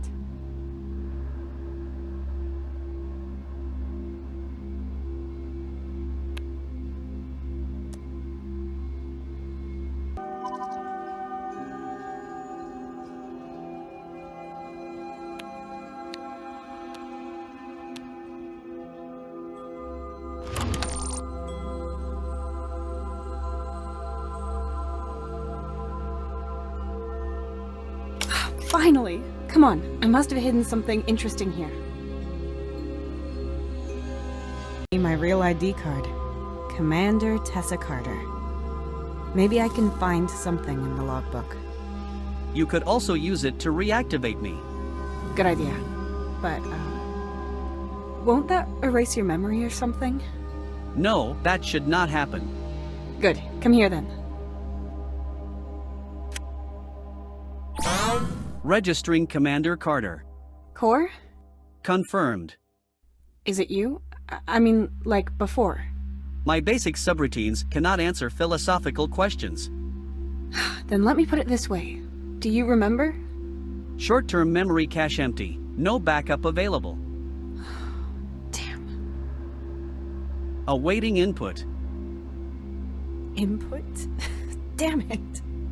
I'd have to start with Adam and Eve for you to understand our situation. At least you've stopped making stupid jokes.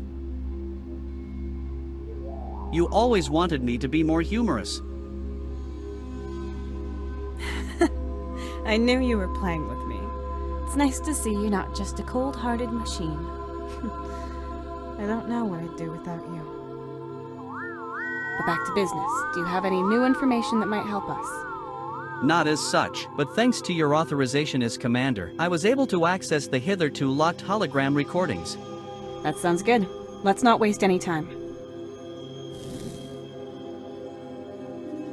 Tony. No more field work? As commander of the station, everything will be less dangerous? Isn't that what you said? And yet you're on this mission to make sure everything's being done correctly. I understood you. I was always there to support you. But then you made a mistake and I misjudged you. Because of the emergency protocol, every single team member's location was checked to begin rescuing them. This revealed that Tessa Carter isn't out there. But instead, flying with Mark is someone called Melissa Luna. Who is this Melissa Luna, I wondered. And so I asked the vice commander, the doctor, everyone. Nobody knows. The entries and examinations, all forged. According to the mission data, she was part of all kinds of missions in the last few years. First-rate references, lots of results. She could be your rival. And then I had this nagging idea. I compared her mission data to yours. Melissa Luna was always on expeditions whenever you had to work, usually while you were out somewhere else. Whenever you had to leave for an emergency, or when there were issues with the radio units, anything that would need the attention of a commander. And at the same time, Melissa Luna was out exploring with the rover. But because Melissa Luna doesn't exist, there's only one explanation. You were driving across the planet in that rover, and fed the rover with forged data. Otherwise, someone might have noticed. Me. I swore I'd love and cherish you. I'd support you in whatever you did, and I would have, even with this, if you'd trusted me. But instead, you kept it a secret and lied to me. You always want to do everything on your own, and without help. I just don't get it. I want to see you again and talk about this. I'm sure you can explain everything. We've had contact from a ship that can evacuate us. Who knows if we'll ever get a chance like this again. And so I voted against waiting for your return. I want to begin the evacuation as soon as possible. Unfortunately, my vote was the deciding one. Maybe I'll come to regret this. But staying here and maybe even losing Finn instead of you, I can't. I hate myself, but all of the stuff recently, forgive me. I'd love to say none of this makes sense, but as shocking as it is, it also fits the picture. You still have no recollection of any of this? Just fragments. I think it's getting better. I remember the emptiness of not feeling any thrills, no challenges, and the fear of disappointing everyone if I were to return to my old job. The one I really wanted to live. But to think I'd go that far and do everything in secret? I wouldn't have thought that. And that's why I wasn't with them when they fled. Then why become commander? That dilapidated house I saw Anthony and Finn in last night. It belonged to Tony's parents. We lived there when Finn was born because we couldn't afford our own place yet. And it didn't get better afterwards. Maybe I thought I could kill two birds with one stone. Adventures for me, all while being paid properly and being able to provide for my family. Maybe Tony thought I was being selfish. And maybe he was right. Either way, I bit off more than I could chew. But at least now we know where they are. They have been evacuated, picked up, and brought to safety. They were fleeing from something. We know that for sure. Tony was so scared of it. So scared for Finn that he even left me behind. We have to find out what they were fleeing from, and if they made it. We have access to all readable hologram recordings now. Yes, you're right. The truth has to be here somewhere. We just have to find it.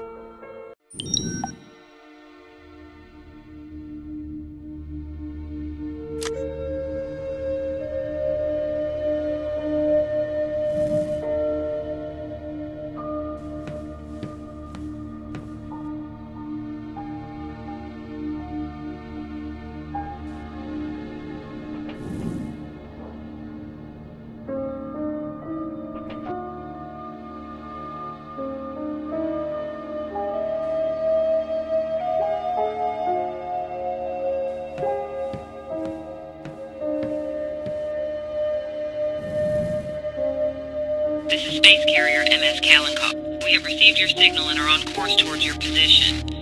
Estimated arrival in 3 days. Please convey your landing coordinates.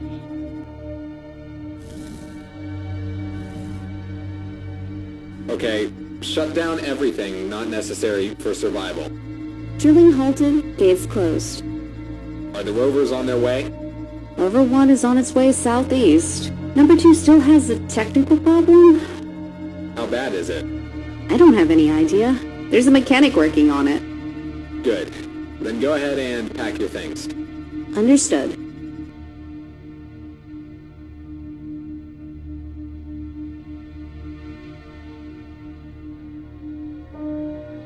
No. We're always happy to see you, Mr. Bishop. I don't want to keep you. You're doing an outstanding job.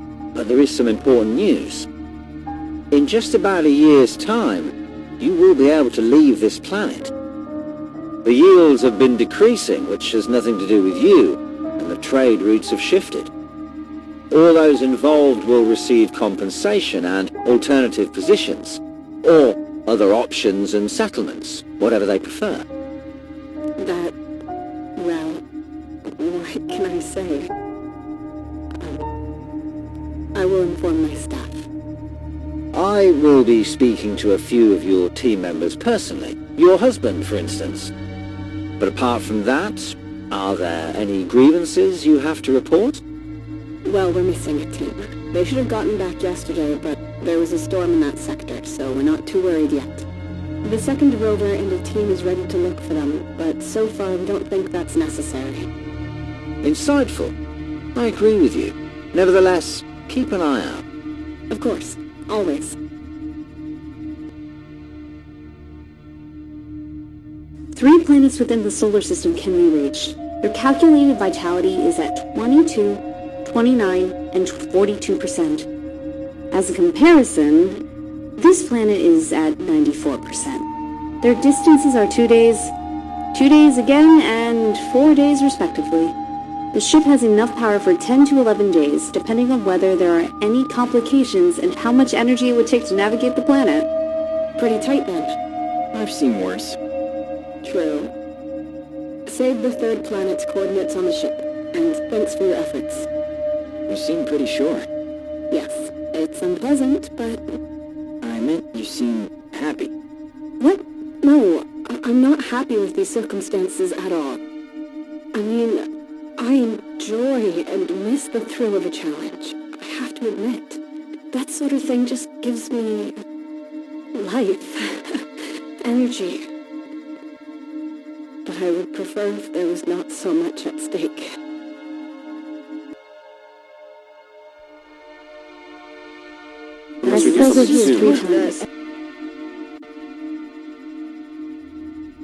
Okay, quiet please, everyone. Thanks. Okay, yesterday we received a reply from the Kalenko. They will reach us in 2 days. As it's a pretty big ship, they're going to have to land outside in a quite far away sector. We have set up an emergency shelter and will get everybody there. What about those who are still out there? They're 2 days overdue and aren't reacting to any radio signals. We don't know their exact location. We have no choice. And that's enough for us to just abandon them? Let me explain what we have planned. Then we can discuss everything. And considering the situation, I would be happy to vote on this. Okay? Good. So, our plan is to lock down the facility with the NOAA evacuation protocol. We can easily keep the doors to the lab and storage open by other means. Iron bars should do the trick. That way they will have access to tools and food. We will only take what we need for the evacuation. The Kalenko is equipped with long-range scanning technology and life support systems. Maybe we can convince the commander to wait a few days.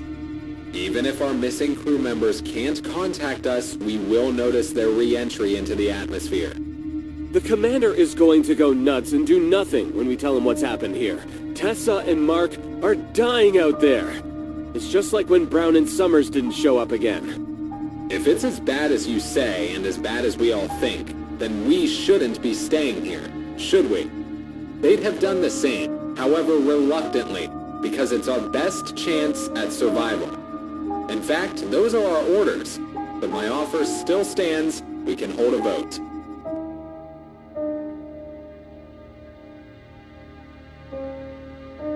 Commander Carter, I hope this message reaches you in time. I've tried to reach you on every single channel. There's been no reply so far, but I'm trying one final time. We've started the evacuation protocol NOAA and almost completed it. A rescue ship is on its way and will pick us up. We have already set up a temporary shelter at the evacuation point. We haven't heard from any other ships. I can't say when we'll be able to send out a team to get you. I don't even know if the corporation will be willing to do that. They wanted to abandon this outpost anyway, as you know. The whole team and their families, they're all either already at the evacuation point or will be there soon. I'll join them in a moment. We've had problems with our vehicles, but we haven't had time to take care of them. I will be reluctantly using the last functioning rover to get to the evacuation point. One of the broken rovers remains in the hangar. I hope you and Mark can get it working again. I also hope you will get back in time and that I will see you again. The evacuation point sector in the database is 29-14-Z...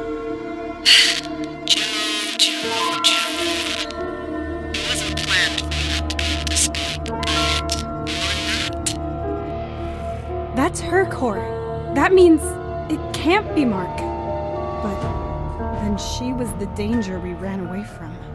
So she was here then. It looked like she was keeping the security officer from speaking. Yes. However, she did that. She was a few meters away from him. But she didn't want me to find out this point's name. She said that it wasn't planned that he couldn't speak. What does this all mean? How long ago was this core? 79 days. The sector began with 2914? That wasn't all. The evacuation point should be listed in the database and reachable by rover. They won't be there anymore, Tessa. I hope so. You still want to go there? It could take weeks to repair this console. Months until we establish contact with a ship.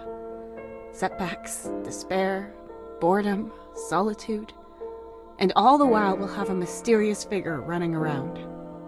Sooner or later, I'll be sitting in that rover trying to figure out what I'm doing all this for and if my family managed to get away. To safety. I should have that certainty before I put everything I've got into repairing this thing. That is illogical. The longer you survive, the higher the chance of getting that certainty is, and your chances of survival are highest here.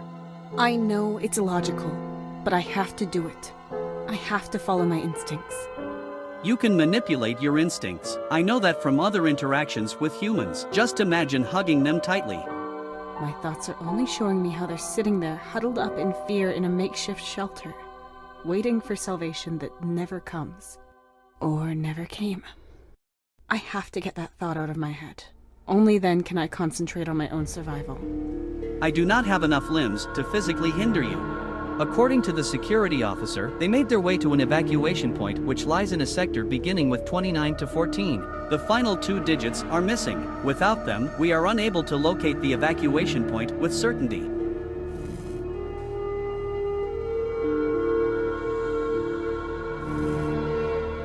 I saw it with my own eyes, Tessa. She transformed the drill room in seconds while floating in the air. I believe you. We have to evacuate with the shuttle. Where to? It's capable of flying through space, but is used for locomotion on the planet. It doesn't have enough power to get us all to any spaceport. And there are reasons why we are not on the other planets drilling for resources. They are barely habitable. So should we just wait? No. We go for double security. We will send out a distress signal for an evacuation. Our best chance is that a ship will hear it and get us out of here. At the same time, we will examine the most promising accessible planet for a chance of survival. The scouts will come back. In case no other ship has arrived and the planet is habitable, we will evacuate on our own with the shuttle. That is risky, especially for the scouts. I am the best pilot. I will fly. I thought so. I will accompany you. What? Joe, you can do this. Mark and I have been a team for many years and have the most experience of anyone here in exploring alien planets. I will not entrust this mission to anyone else in my place and put him or her in that kind of danger. You guys set the signal, get everything ready, and seal off the station until we return or you get picked up. All right. Good. I need a list of all the planets and the scientific assessment of their habitability and distance. Understood.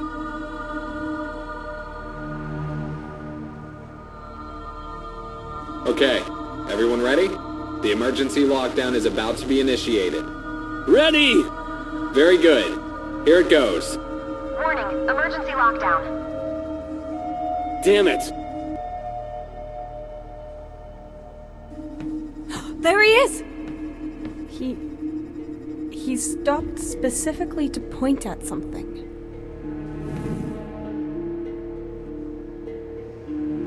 It can only be this sign. Level 02. Could these be the last numbers of the evacuation point? This is very possible, but would also be a great coincidence.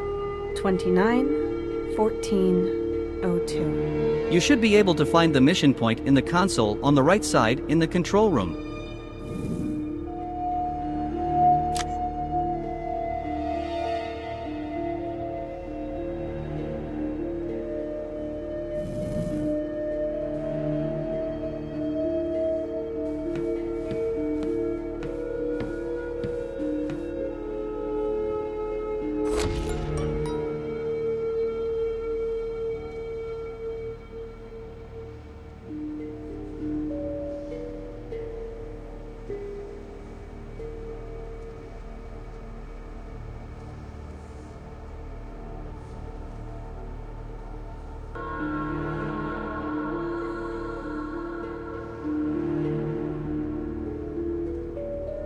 That's the point the security officer was talking about.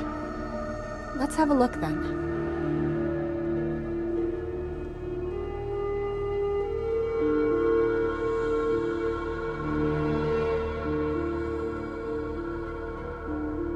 A fully functioning rover could manage this route, yes. I doubt the one in the hangar would manage it. I have to repair it and check the analysis program to find out more. This is not the vehicle that is available to us.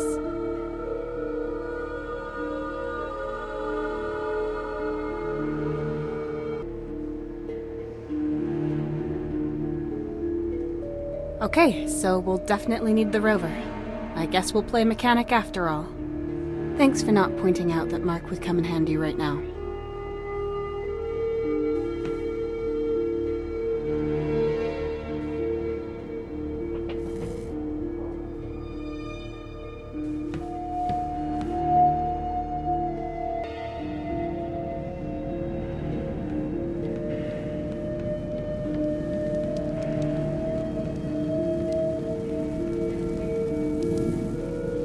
Attention strap.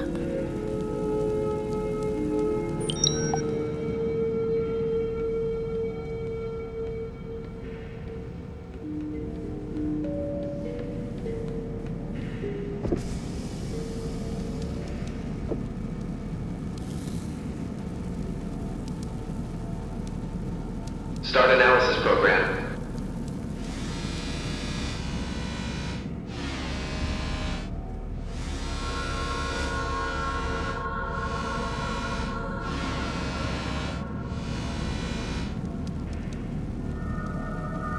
No battery fitted. Please insert compatible model.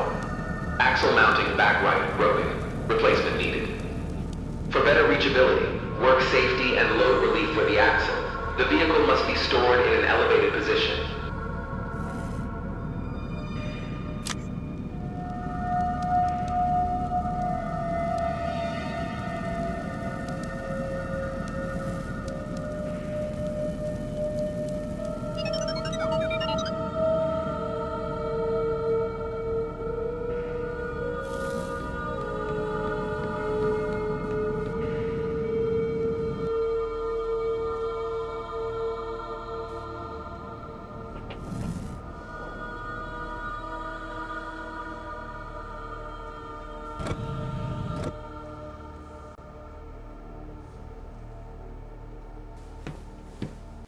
I can retrieve a box for hazardous materials. The other boxes are all assigned to individual employees.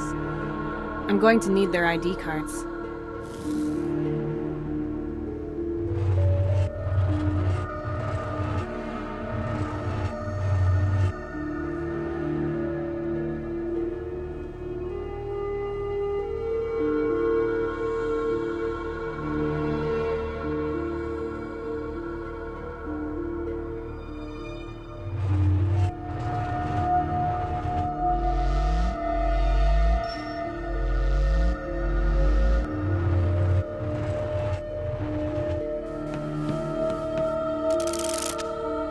Attention strap.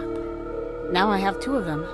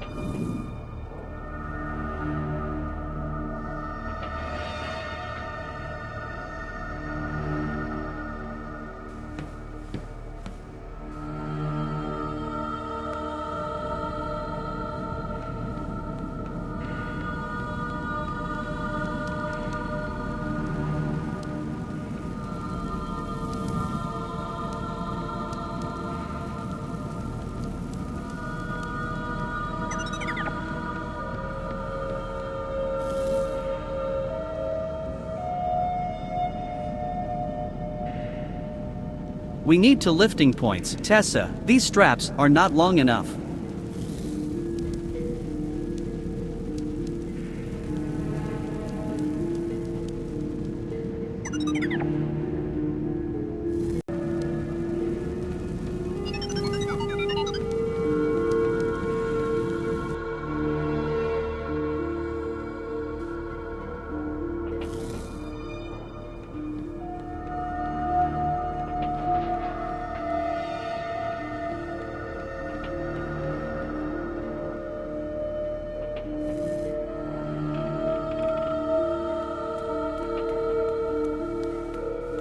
I'm pretty sure I'll find something better to do with this strap now that the...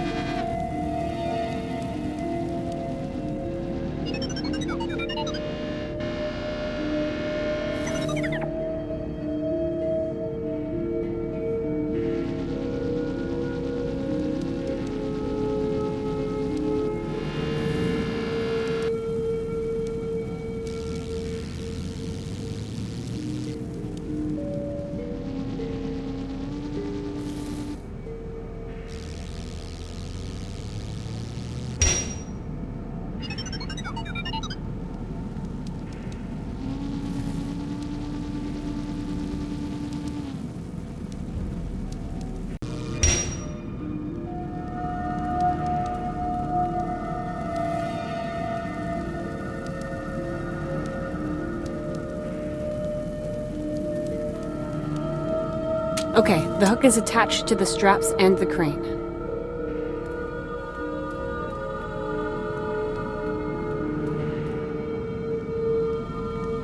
And up we go. Carefully. Let's hope the crane endures.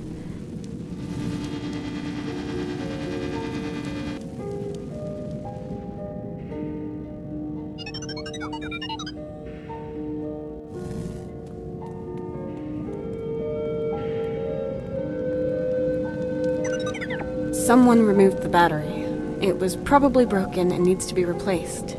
I guess a AA battery won't cut it. No, you need a compatible model with various specifications. What a surprise, Core. Please look for the next convenience store so I can go and buy one. Would you like the distance in kilometers or light years? Fine, I get it. Well then, let's look for a special battery that you probably need to be a mechanic for you to understand it. Of course, the analysis program was right. The axle mounting is broken, but it shouldn't be too hard to get it out.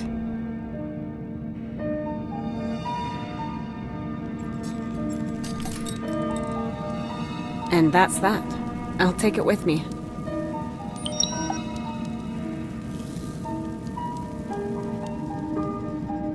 Mark, what are you doing? I'm just borrowing it.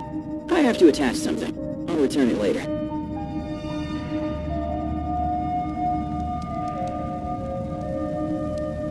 Hey, Fry, are you okay? What happened? Where's Brown? That's a damn good question. I think the answer is everywhere. Wizard of Oz mission. Don't get me started. More like Baba Yaga the witch. What are you talking about? She just showed up, man. At least I think it was a woman. Watch your tone when you're talking to me. And what happened then? She made him disappear. He was gone. I saw her stand on a cliff. A woman in a spacesuit. Kenneth approached her and she looked at him. Boom! One gesture of her hand and he was gone. What do you mean, gone? Gone as in turned to dust. Are you drunk? Did this woman not see you? No, I was hidden behind a hill. Then she started turning towards me, and I jumped into the rover and drove off. I got beat up pretty bad, but I didn't care. And you want me to believe this hogwash? Yes, I know what I saw. I maybe don't know who it is, but that woman was wearing one of our suits. Right. You're going to medical. Right now. Have them check out your head.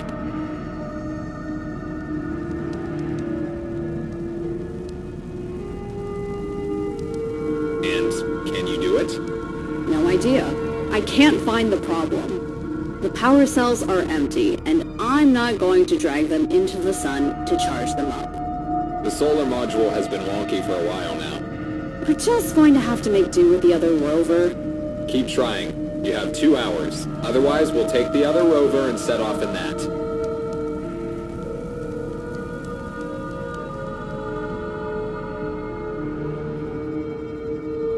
Any ideas?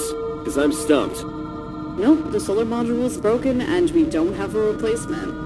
And the cables don't fit the hydrogen systems because nobody's able to decide on a standard for them yet.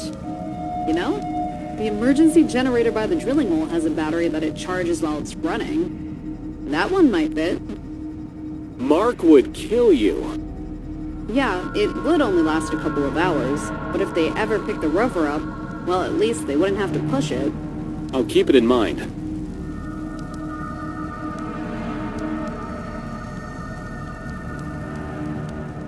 Someone removed the battery. It was probably broken and needs to be replaced. I guess a AA battery won't cut it. No, you need a compatible model with various specifications. What a surprise, Core. Please look for the next convenience. Would you like the distance in kilometers or light years? The axle.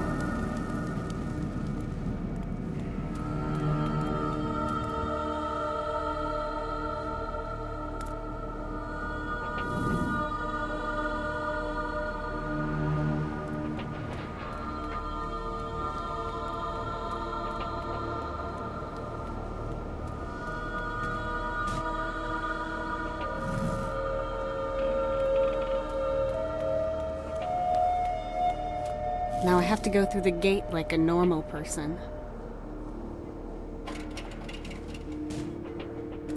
Now I have to go through the gate like a...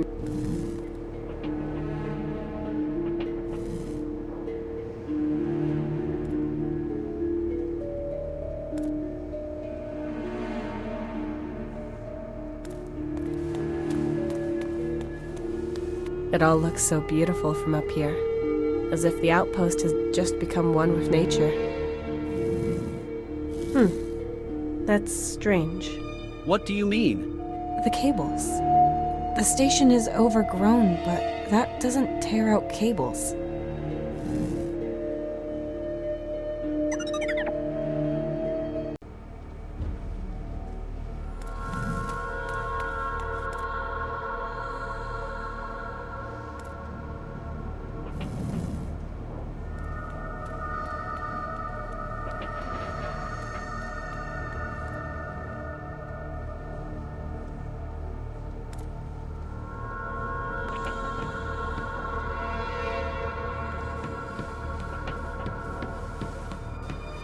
It's supposed to contain a battery that fits into the rover.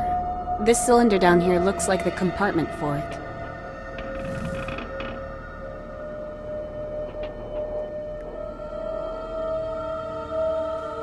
It's supposed to contain a battery that fits into the rover. This cylinder down here looks like the compartment for it.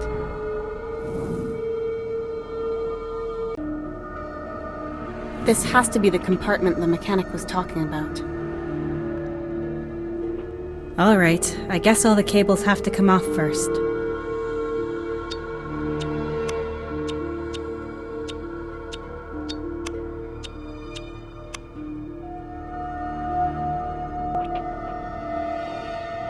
And there it is.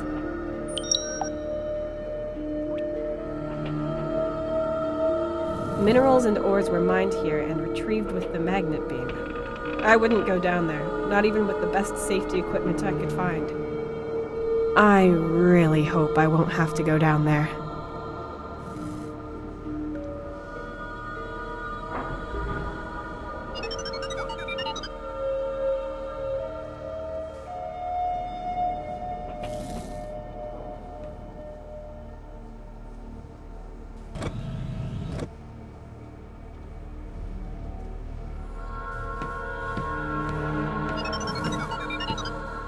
Now we have power. I should control it via the computer.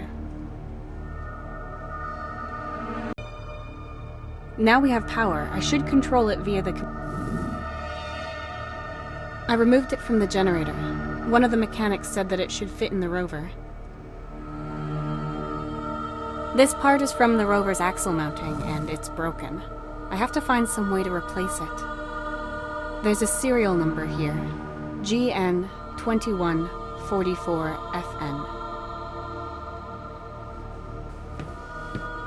A 3D printer that can print metallic objects with virtual 3D models. But there's no material in it.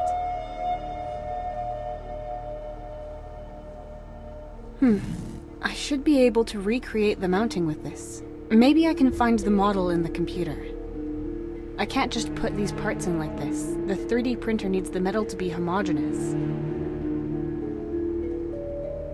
A 3D printer that can print metallic objects with virtual 3D models. But there's no material in it.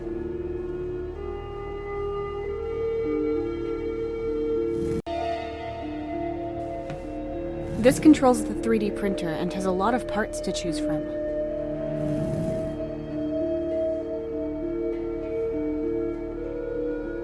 Here, that's the axle mounting serial number. I'll save it to my favorites. So it says here that we need at least 500 grams of rainy metal, an alloy. The object itself is only about 440 grams, but the printer needs more material for the process to support the model. That's why we need 500 grams. Where can we get rainy metal? Rainy metal is mostly made up of gophinium, so it is a relatively new substance. Due to its high stability and lightweight, it is mostly used to make vehicles. Gophinium was only discovered a few decades ago. Following this discovery, facilities like this one were constructed everywhere to obtain it. You will not be able to find it in the machines or walls here, but it was being mined here, so there must be some of it somewhere.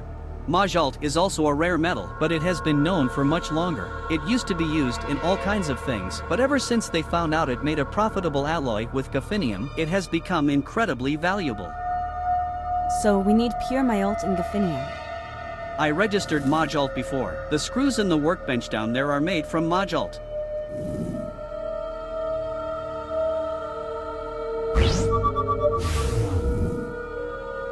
Confirmed. Monolith screws. That means you already have some with you. Excellent. Now all I need is gophinium. Calibrate your environmental scan to specifically look for these important elements. There has to be some gophinium somewhere around here.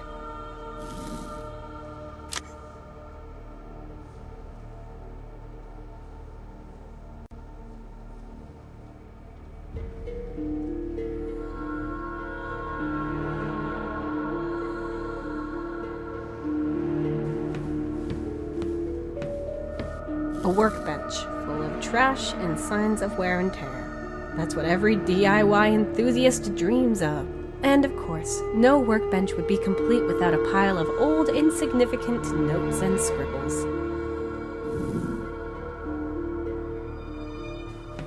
There are some elements and materials written down here.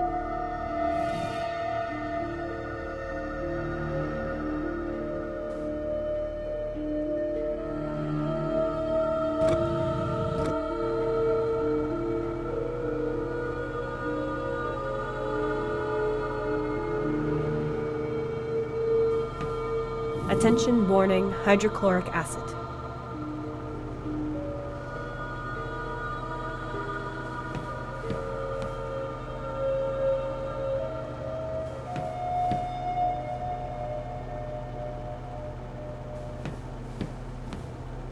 A precision scale discreetly integrated into the table.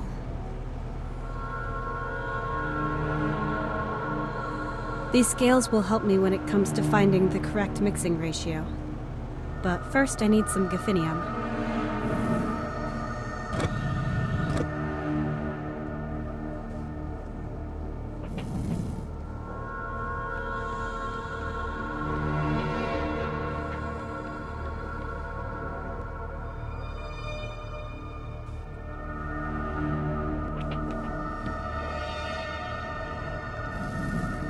Hey, Mark, it's just like you said.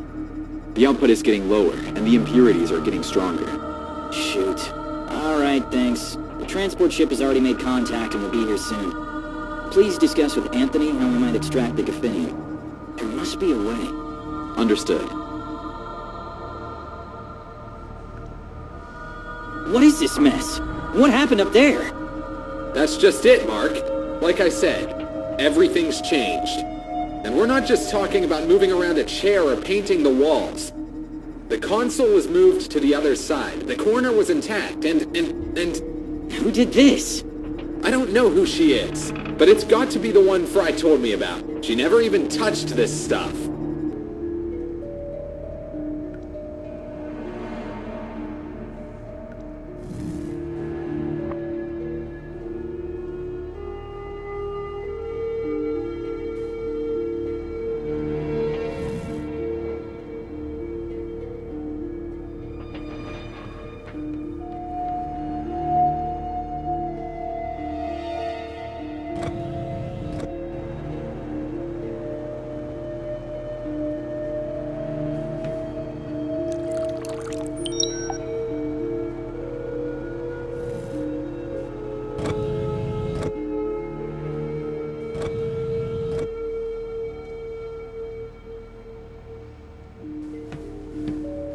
I can retrieve a box for hazardous materials. The other boxes are all assigned to individual employees.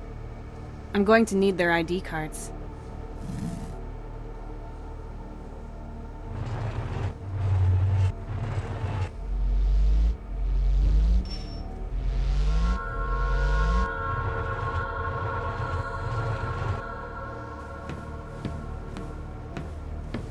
Various acids. I could probably use those too.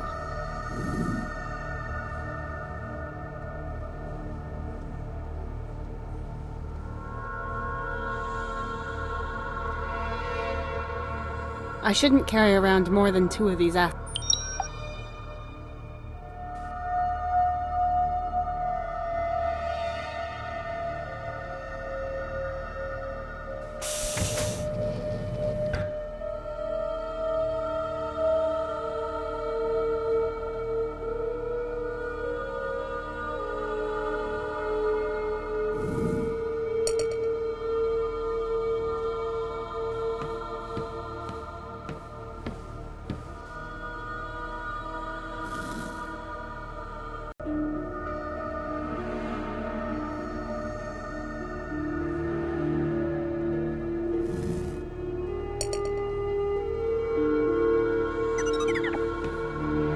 This mixer might be useful. Let's see.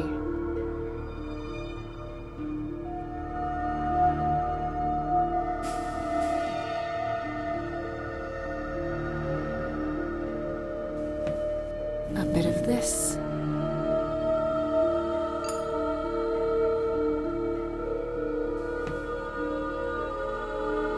There are materials in the mixer. I'll activate it.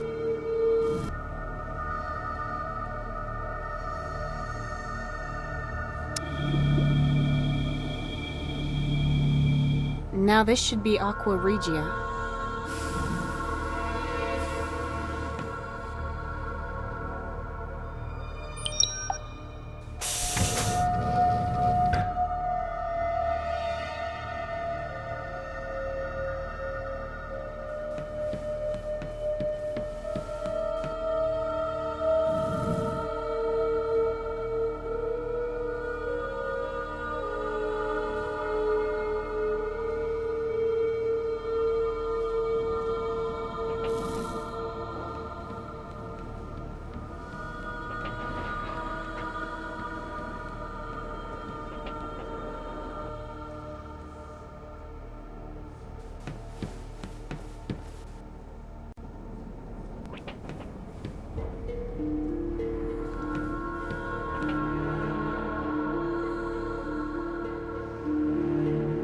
It's dissolving everything, except the Gaffinium.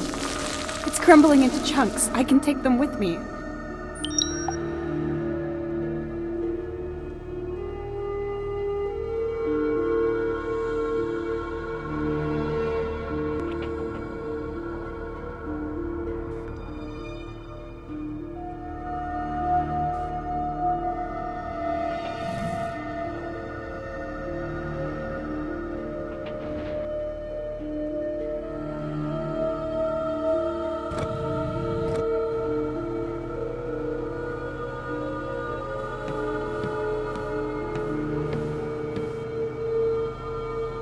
Let's get those metals weighed. Okay, this rainy metal has a special composition. We'll just weigh the materials one after the other and then mix them. A good and logical plan, Tessa. Derivations of 1 gram for a total amount of 50 grams is still within tolerance parameters, according to my calculations, but the printer might not accept any derivations larger than that as rainy metal.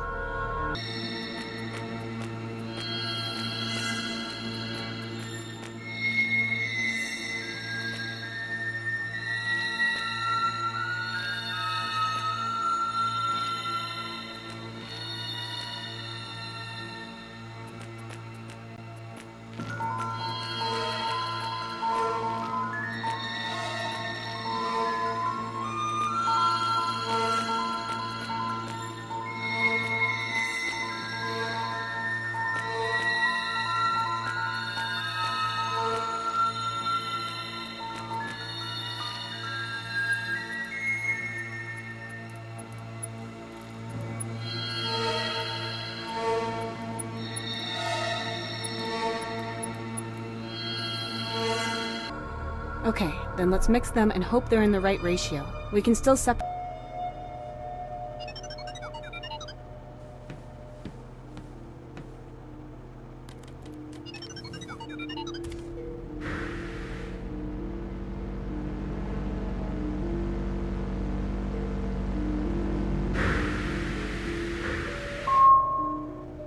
The metal has melted and turned into a block.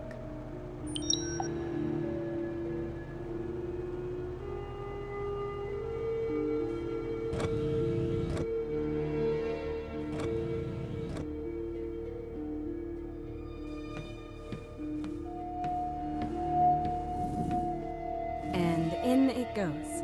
I should try printing so the computer can tell me if this is the correct alloy.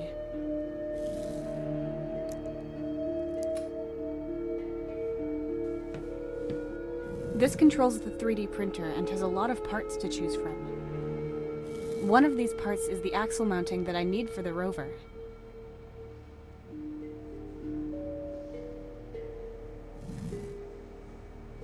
Great! The alloy is correct! Let's get going then. This would have taken ages a few years ago, but modern machines can do it in a few minutes.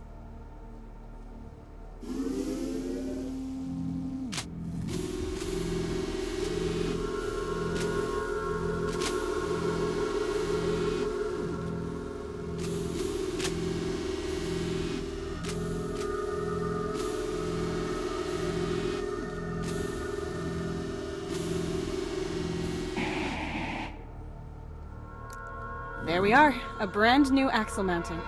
Looks good.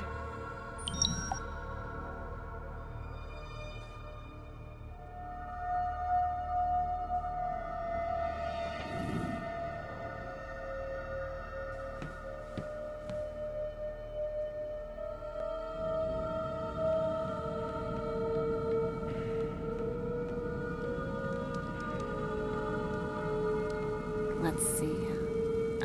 Core, can you show me what part belongs where?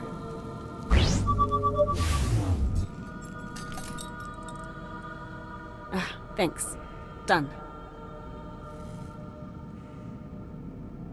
Right. That should work.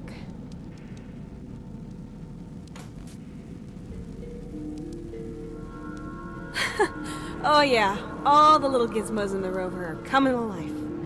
He's all powered up. Finished. Everything's repaired. Let's get it down and start analysis to check out what it's still capable of.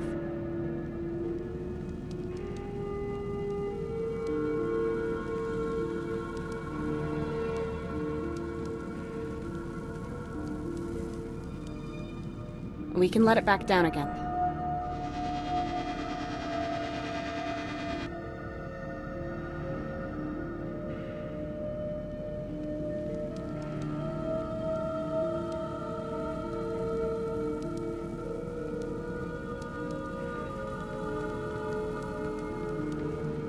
Let's get rid of these straps first.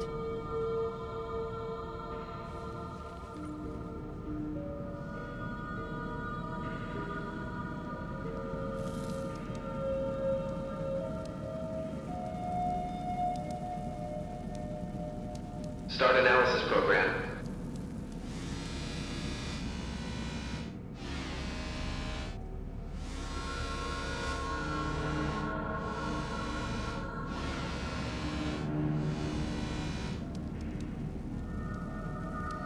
Vehicle ready to start with restrictions. Great! It won't last long due to a long service life, material fatigue, and other issues. But it should work. Core, please save the data so we can look for a good route at the mission console.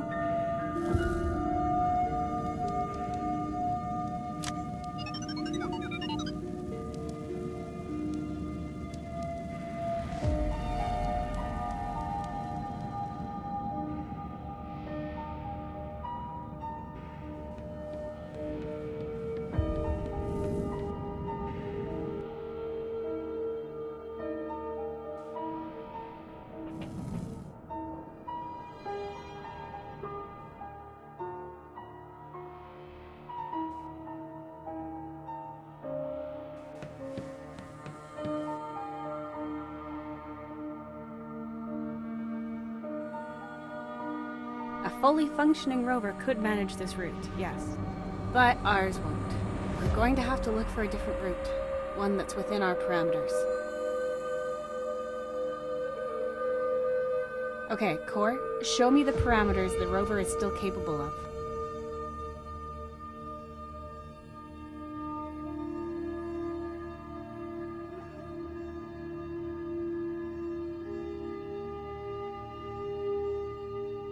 No, it can't take that route.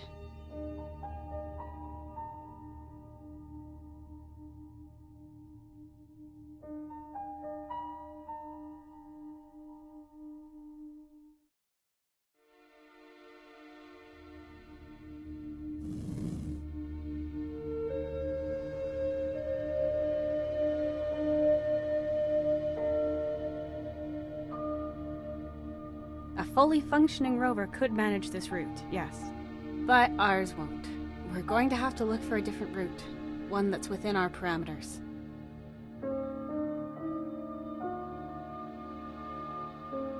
A fully functioning rover could manage this route, yes. But ours won't. We're going to have to look for a different route. One that's within our parameters. Okay, Core, show me the parameters the rover is still capable of.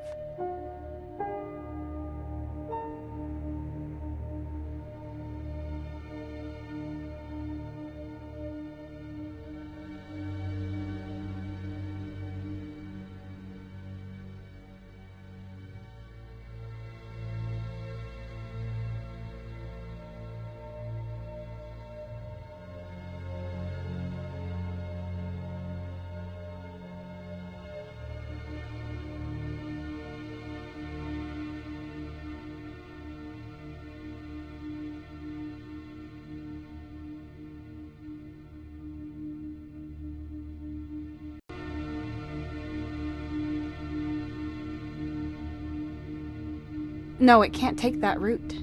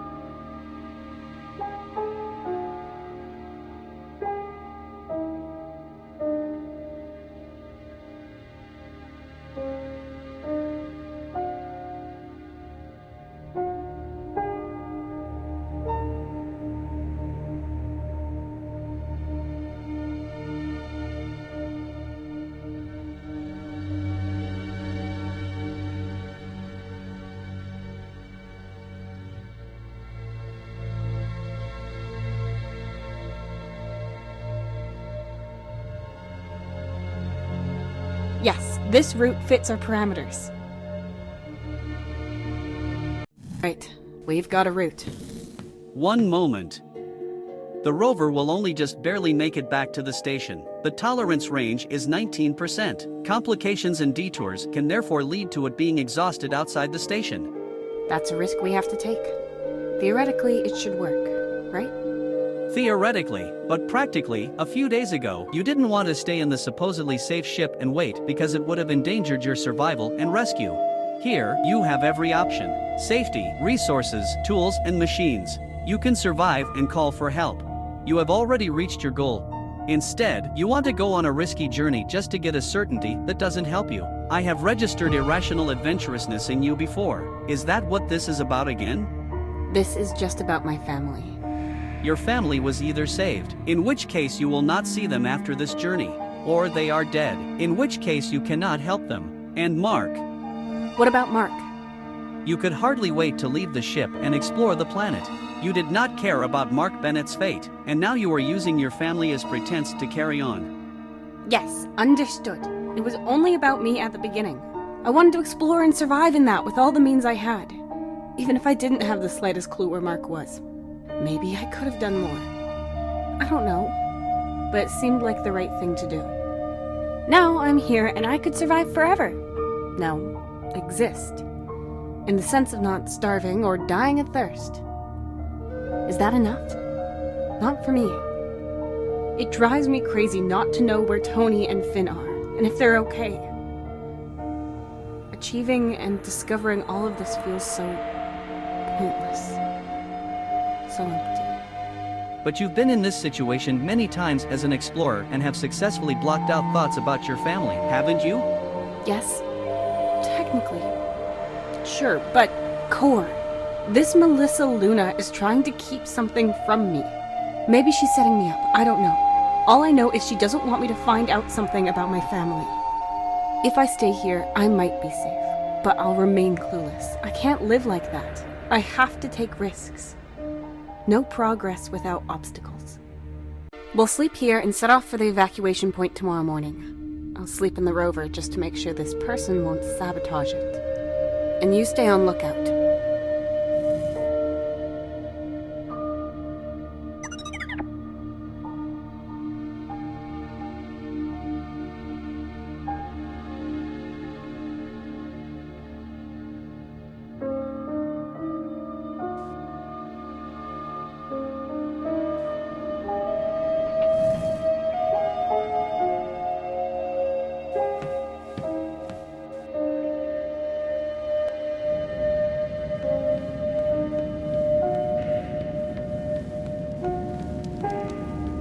Everything's prepared and ready.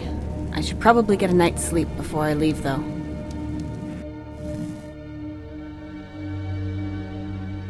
Core? Yes, Tessa. What did the sun say to the earth? I'd just be a star without you. Is that really the punchline? No, my humor subroutines generated this joke with AI. Was it ineffective? I suppose. Or maybe my humor subroutines are broken down. Or maybe AI just isn't as far ahead as we all thought. Good night, Core. Good night, Tessa. I will keep watch.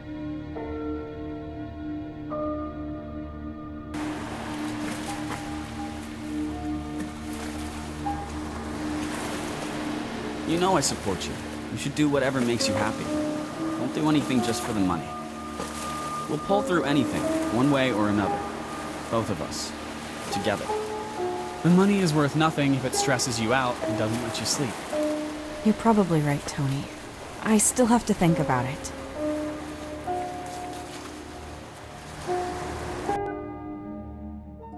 Your husband and son mean a lot to you.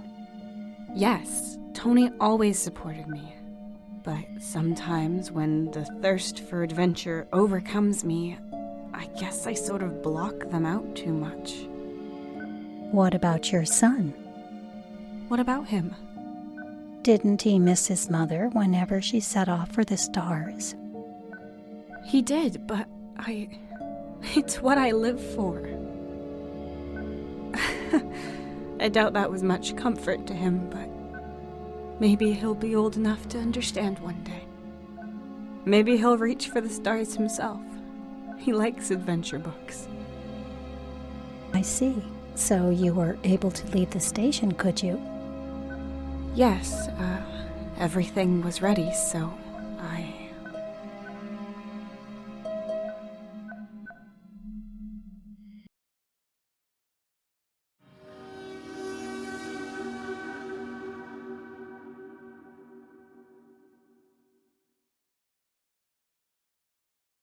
Good morning, Tessa. Good morning. How are you feeling? Pretty good, surprisingly. Don't ask me why, but I'm in the mood for adventure. Like, I'm excited because I'm going on vacation today. This mixture of departure, curiosity, and fear of having forgotten something. And then this Melissa Luna comes into my head. The station's signals and data show no anomalies, and there were no attacks or dangers throughout the night. That's something. We can either take a last look at the station or we can head out straight away. I don't really want to waste any time. The station's signals and data show no anomalies, and there were no attacks or dangers throughout the night.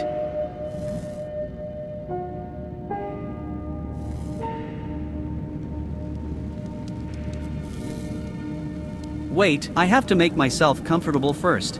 Yeah, make yourself at home. Have a scone. Come on.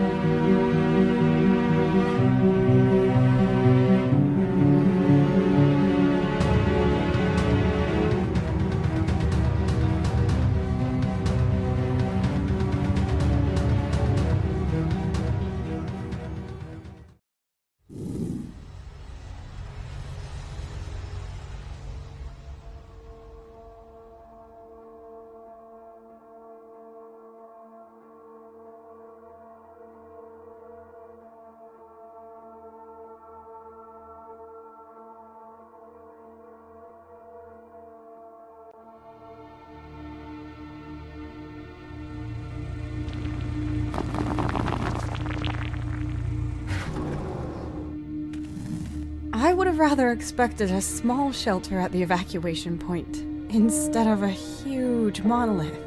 My scanners are too inaccurate at this distance. We need to get closer, then I can calculate more precisely whether it is a natural or artificial construction. And there's the other rover, as if it ran out of power. Any signs of life core? None apart from your own. Maybe we can find clues on the rover.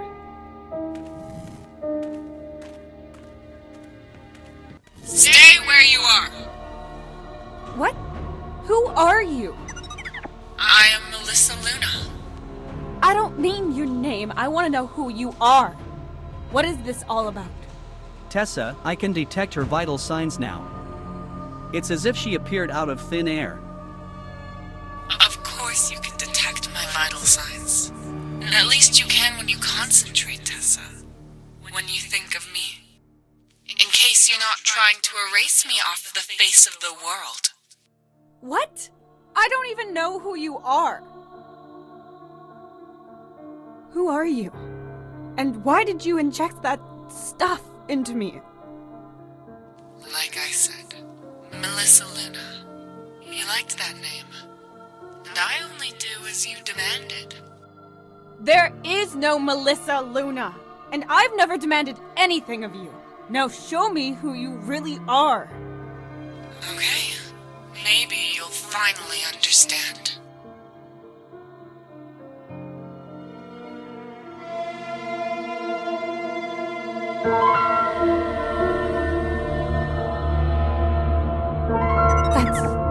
That's impossible. I am you. We built this all together. Me more so than you did, but you wanted it all like this. I just wanted to be with my family, nothing more. Oh, but you always wanted more. Experience more, do more. Experience so much that it would be enough for 2 lives. And so, you created me instead of getting help. And now I'm here to help you. For good. Accept it. I'm not going to accept anything. That's the Tessa Carter I know. What are you? You're not me. What do you think? That I'm a clone? An alien taking your shape? An ancient power that was banished to this planet eons ago? I'd love to tell you that I'm more than you could even imagine. But that would be a lie. You're just here by accident. It should have been Nolan instead of you. But then the accident happened. And since then you haven't been able to think straight. What are you talking about? It doesn't matter. It's too late. Go back, as long as you still can. Eventually, you and the station will be found. And then you'll be famous. All thanks to me. Famous? I want to survive and be with my family. I feared you might. Why did you attack us at the station? Destroy machinery. Kill people. Can't I destroy what I myself created? I tried to adjust everything in order to make sense. It really looks like the station's been abandoned for quite a while now. Don't you think? We should have made it like that from the start. I hate to admit it, but they were right with their suggestions for improvement. They? And what makes you think you created anything or anyone? You're not a goddess! Are you sure? Oh, Tessa, you're so humble. You need to take control and stick with one direction. Make difficult decisions. Restrictions can be a godsend for creativity. Did you give me a restriction by destroying the station's communication console? Yes, good example. Sometimes you just have to ignore the things that are distracting you. Especially when they're nothing but memories. Why did you want to stop me for calling for help at the station? You should be grateful. All I did was protect you from moments of weakness. You don't need help, Tessa. You're fine on your own. We don't need them. I don't, and neither do you. Just as you hesitated in the ship's wreckage whether you should wait or not. Sometimes you just need a little push to get you going. I just had to make sure Joe wouldn't get the idea of coming here into your head. Looks like I failed there. I thought you'd see the broken communications console and welcome change. A chance to prove yourself. Instead, you come here, following some vague possibility of seeing your family. Maybe you misjudged me. I am you. That's like saying I misjudged myself. That's impossible. Where is Mark? I've been wondering that too. I don't know. Questions concerning individual fates can't always be answered. I hope he's okay, and that everyone remembers him. I could call him, but it would just be an echo. A replica of what he could have been. I don't understand. If you can call him, then call him! He wouldn't be himself, Tessa. Just accept that he's been forgotten. Here's the station workers' evacuation point. My family has to be around here somewhere. You're almost there. But they've moved on. Without sparing a thought for you. Do you believe me now? You can only trust yourself. Ourselves. They're not here anymore. I won't allow you to find them. You just destroy everything we've worked for. What? Wait!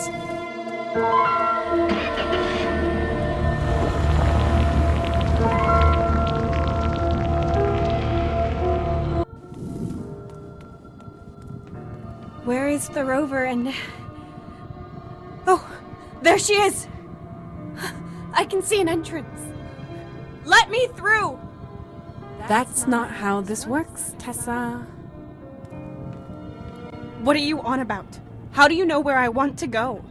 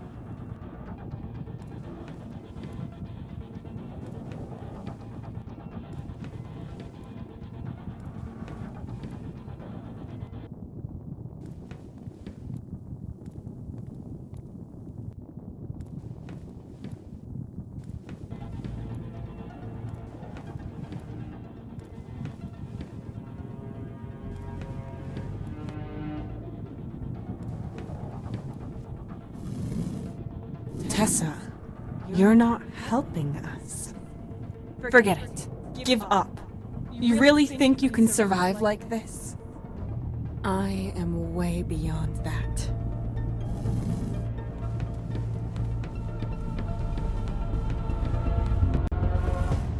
Who was she, Cor? She was speaking in riddles. She looked like me, but as if she were inside my head. I do not have an answer, Tessa. Her vital signs matched yours 100%, but they were slightly weaker, as if she was only a fragment. A fragment. And this. This doesn't look like the station's technology. Nor is it natural in any way. Can you tell me anything about it?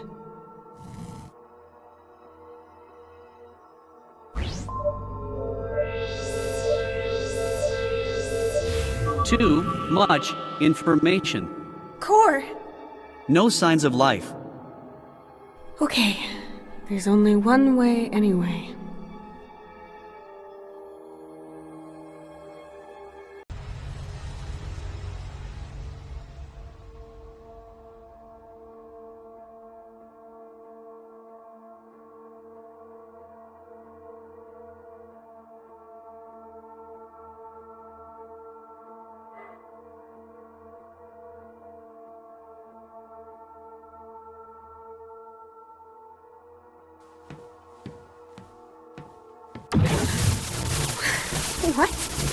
What is that? Does it hurt, Tessa? No, but I can't move. Maybe I can do something. Be careful, Core. Core! It worked. Core, are you okay? Of course, no problem. You're smoking. It's just a cable wound.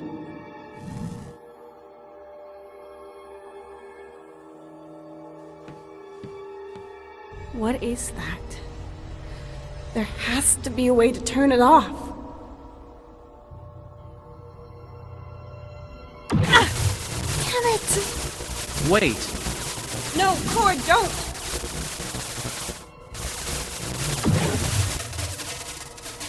Stop it, Core. There has to be another way. It doesn't look like it, Tessa.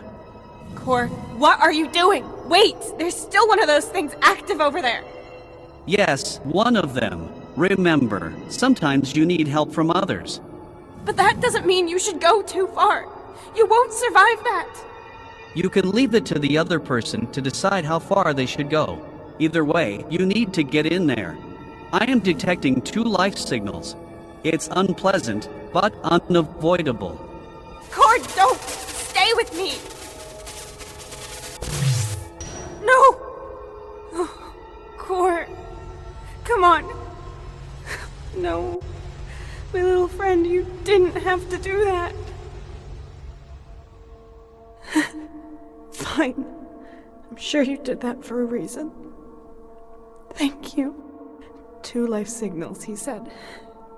How is that possible?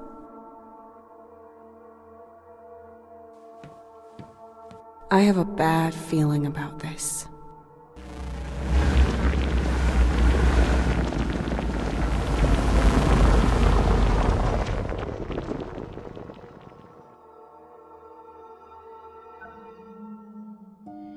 Why are you hesitating? It's my memories of what happened then. Yes? They're weird. Blurry? No, I can see it clearly, but I don't understand them. Maybe I can help you.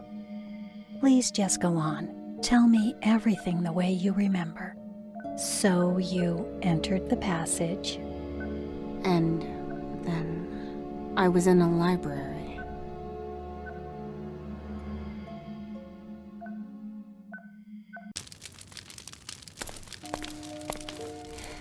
Incredible. I thought this was a strange but natural feature that was used as a shelter, but this?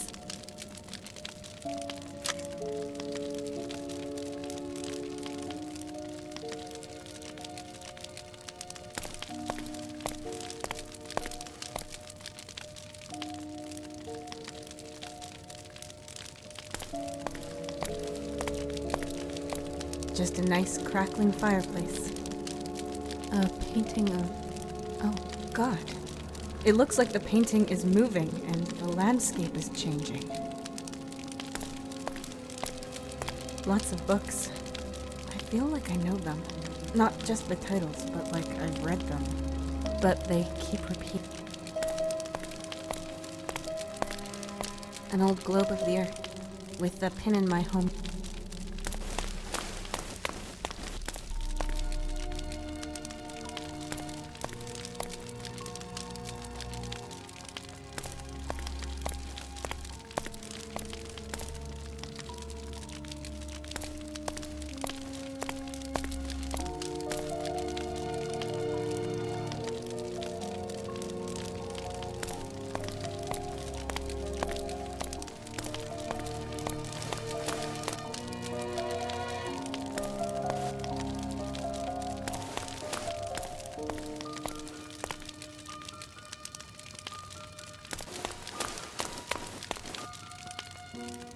I used to read in one of these a lot.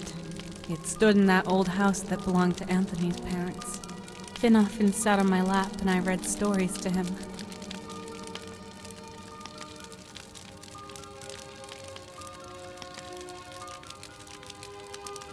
Now, I'm going completely insane.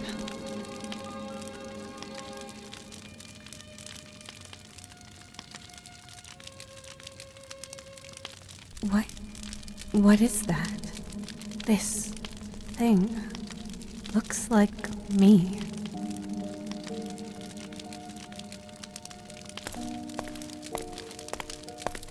It feels like happiness. It's scary, but it also feels so familiar.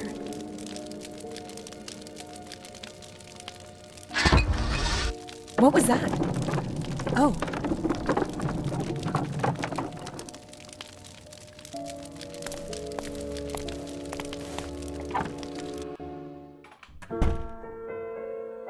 Tony? Oh, there you are.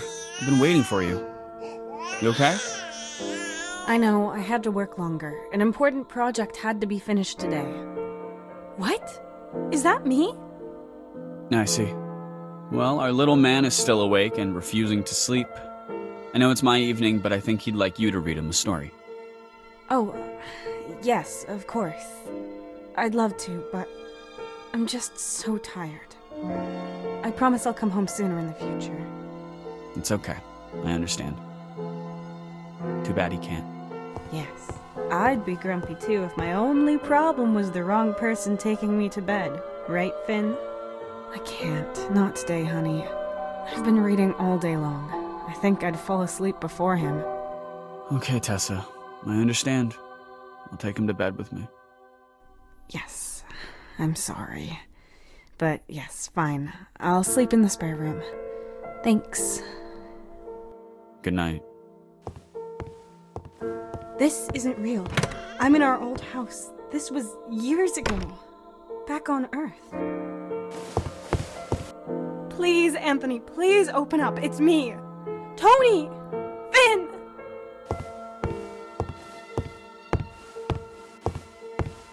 I vaguely remember. I was working overtime, but I don't remember why. Or what I was working on. I remember I had to read a ton, and even had to take eye drops to relieve the strain. Field reports, maybe? New expeditions? But what's this here? Honey, we have to get going. See you this evening. Come on, we're late. Tony! Finn, please wait!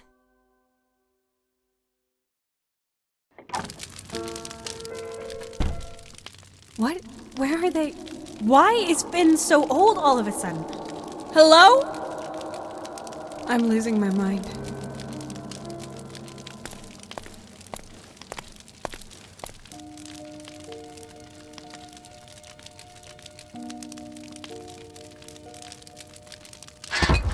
There it was again.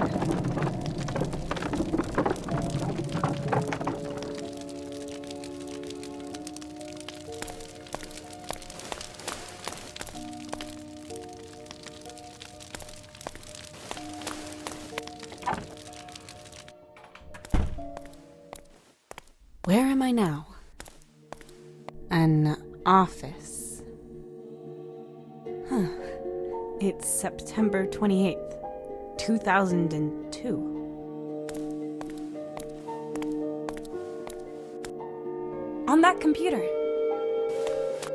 Shambhala Group Inc., publishing company. Lead editor.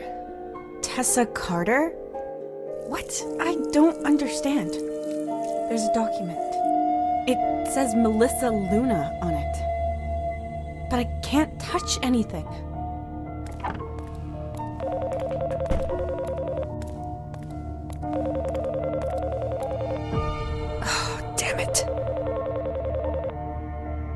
Hey, honey, I know I'm late. I'll head out in a minute. I see. Why are you working so late again? Lots to do. I have to edit a pretty long chapter. Sure. I tried to call you earlier. Guess you haven't listened to your voicemail? No, sorry. Great. Would have been important to me, but whatever. I'm gonna need my black tie tomorrow, the one Mark borrowed. You got it? He's already gone. Ah, of course. Because he knows he's got a life beside work. I should have known. I just forgot. Yes. Fine. But is everything else prepared for tomorrow? Tomorrow? Tomorrow. Tomorrow is... September 29th, 2 p.m. Noah. Oh, I'm sorry. Sure. But you're the lead editor who can postpone meetings and leave whenever she wants. Isn't that what you said?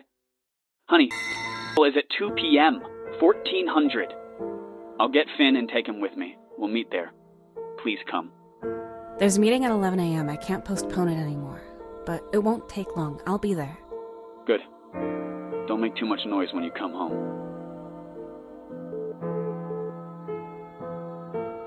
You have one new message. Hey, honey, it's me. I've sent you an email with the pictures for the condolence card, you know, 'cause your printer's better. Please remember to fill out your vacation forms. I have to hand mine in today, but I won't do that until your vacation's been approved. Oh, and most importantly, don't forget the black tie Mark borrowed off me, okay? Call me back. Condolence card, tie, vacation. Damn, I keep forgetting stuff like this. Secretly writing a book at work might not have been the best idea. But just a few more weeks and it's done. He could give me some space, to be honest. Noah, I remember him. An old colleague of Tony's, a good friend. Anthony was heartbroken when he died. And I didn't even bother writing his funeral into my calendar.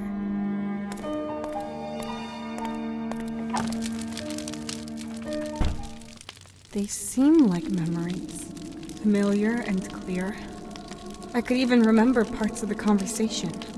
I've never worked in an office like that. Have I? Neither with the IMC nor with the Shambhala group. And the date. Everything is reverberating in my head. September 29th, 2 p.m., 1400. But the year, 2002?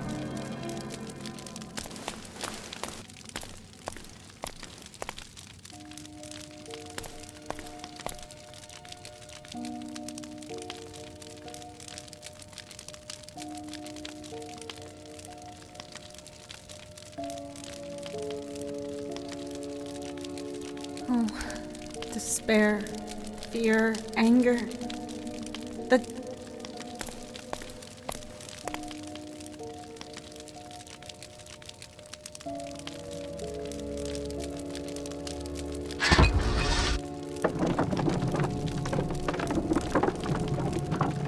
That sounded like another door. Am I finally going to find them?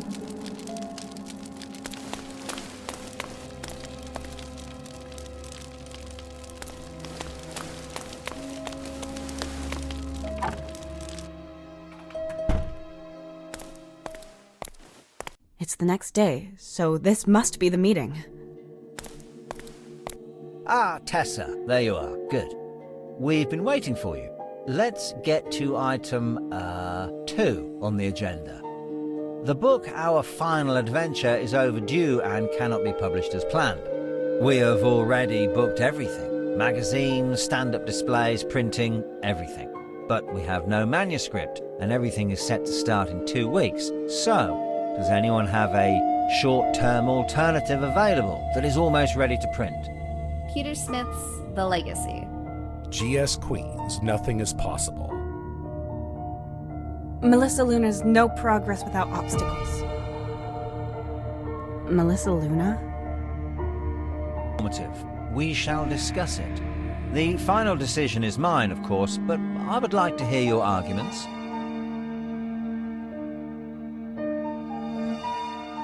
What is she doing? She needs to go. The funeral is at 2 p.m. Okay, that's settled. G.S. Queen's Nothing is Possible.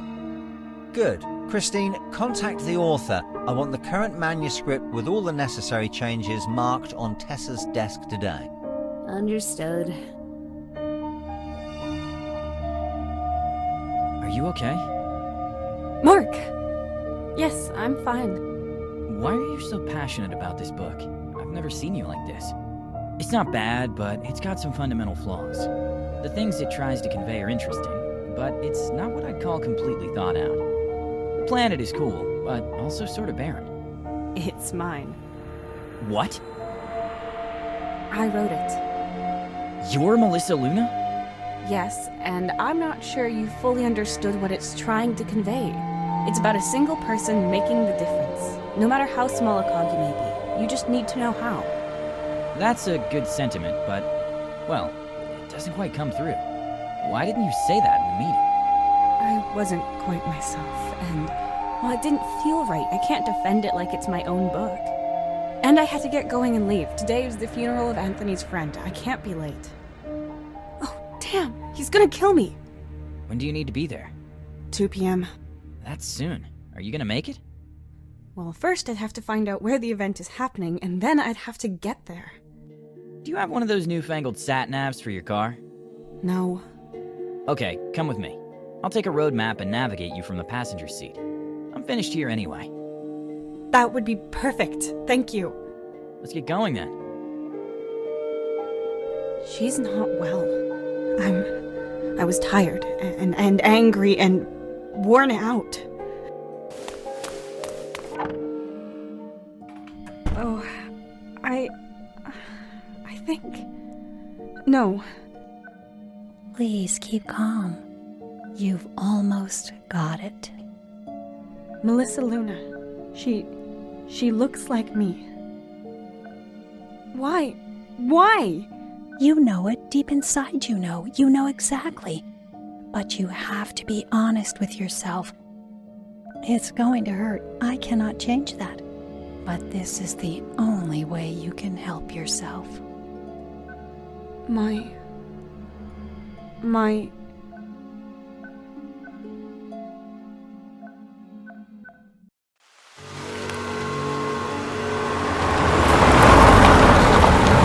It's not reacting!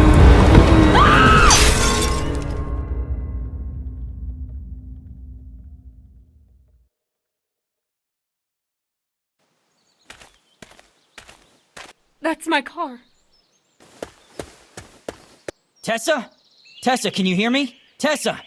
Oh god. Oh, he's injured and bleeding a lot. Hello? Hello? My name's Mark Bennett. We've had a car accident on the forest road from Springfield to Fairview. There's a creek next to us. Please, send help quickly. My friend is unconscious and injured. Come on, Tony, pick up. Yes? Hello, Mark? Tony, I can't understand him anymore. He's lost consciousness.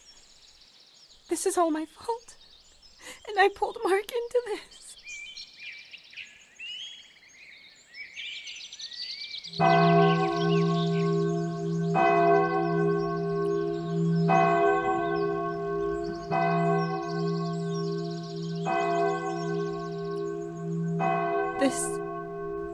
This church is not standing on the edge of a forest. I know it, but I don't know how.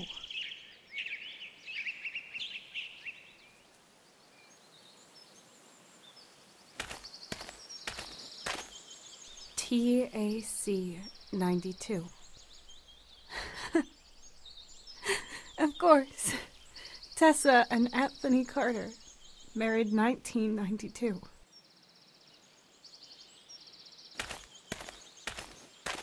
I'd like to help them, but they're both gone.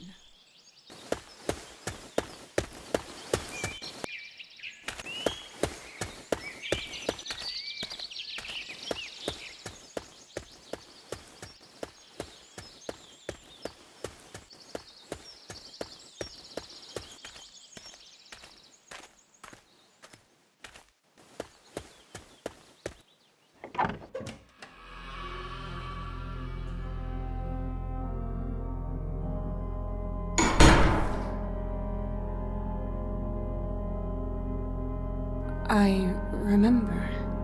Tony and I got married here. This used to be a happier place. Back then.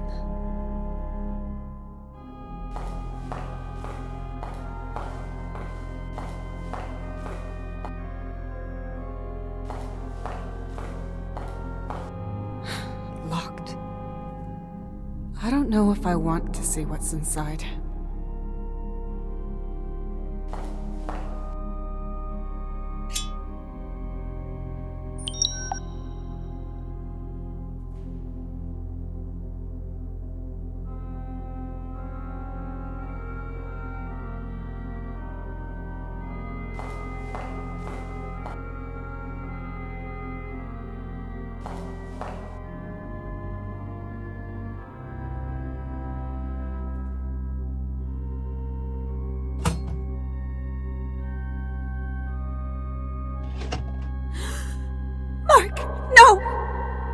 Please.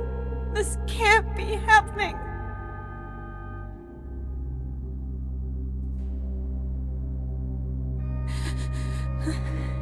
If all the other things were memories, is this one too? Or is it just me worrying? I was unconscious in the car. How should I know if he's dead? Please don't be. What is that? This door doesn't fit into a church like this one.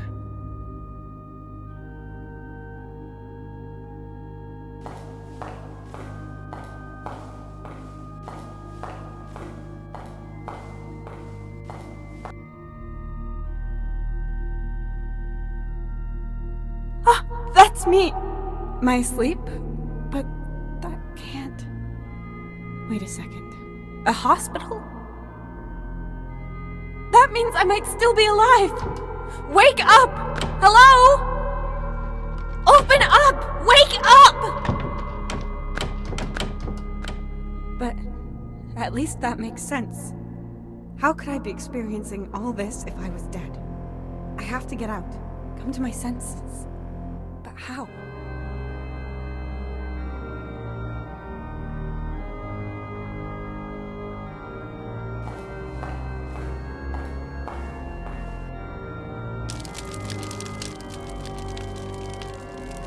And I have to get going and leave. I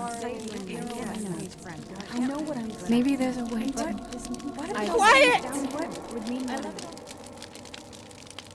Just leave me alone.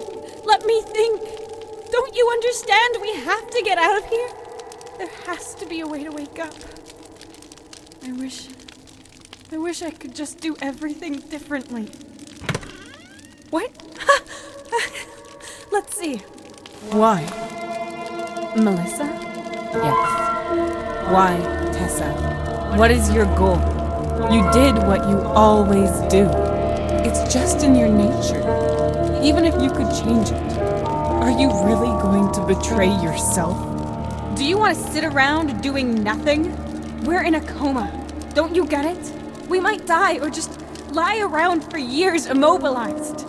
Don't you want to live again? Yes, I know. I don't want us to change just so we can live. It's a fight that you can't win. You won't change. It's hopeless. I already did. You knew this whole time? We, Tessa, we knew the whole time.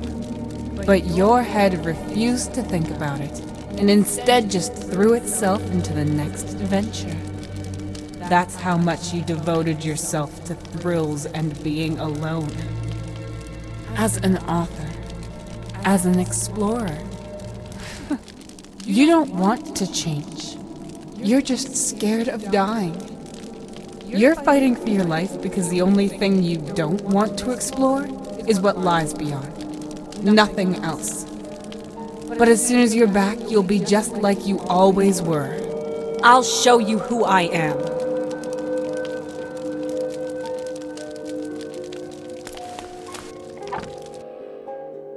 Oh, there you are. I've been waiting for you. I'm sorry.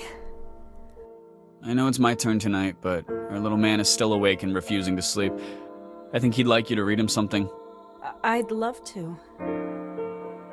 Great, thanks. I'm honestly pretty exhausted from work.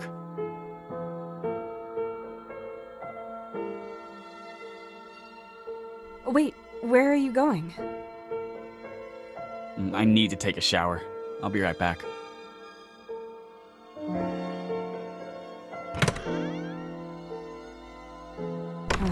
I feel exhausted all of a sudden. Just like back then, I suppose. And I'm wearing completely different clothes. Can I change something, maybe? Maybe I can get him to sleep. Then we could relax afterwards.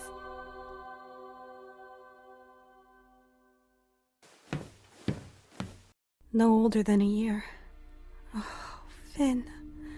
I am so sorry. I wish I could take you into my arms, but he's barely awake. Something's bothering him, though. How could I help him? No older than a year. Oh, Finn. I am so sorry. I wish I could take you into my arms, but he's barely awake. Something's bothering him, though. How could I help him?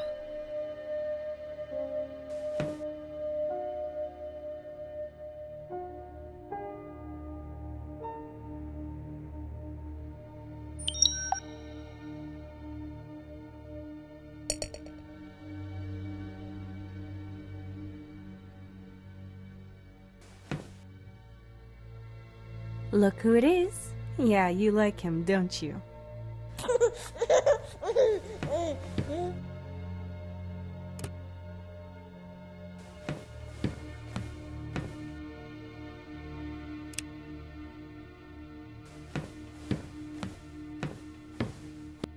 I can't see anything. It's too dark.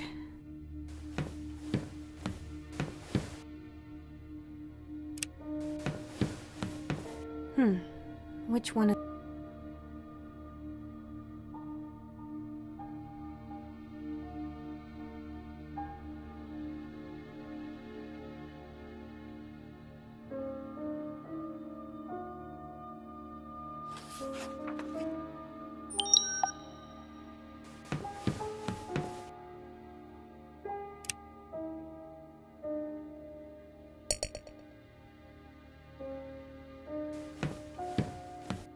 He's clinging to the other plushie. He doesn't need another one. Once upon a time. He's still whining. I don't think it's the book, but there's something else bothering him.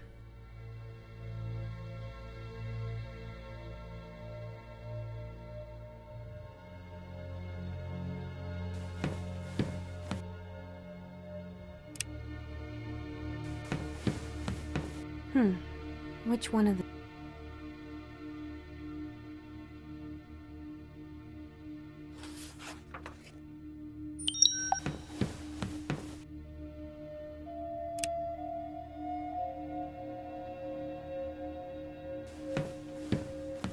Once upon a time. I don't think it's the book, but there's something else bothering him.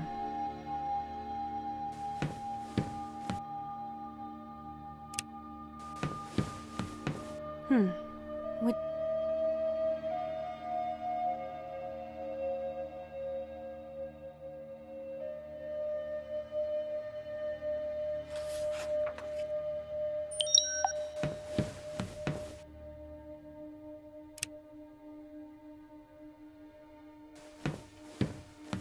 Once upon a time. He's still whining. I don't think it's the book, but there's something else bothering him.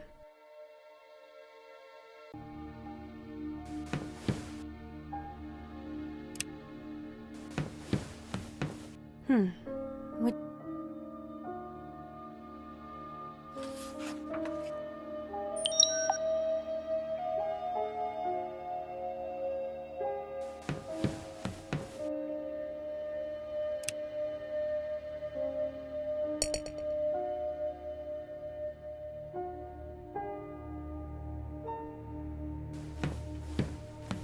Once upon a time.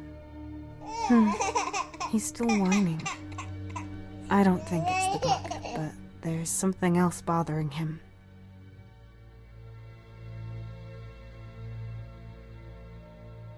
No older than a year. Oh, I wish I could take you into my arms, but he's barely awake. Something's bothering him, though. How could I help him? He's clinging to the other plushie. He's clinging to the other plushie.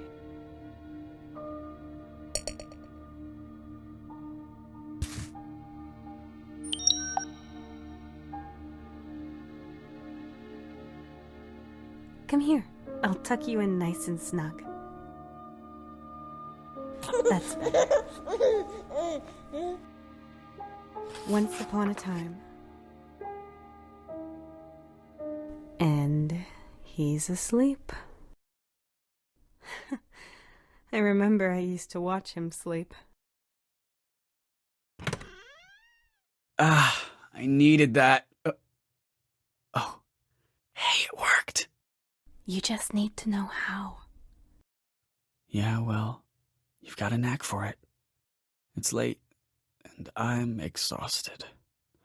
I'm going to bed. Are you coming? I don't think that's possible, but... Wait.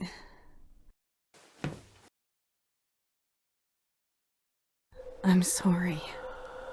Oh, Tessa, I know how you feel.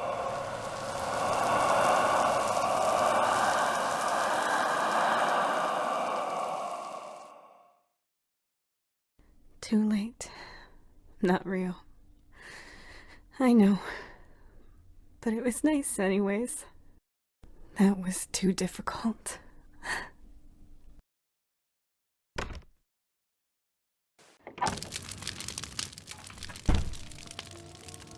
It was exhausting to take care of him after work, but now it feels more like a blessing. I suppose it used to be too much of a routine. I took it for granted. I would have definitely had the energy if I just forced myself a little.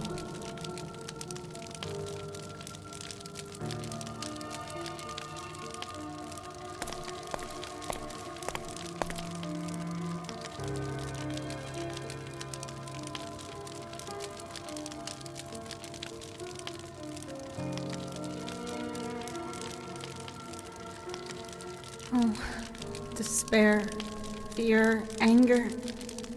That didn't feel good. Melissa, my alter ego that I used to chase my dreams, to take risks and go my own way. Maybe the part of me that doesn't want to be a part of something bigger.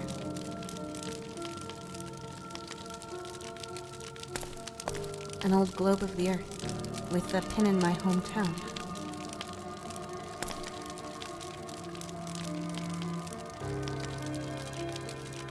Yes, that felt lovely.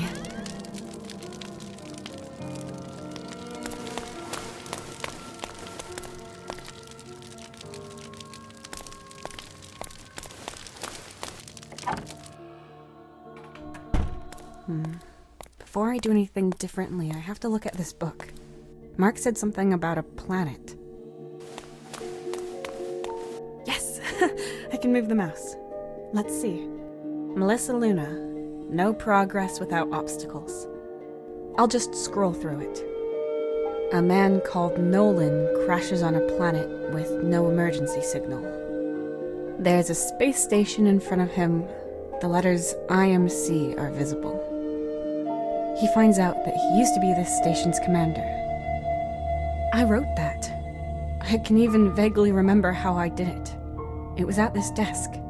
I was alone with nothing but the buzzing of lights to keep me company. I submitted it under the name Melissa Luna. She was my pseudonym, so I could write the book in peace without intervention. Tony had no idea and probably kept wondering why I was at work so long. All so I could do it without help. But then I sort of experienced my own book, and because Melissa was the author, she was able to change everything in the story just how she needed it. Remove people, fly, everything. But how is that?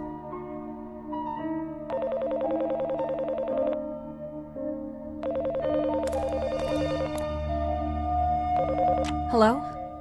Hi, it's me. Still at work after all?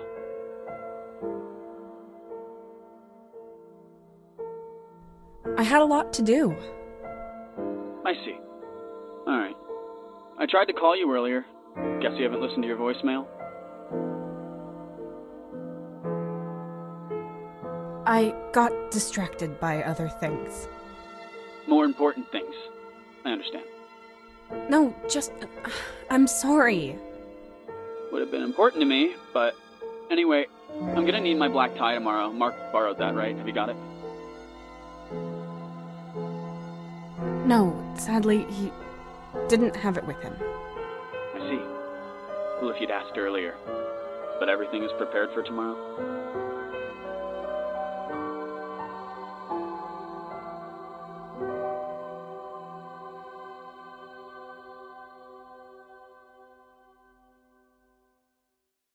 There's a meeting at 11 a.m. I'll rush through that, then I'll get in the car and be there at 2. That's something, at least. I have a few things to sort out, and then I'll go to bed. Please don't make too much noise when you get home. See you tomorrow. See you then. I love you. I'm sorry. What am I doing here? It's too late to change anything.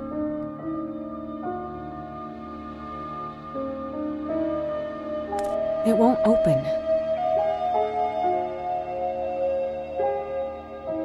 It won't open.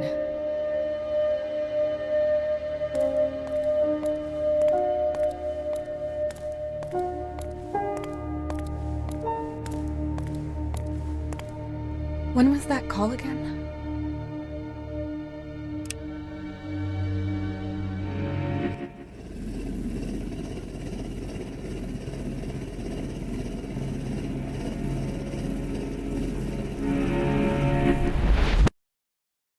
Whoa, it worked. Hey, Tessa, are you okay? Your phone just rang. It was your husband. Sorry, I saw it in passing. Thanks, no problem. Are you sure? You've been a bit worn out these past few days and weeks. Yeah, yes, I'm fine. Good. I hope. I already forgot what I was supposed to do for Tony. Good thing he left me a message.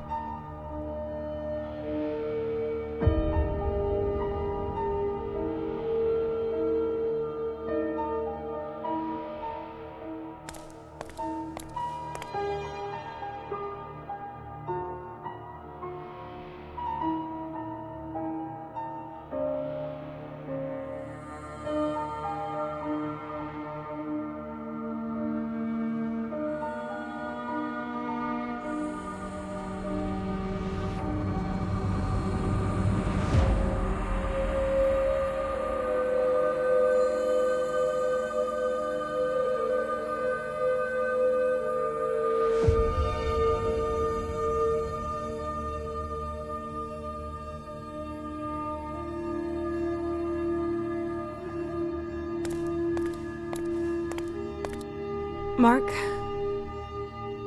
Hey, Tessa. What can I do for you? Tessa? Oh, sorry. How are you? Great. Well, the same old job, but it's going great with Lisa. Actually, we've been looking for a house, but I'm thinking of proposing to her before. That is a great idea. I'm so happy for you two. You don't sound happy. Do you know something I don't? Has she told you she's unhappy with me? No. She loves you. And she doesn't want to lose you. I'm sure of that. You're doing the right thing. Whew, okay. You had me there for a second. Yeah. Do you remember the black tie you borrowed? I need it back. Sure, I've got it right here.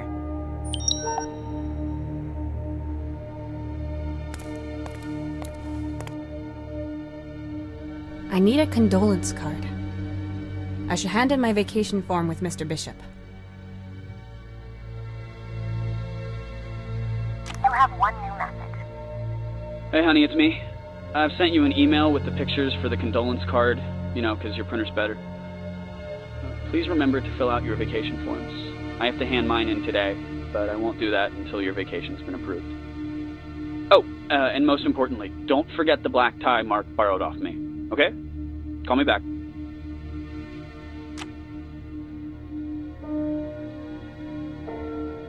I need a condolence card. I should hand in my vacation form with Mr. Bishop.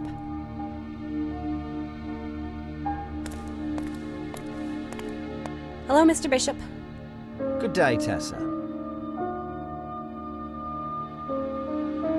I'd like to take a vacation in November. Oh, you're pretty late with that, dear. But I think nobody else has applied for a vacation that month, so... Okay, fill out the vacation form and hand it in. Got it, will do.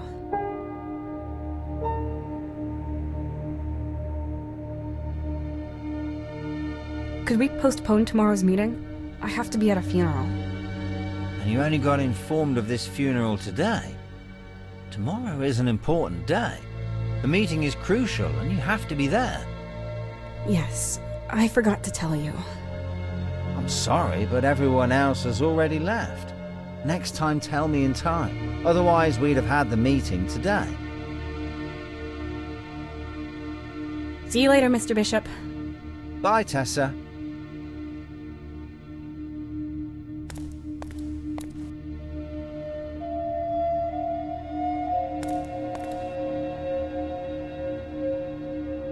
I need a condolence card. I should hand in my vacation form with Mr. Bishop.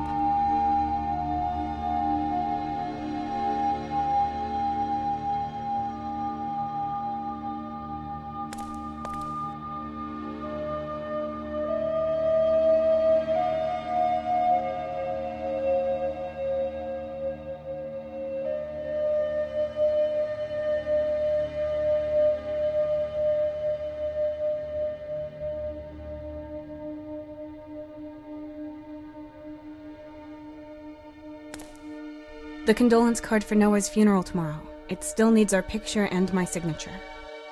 I'll take a pen, too.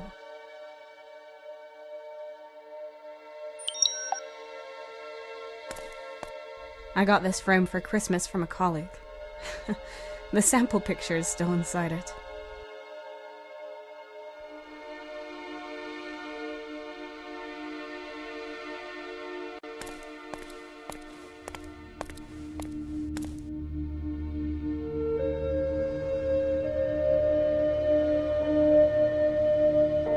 Forms, applications, documents. I'll take one of the vacation forms.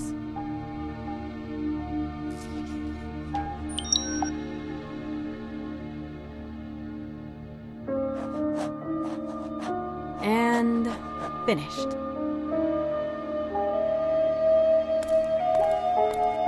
Let's see. Yes, I can approve that. Thanks.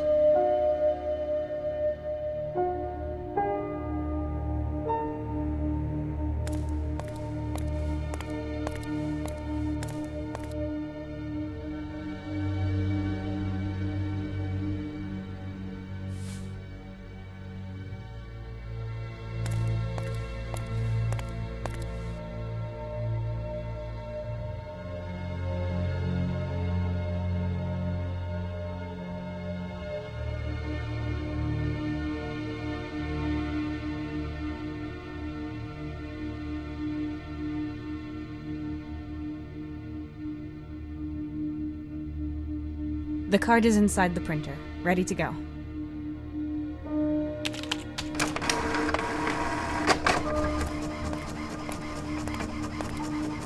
The picture fits perfectly onto the card.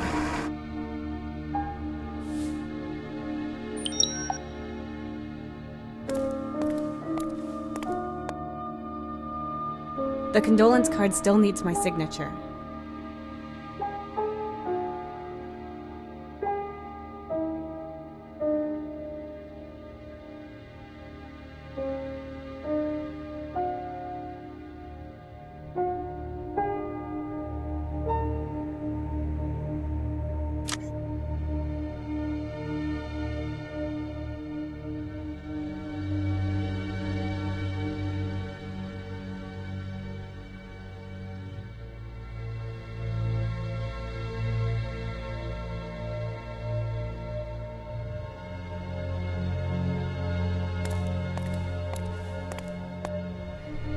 Printer and copying machine. Ugh, I can hear the sound in my head, even while it's off.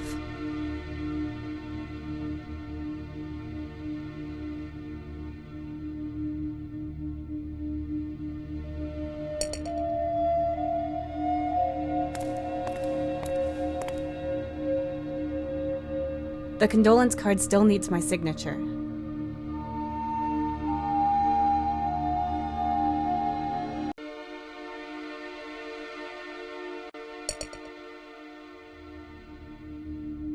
As neatly as possible.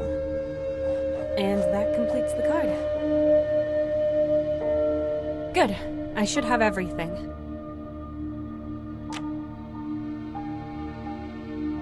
Hey, honey. Thanks for calling me back. So, what's the deal? I think I've got everything. Good. The condolence card is ready too? Fresh off the press and signed. Great, thank you. I've got your black tie, and my vacation has been approved. Oh, excellent. Are you gonna be at work much longer? No, I think I'm almost ready to come home. Great. But you sound unhappy. You can stay if you've got something important to finish. I'm pretty exhausted from work, and I'm probably gonna fall asleep on the couch. You'll think of tomorrow? How could I forget Noah? Good. I love you. See you later. I love you too. See you.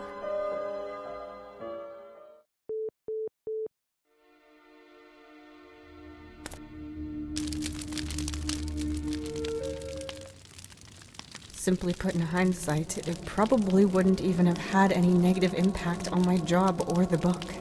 Still, back then, I ignored those facts, telling myself I had to concentrate on what I was working on. If there was any job I was forcing myself to do, then it was one I imposed on myself. There's one door left. But is this still not enough to wake up? I understand now. All of it.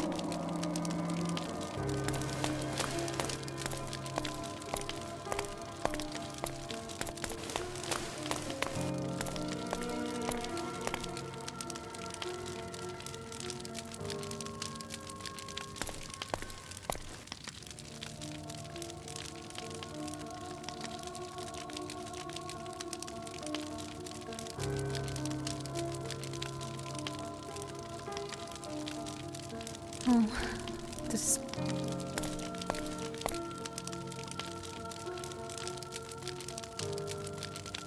Yes, that felt lovely.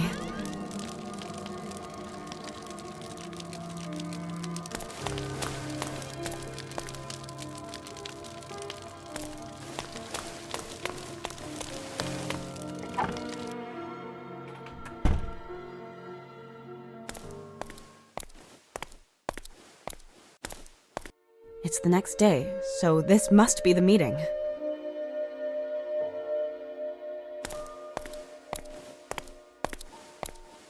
I have to get this meeting finished before 1 p.m. I'm sure the others are going to try to get their suggestions through. I don't really care which book makes it, as long as Mr. Bishop decides quickly. Ah, Tessa, there you are. Good. We've been waiting for you. We've saved the most important point on the agenda until you arrived. The book Our Final Adventure needs to be replaced. G.S. Queen's Nothing is Possible. Peter Smith's The Legacy. I don't care. You don't care? Tessa, this is serious, and I'd like my lead editor to have an opinion. What's your suggestion? Melissa Luna's no progress without obstacles. Very informative. Let's discuss which title you'd prefer. I'm sure you've all made notes. What do you think about the book Nothing is Possible? Nobody cares about violence anymore.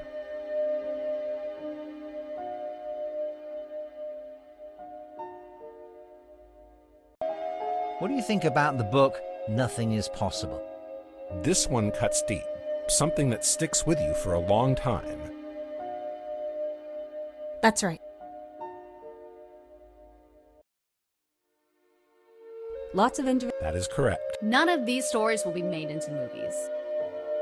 That's right. Well, nothing. What do you think about the book No Progress Without Obstacles? How are you supposed to promote an author that nobody knows?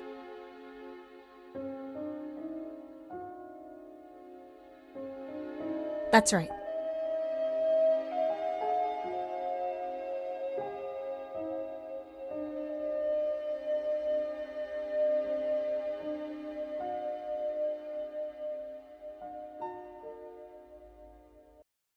This book has been in the works. That is correct. Around That's right. Well, nothing. What do you think about the... What's this? A children's book with scary dragons? Pick an audience book.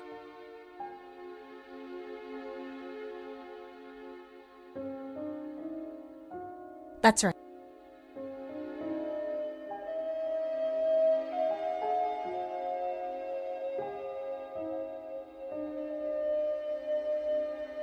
The umpteenth. That is correct. It's 600 pages long. So perfect for fantasy fans.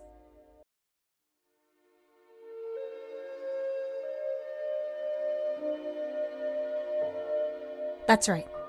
Well, nothing is possible. What do you think about the book? These are easy to read stories. Simple and funny.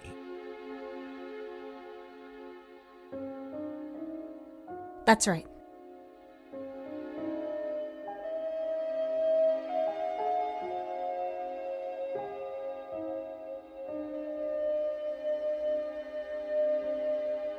This has absolutely... That isn't... There's bad language in... That's... Well, nothing. What do you think about the book No Progress Without Obstacles? Every answer just opens up a new question. Thrilling. That's right. A spaceship crash... That isn't... Grammar and spelling... That's right. Well, nothing is... What do you think about the... There's never been a success...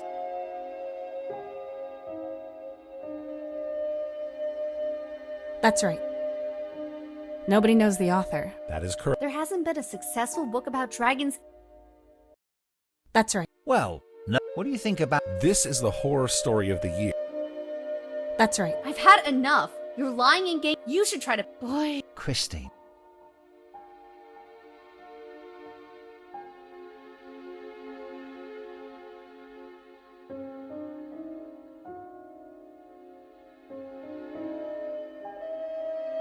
This author is... That is correct. Some of the stories are pretty disturbing and scary. Yeah. That's right.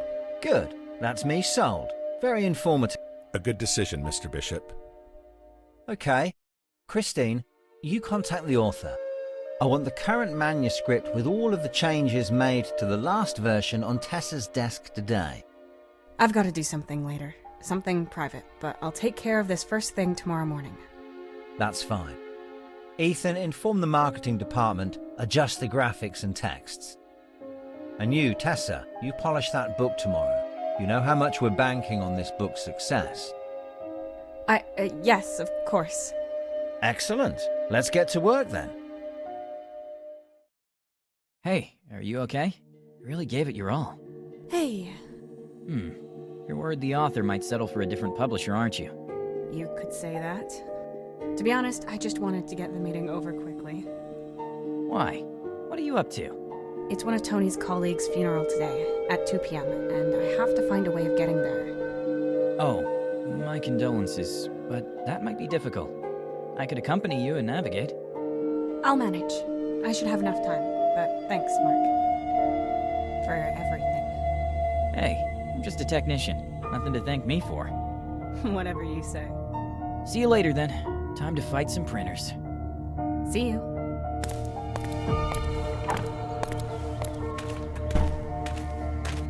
It worked! We didn't crash into the tree! I should have helped Tony with his problems instead of leaving them all to him. We should have solved them as a team. That would have helped a lot, I think. I'm sure this oh-so-important meeting could have been postponed if I wanted it to. But I was concentrating on myself too much. But all that would have only avoided this accident. Everything would have come crashing down at some point. If I kept on with these two jobs.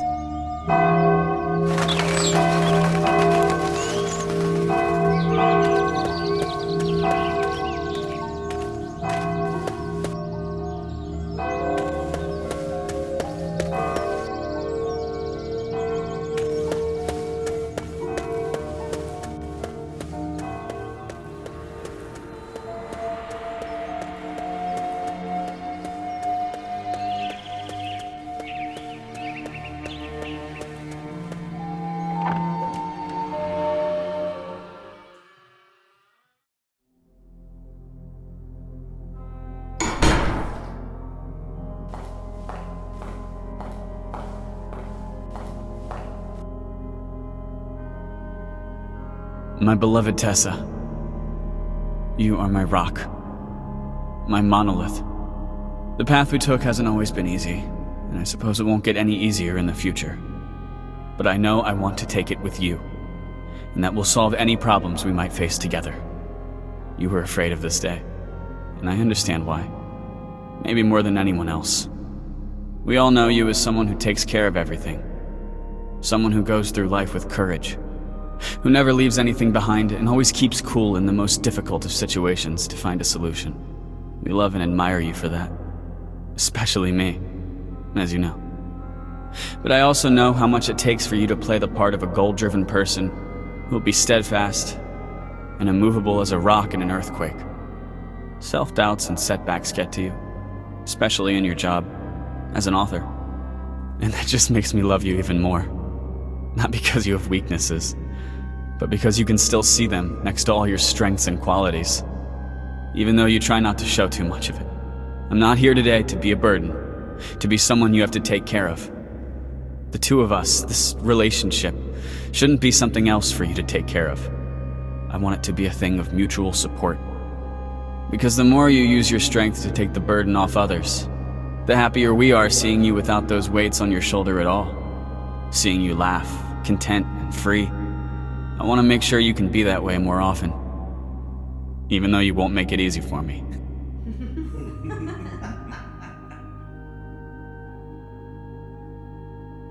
I want to fight. To be allowed to support you, so you can go through life unburdened and do what you love. Not because it's your duty, but because you want to. Let me be your cornerstone. And as a symbol of that, I'd like to give you this amulet. It contains a piece of a meteorite. It's rugged, imperfect, and it's had to go through a lot to get here. And yet it's breathtakingly beautiful. With an insane amount of effort and pain, you could turn it into something perfect. Or you could just accept that this splinter shows that it's part of something bigger, with all its imperfections. I don't need you to be a perfect rock that can withstand anything. We're both splinters that complement each other. Both of us make a we. Both of us form one monolith. Together.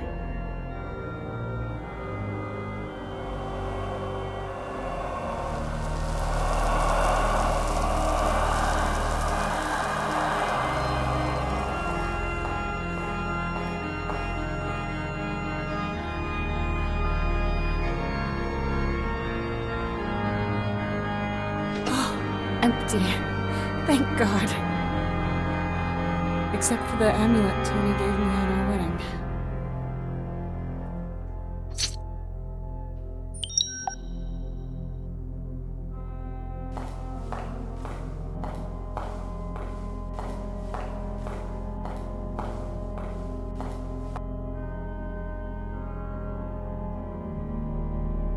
I'm in a hospital, and somehow I have to go through that door.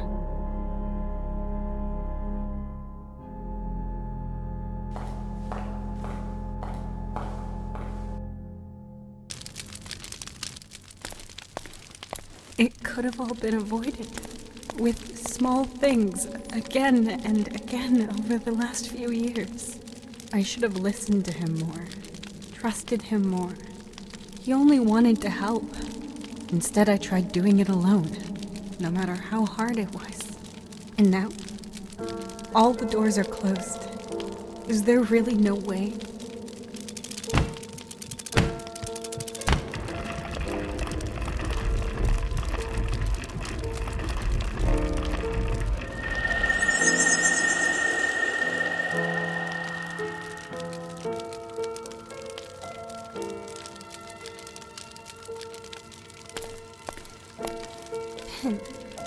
It looks like his hand is grasping something, but it's empty.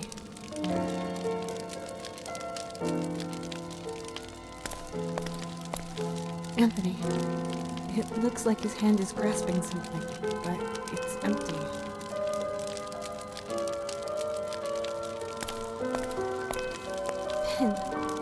It looks like his hand is grasping something, but it's empty.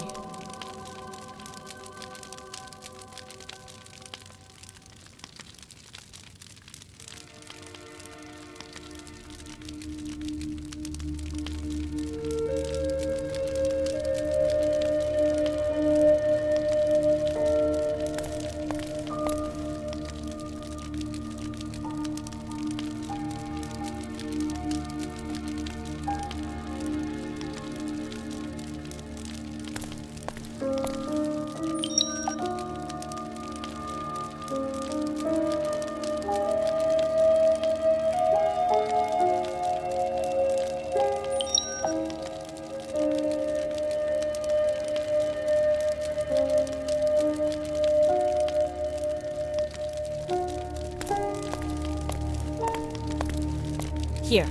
That's the amulet Tony gave us on our wedding. It was supposed to remind us that we're part of something bigger. That it's okay to make mistakes and get help. Our family is what's bigger. Our family accepts our mistakes and helps us. You're a part of me. You're a part of this family. You're saying you can see a way out for yourself? For us? Even though we would have to change? Yes. But you're right too. We always wanted to be steadfast, independent, and autonomous. And we are. But we have to make a choice. We can either be alone and never compromise again and show everyone what we can do. Or we can be together with Anthony and Finn. Which would mean compromises for all of us. I've made my decision. Independently, autonomously, in their favor. But you have to come with me. Otherwise, we'll just keep fighting in here forever, never achieving anything. When we wake up, you're going to have to account for all this. And implementing and keeping these changes will be unpleasant.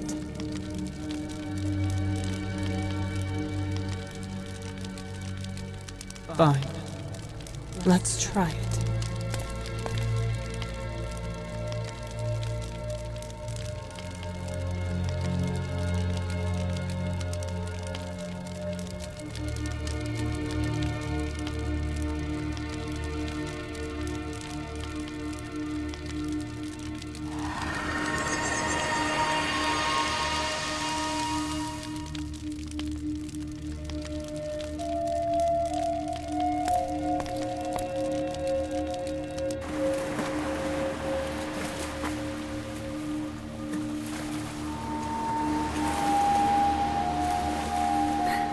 I think I'd be a good lead editor. Well, that'd be perfect for you. You probably wouldn't have time to write your own books anymore, but I'm sure you'll be happy working on other books too. But don't just do it for the money. I'm still here too. It's not just your responsibility.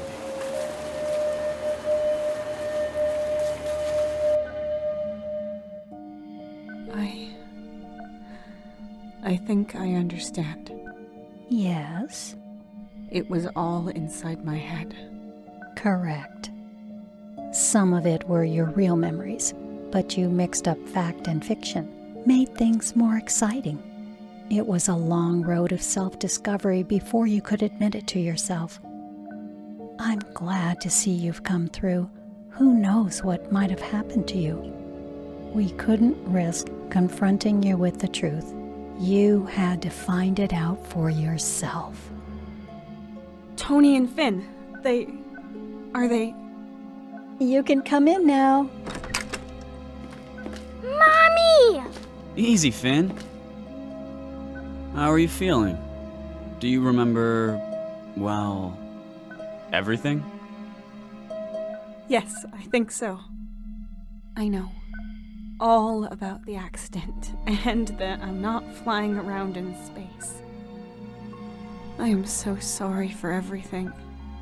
Mark, he survived, even in better condition than you. I'm so glad.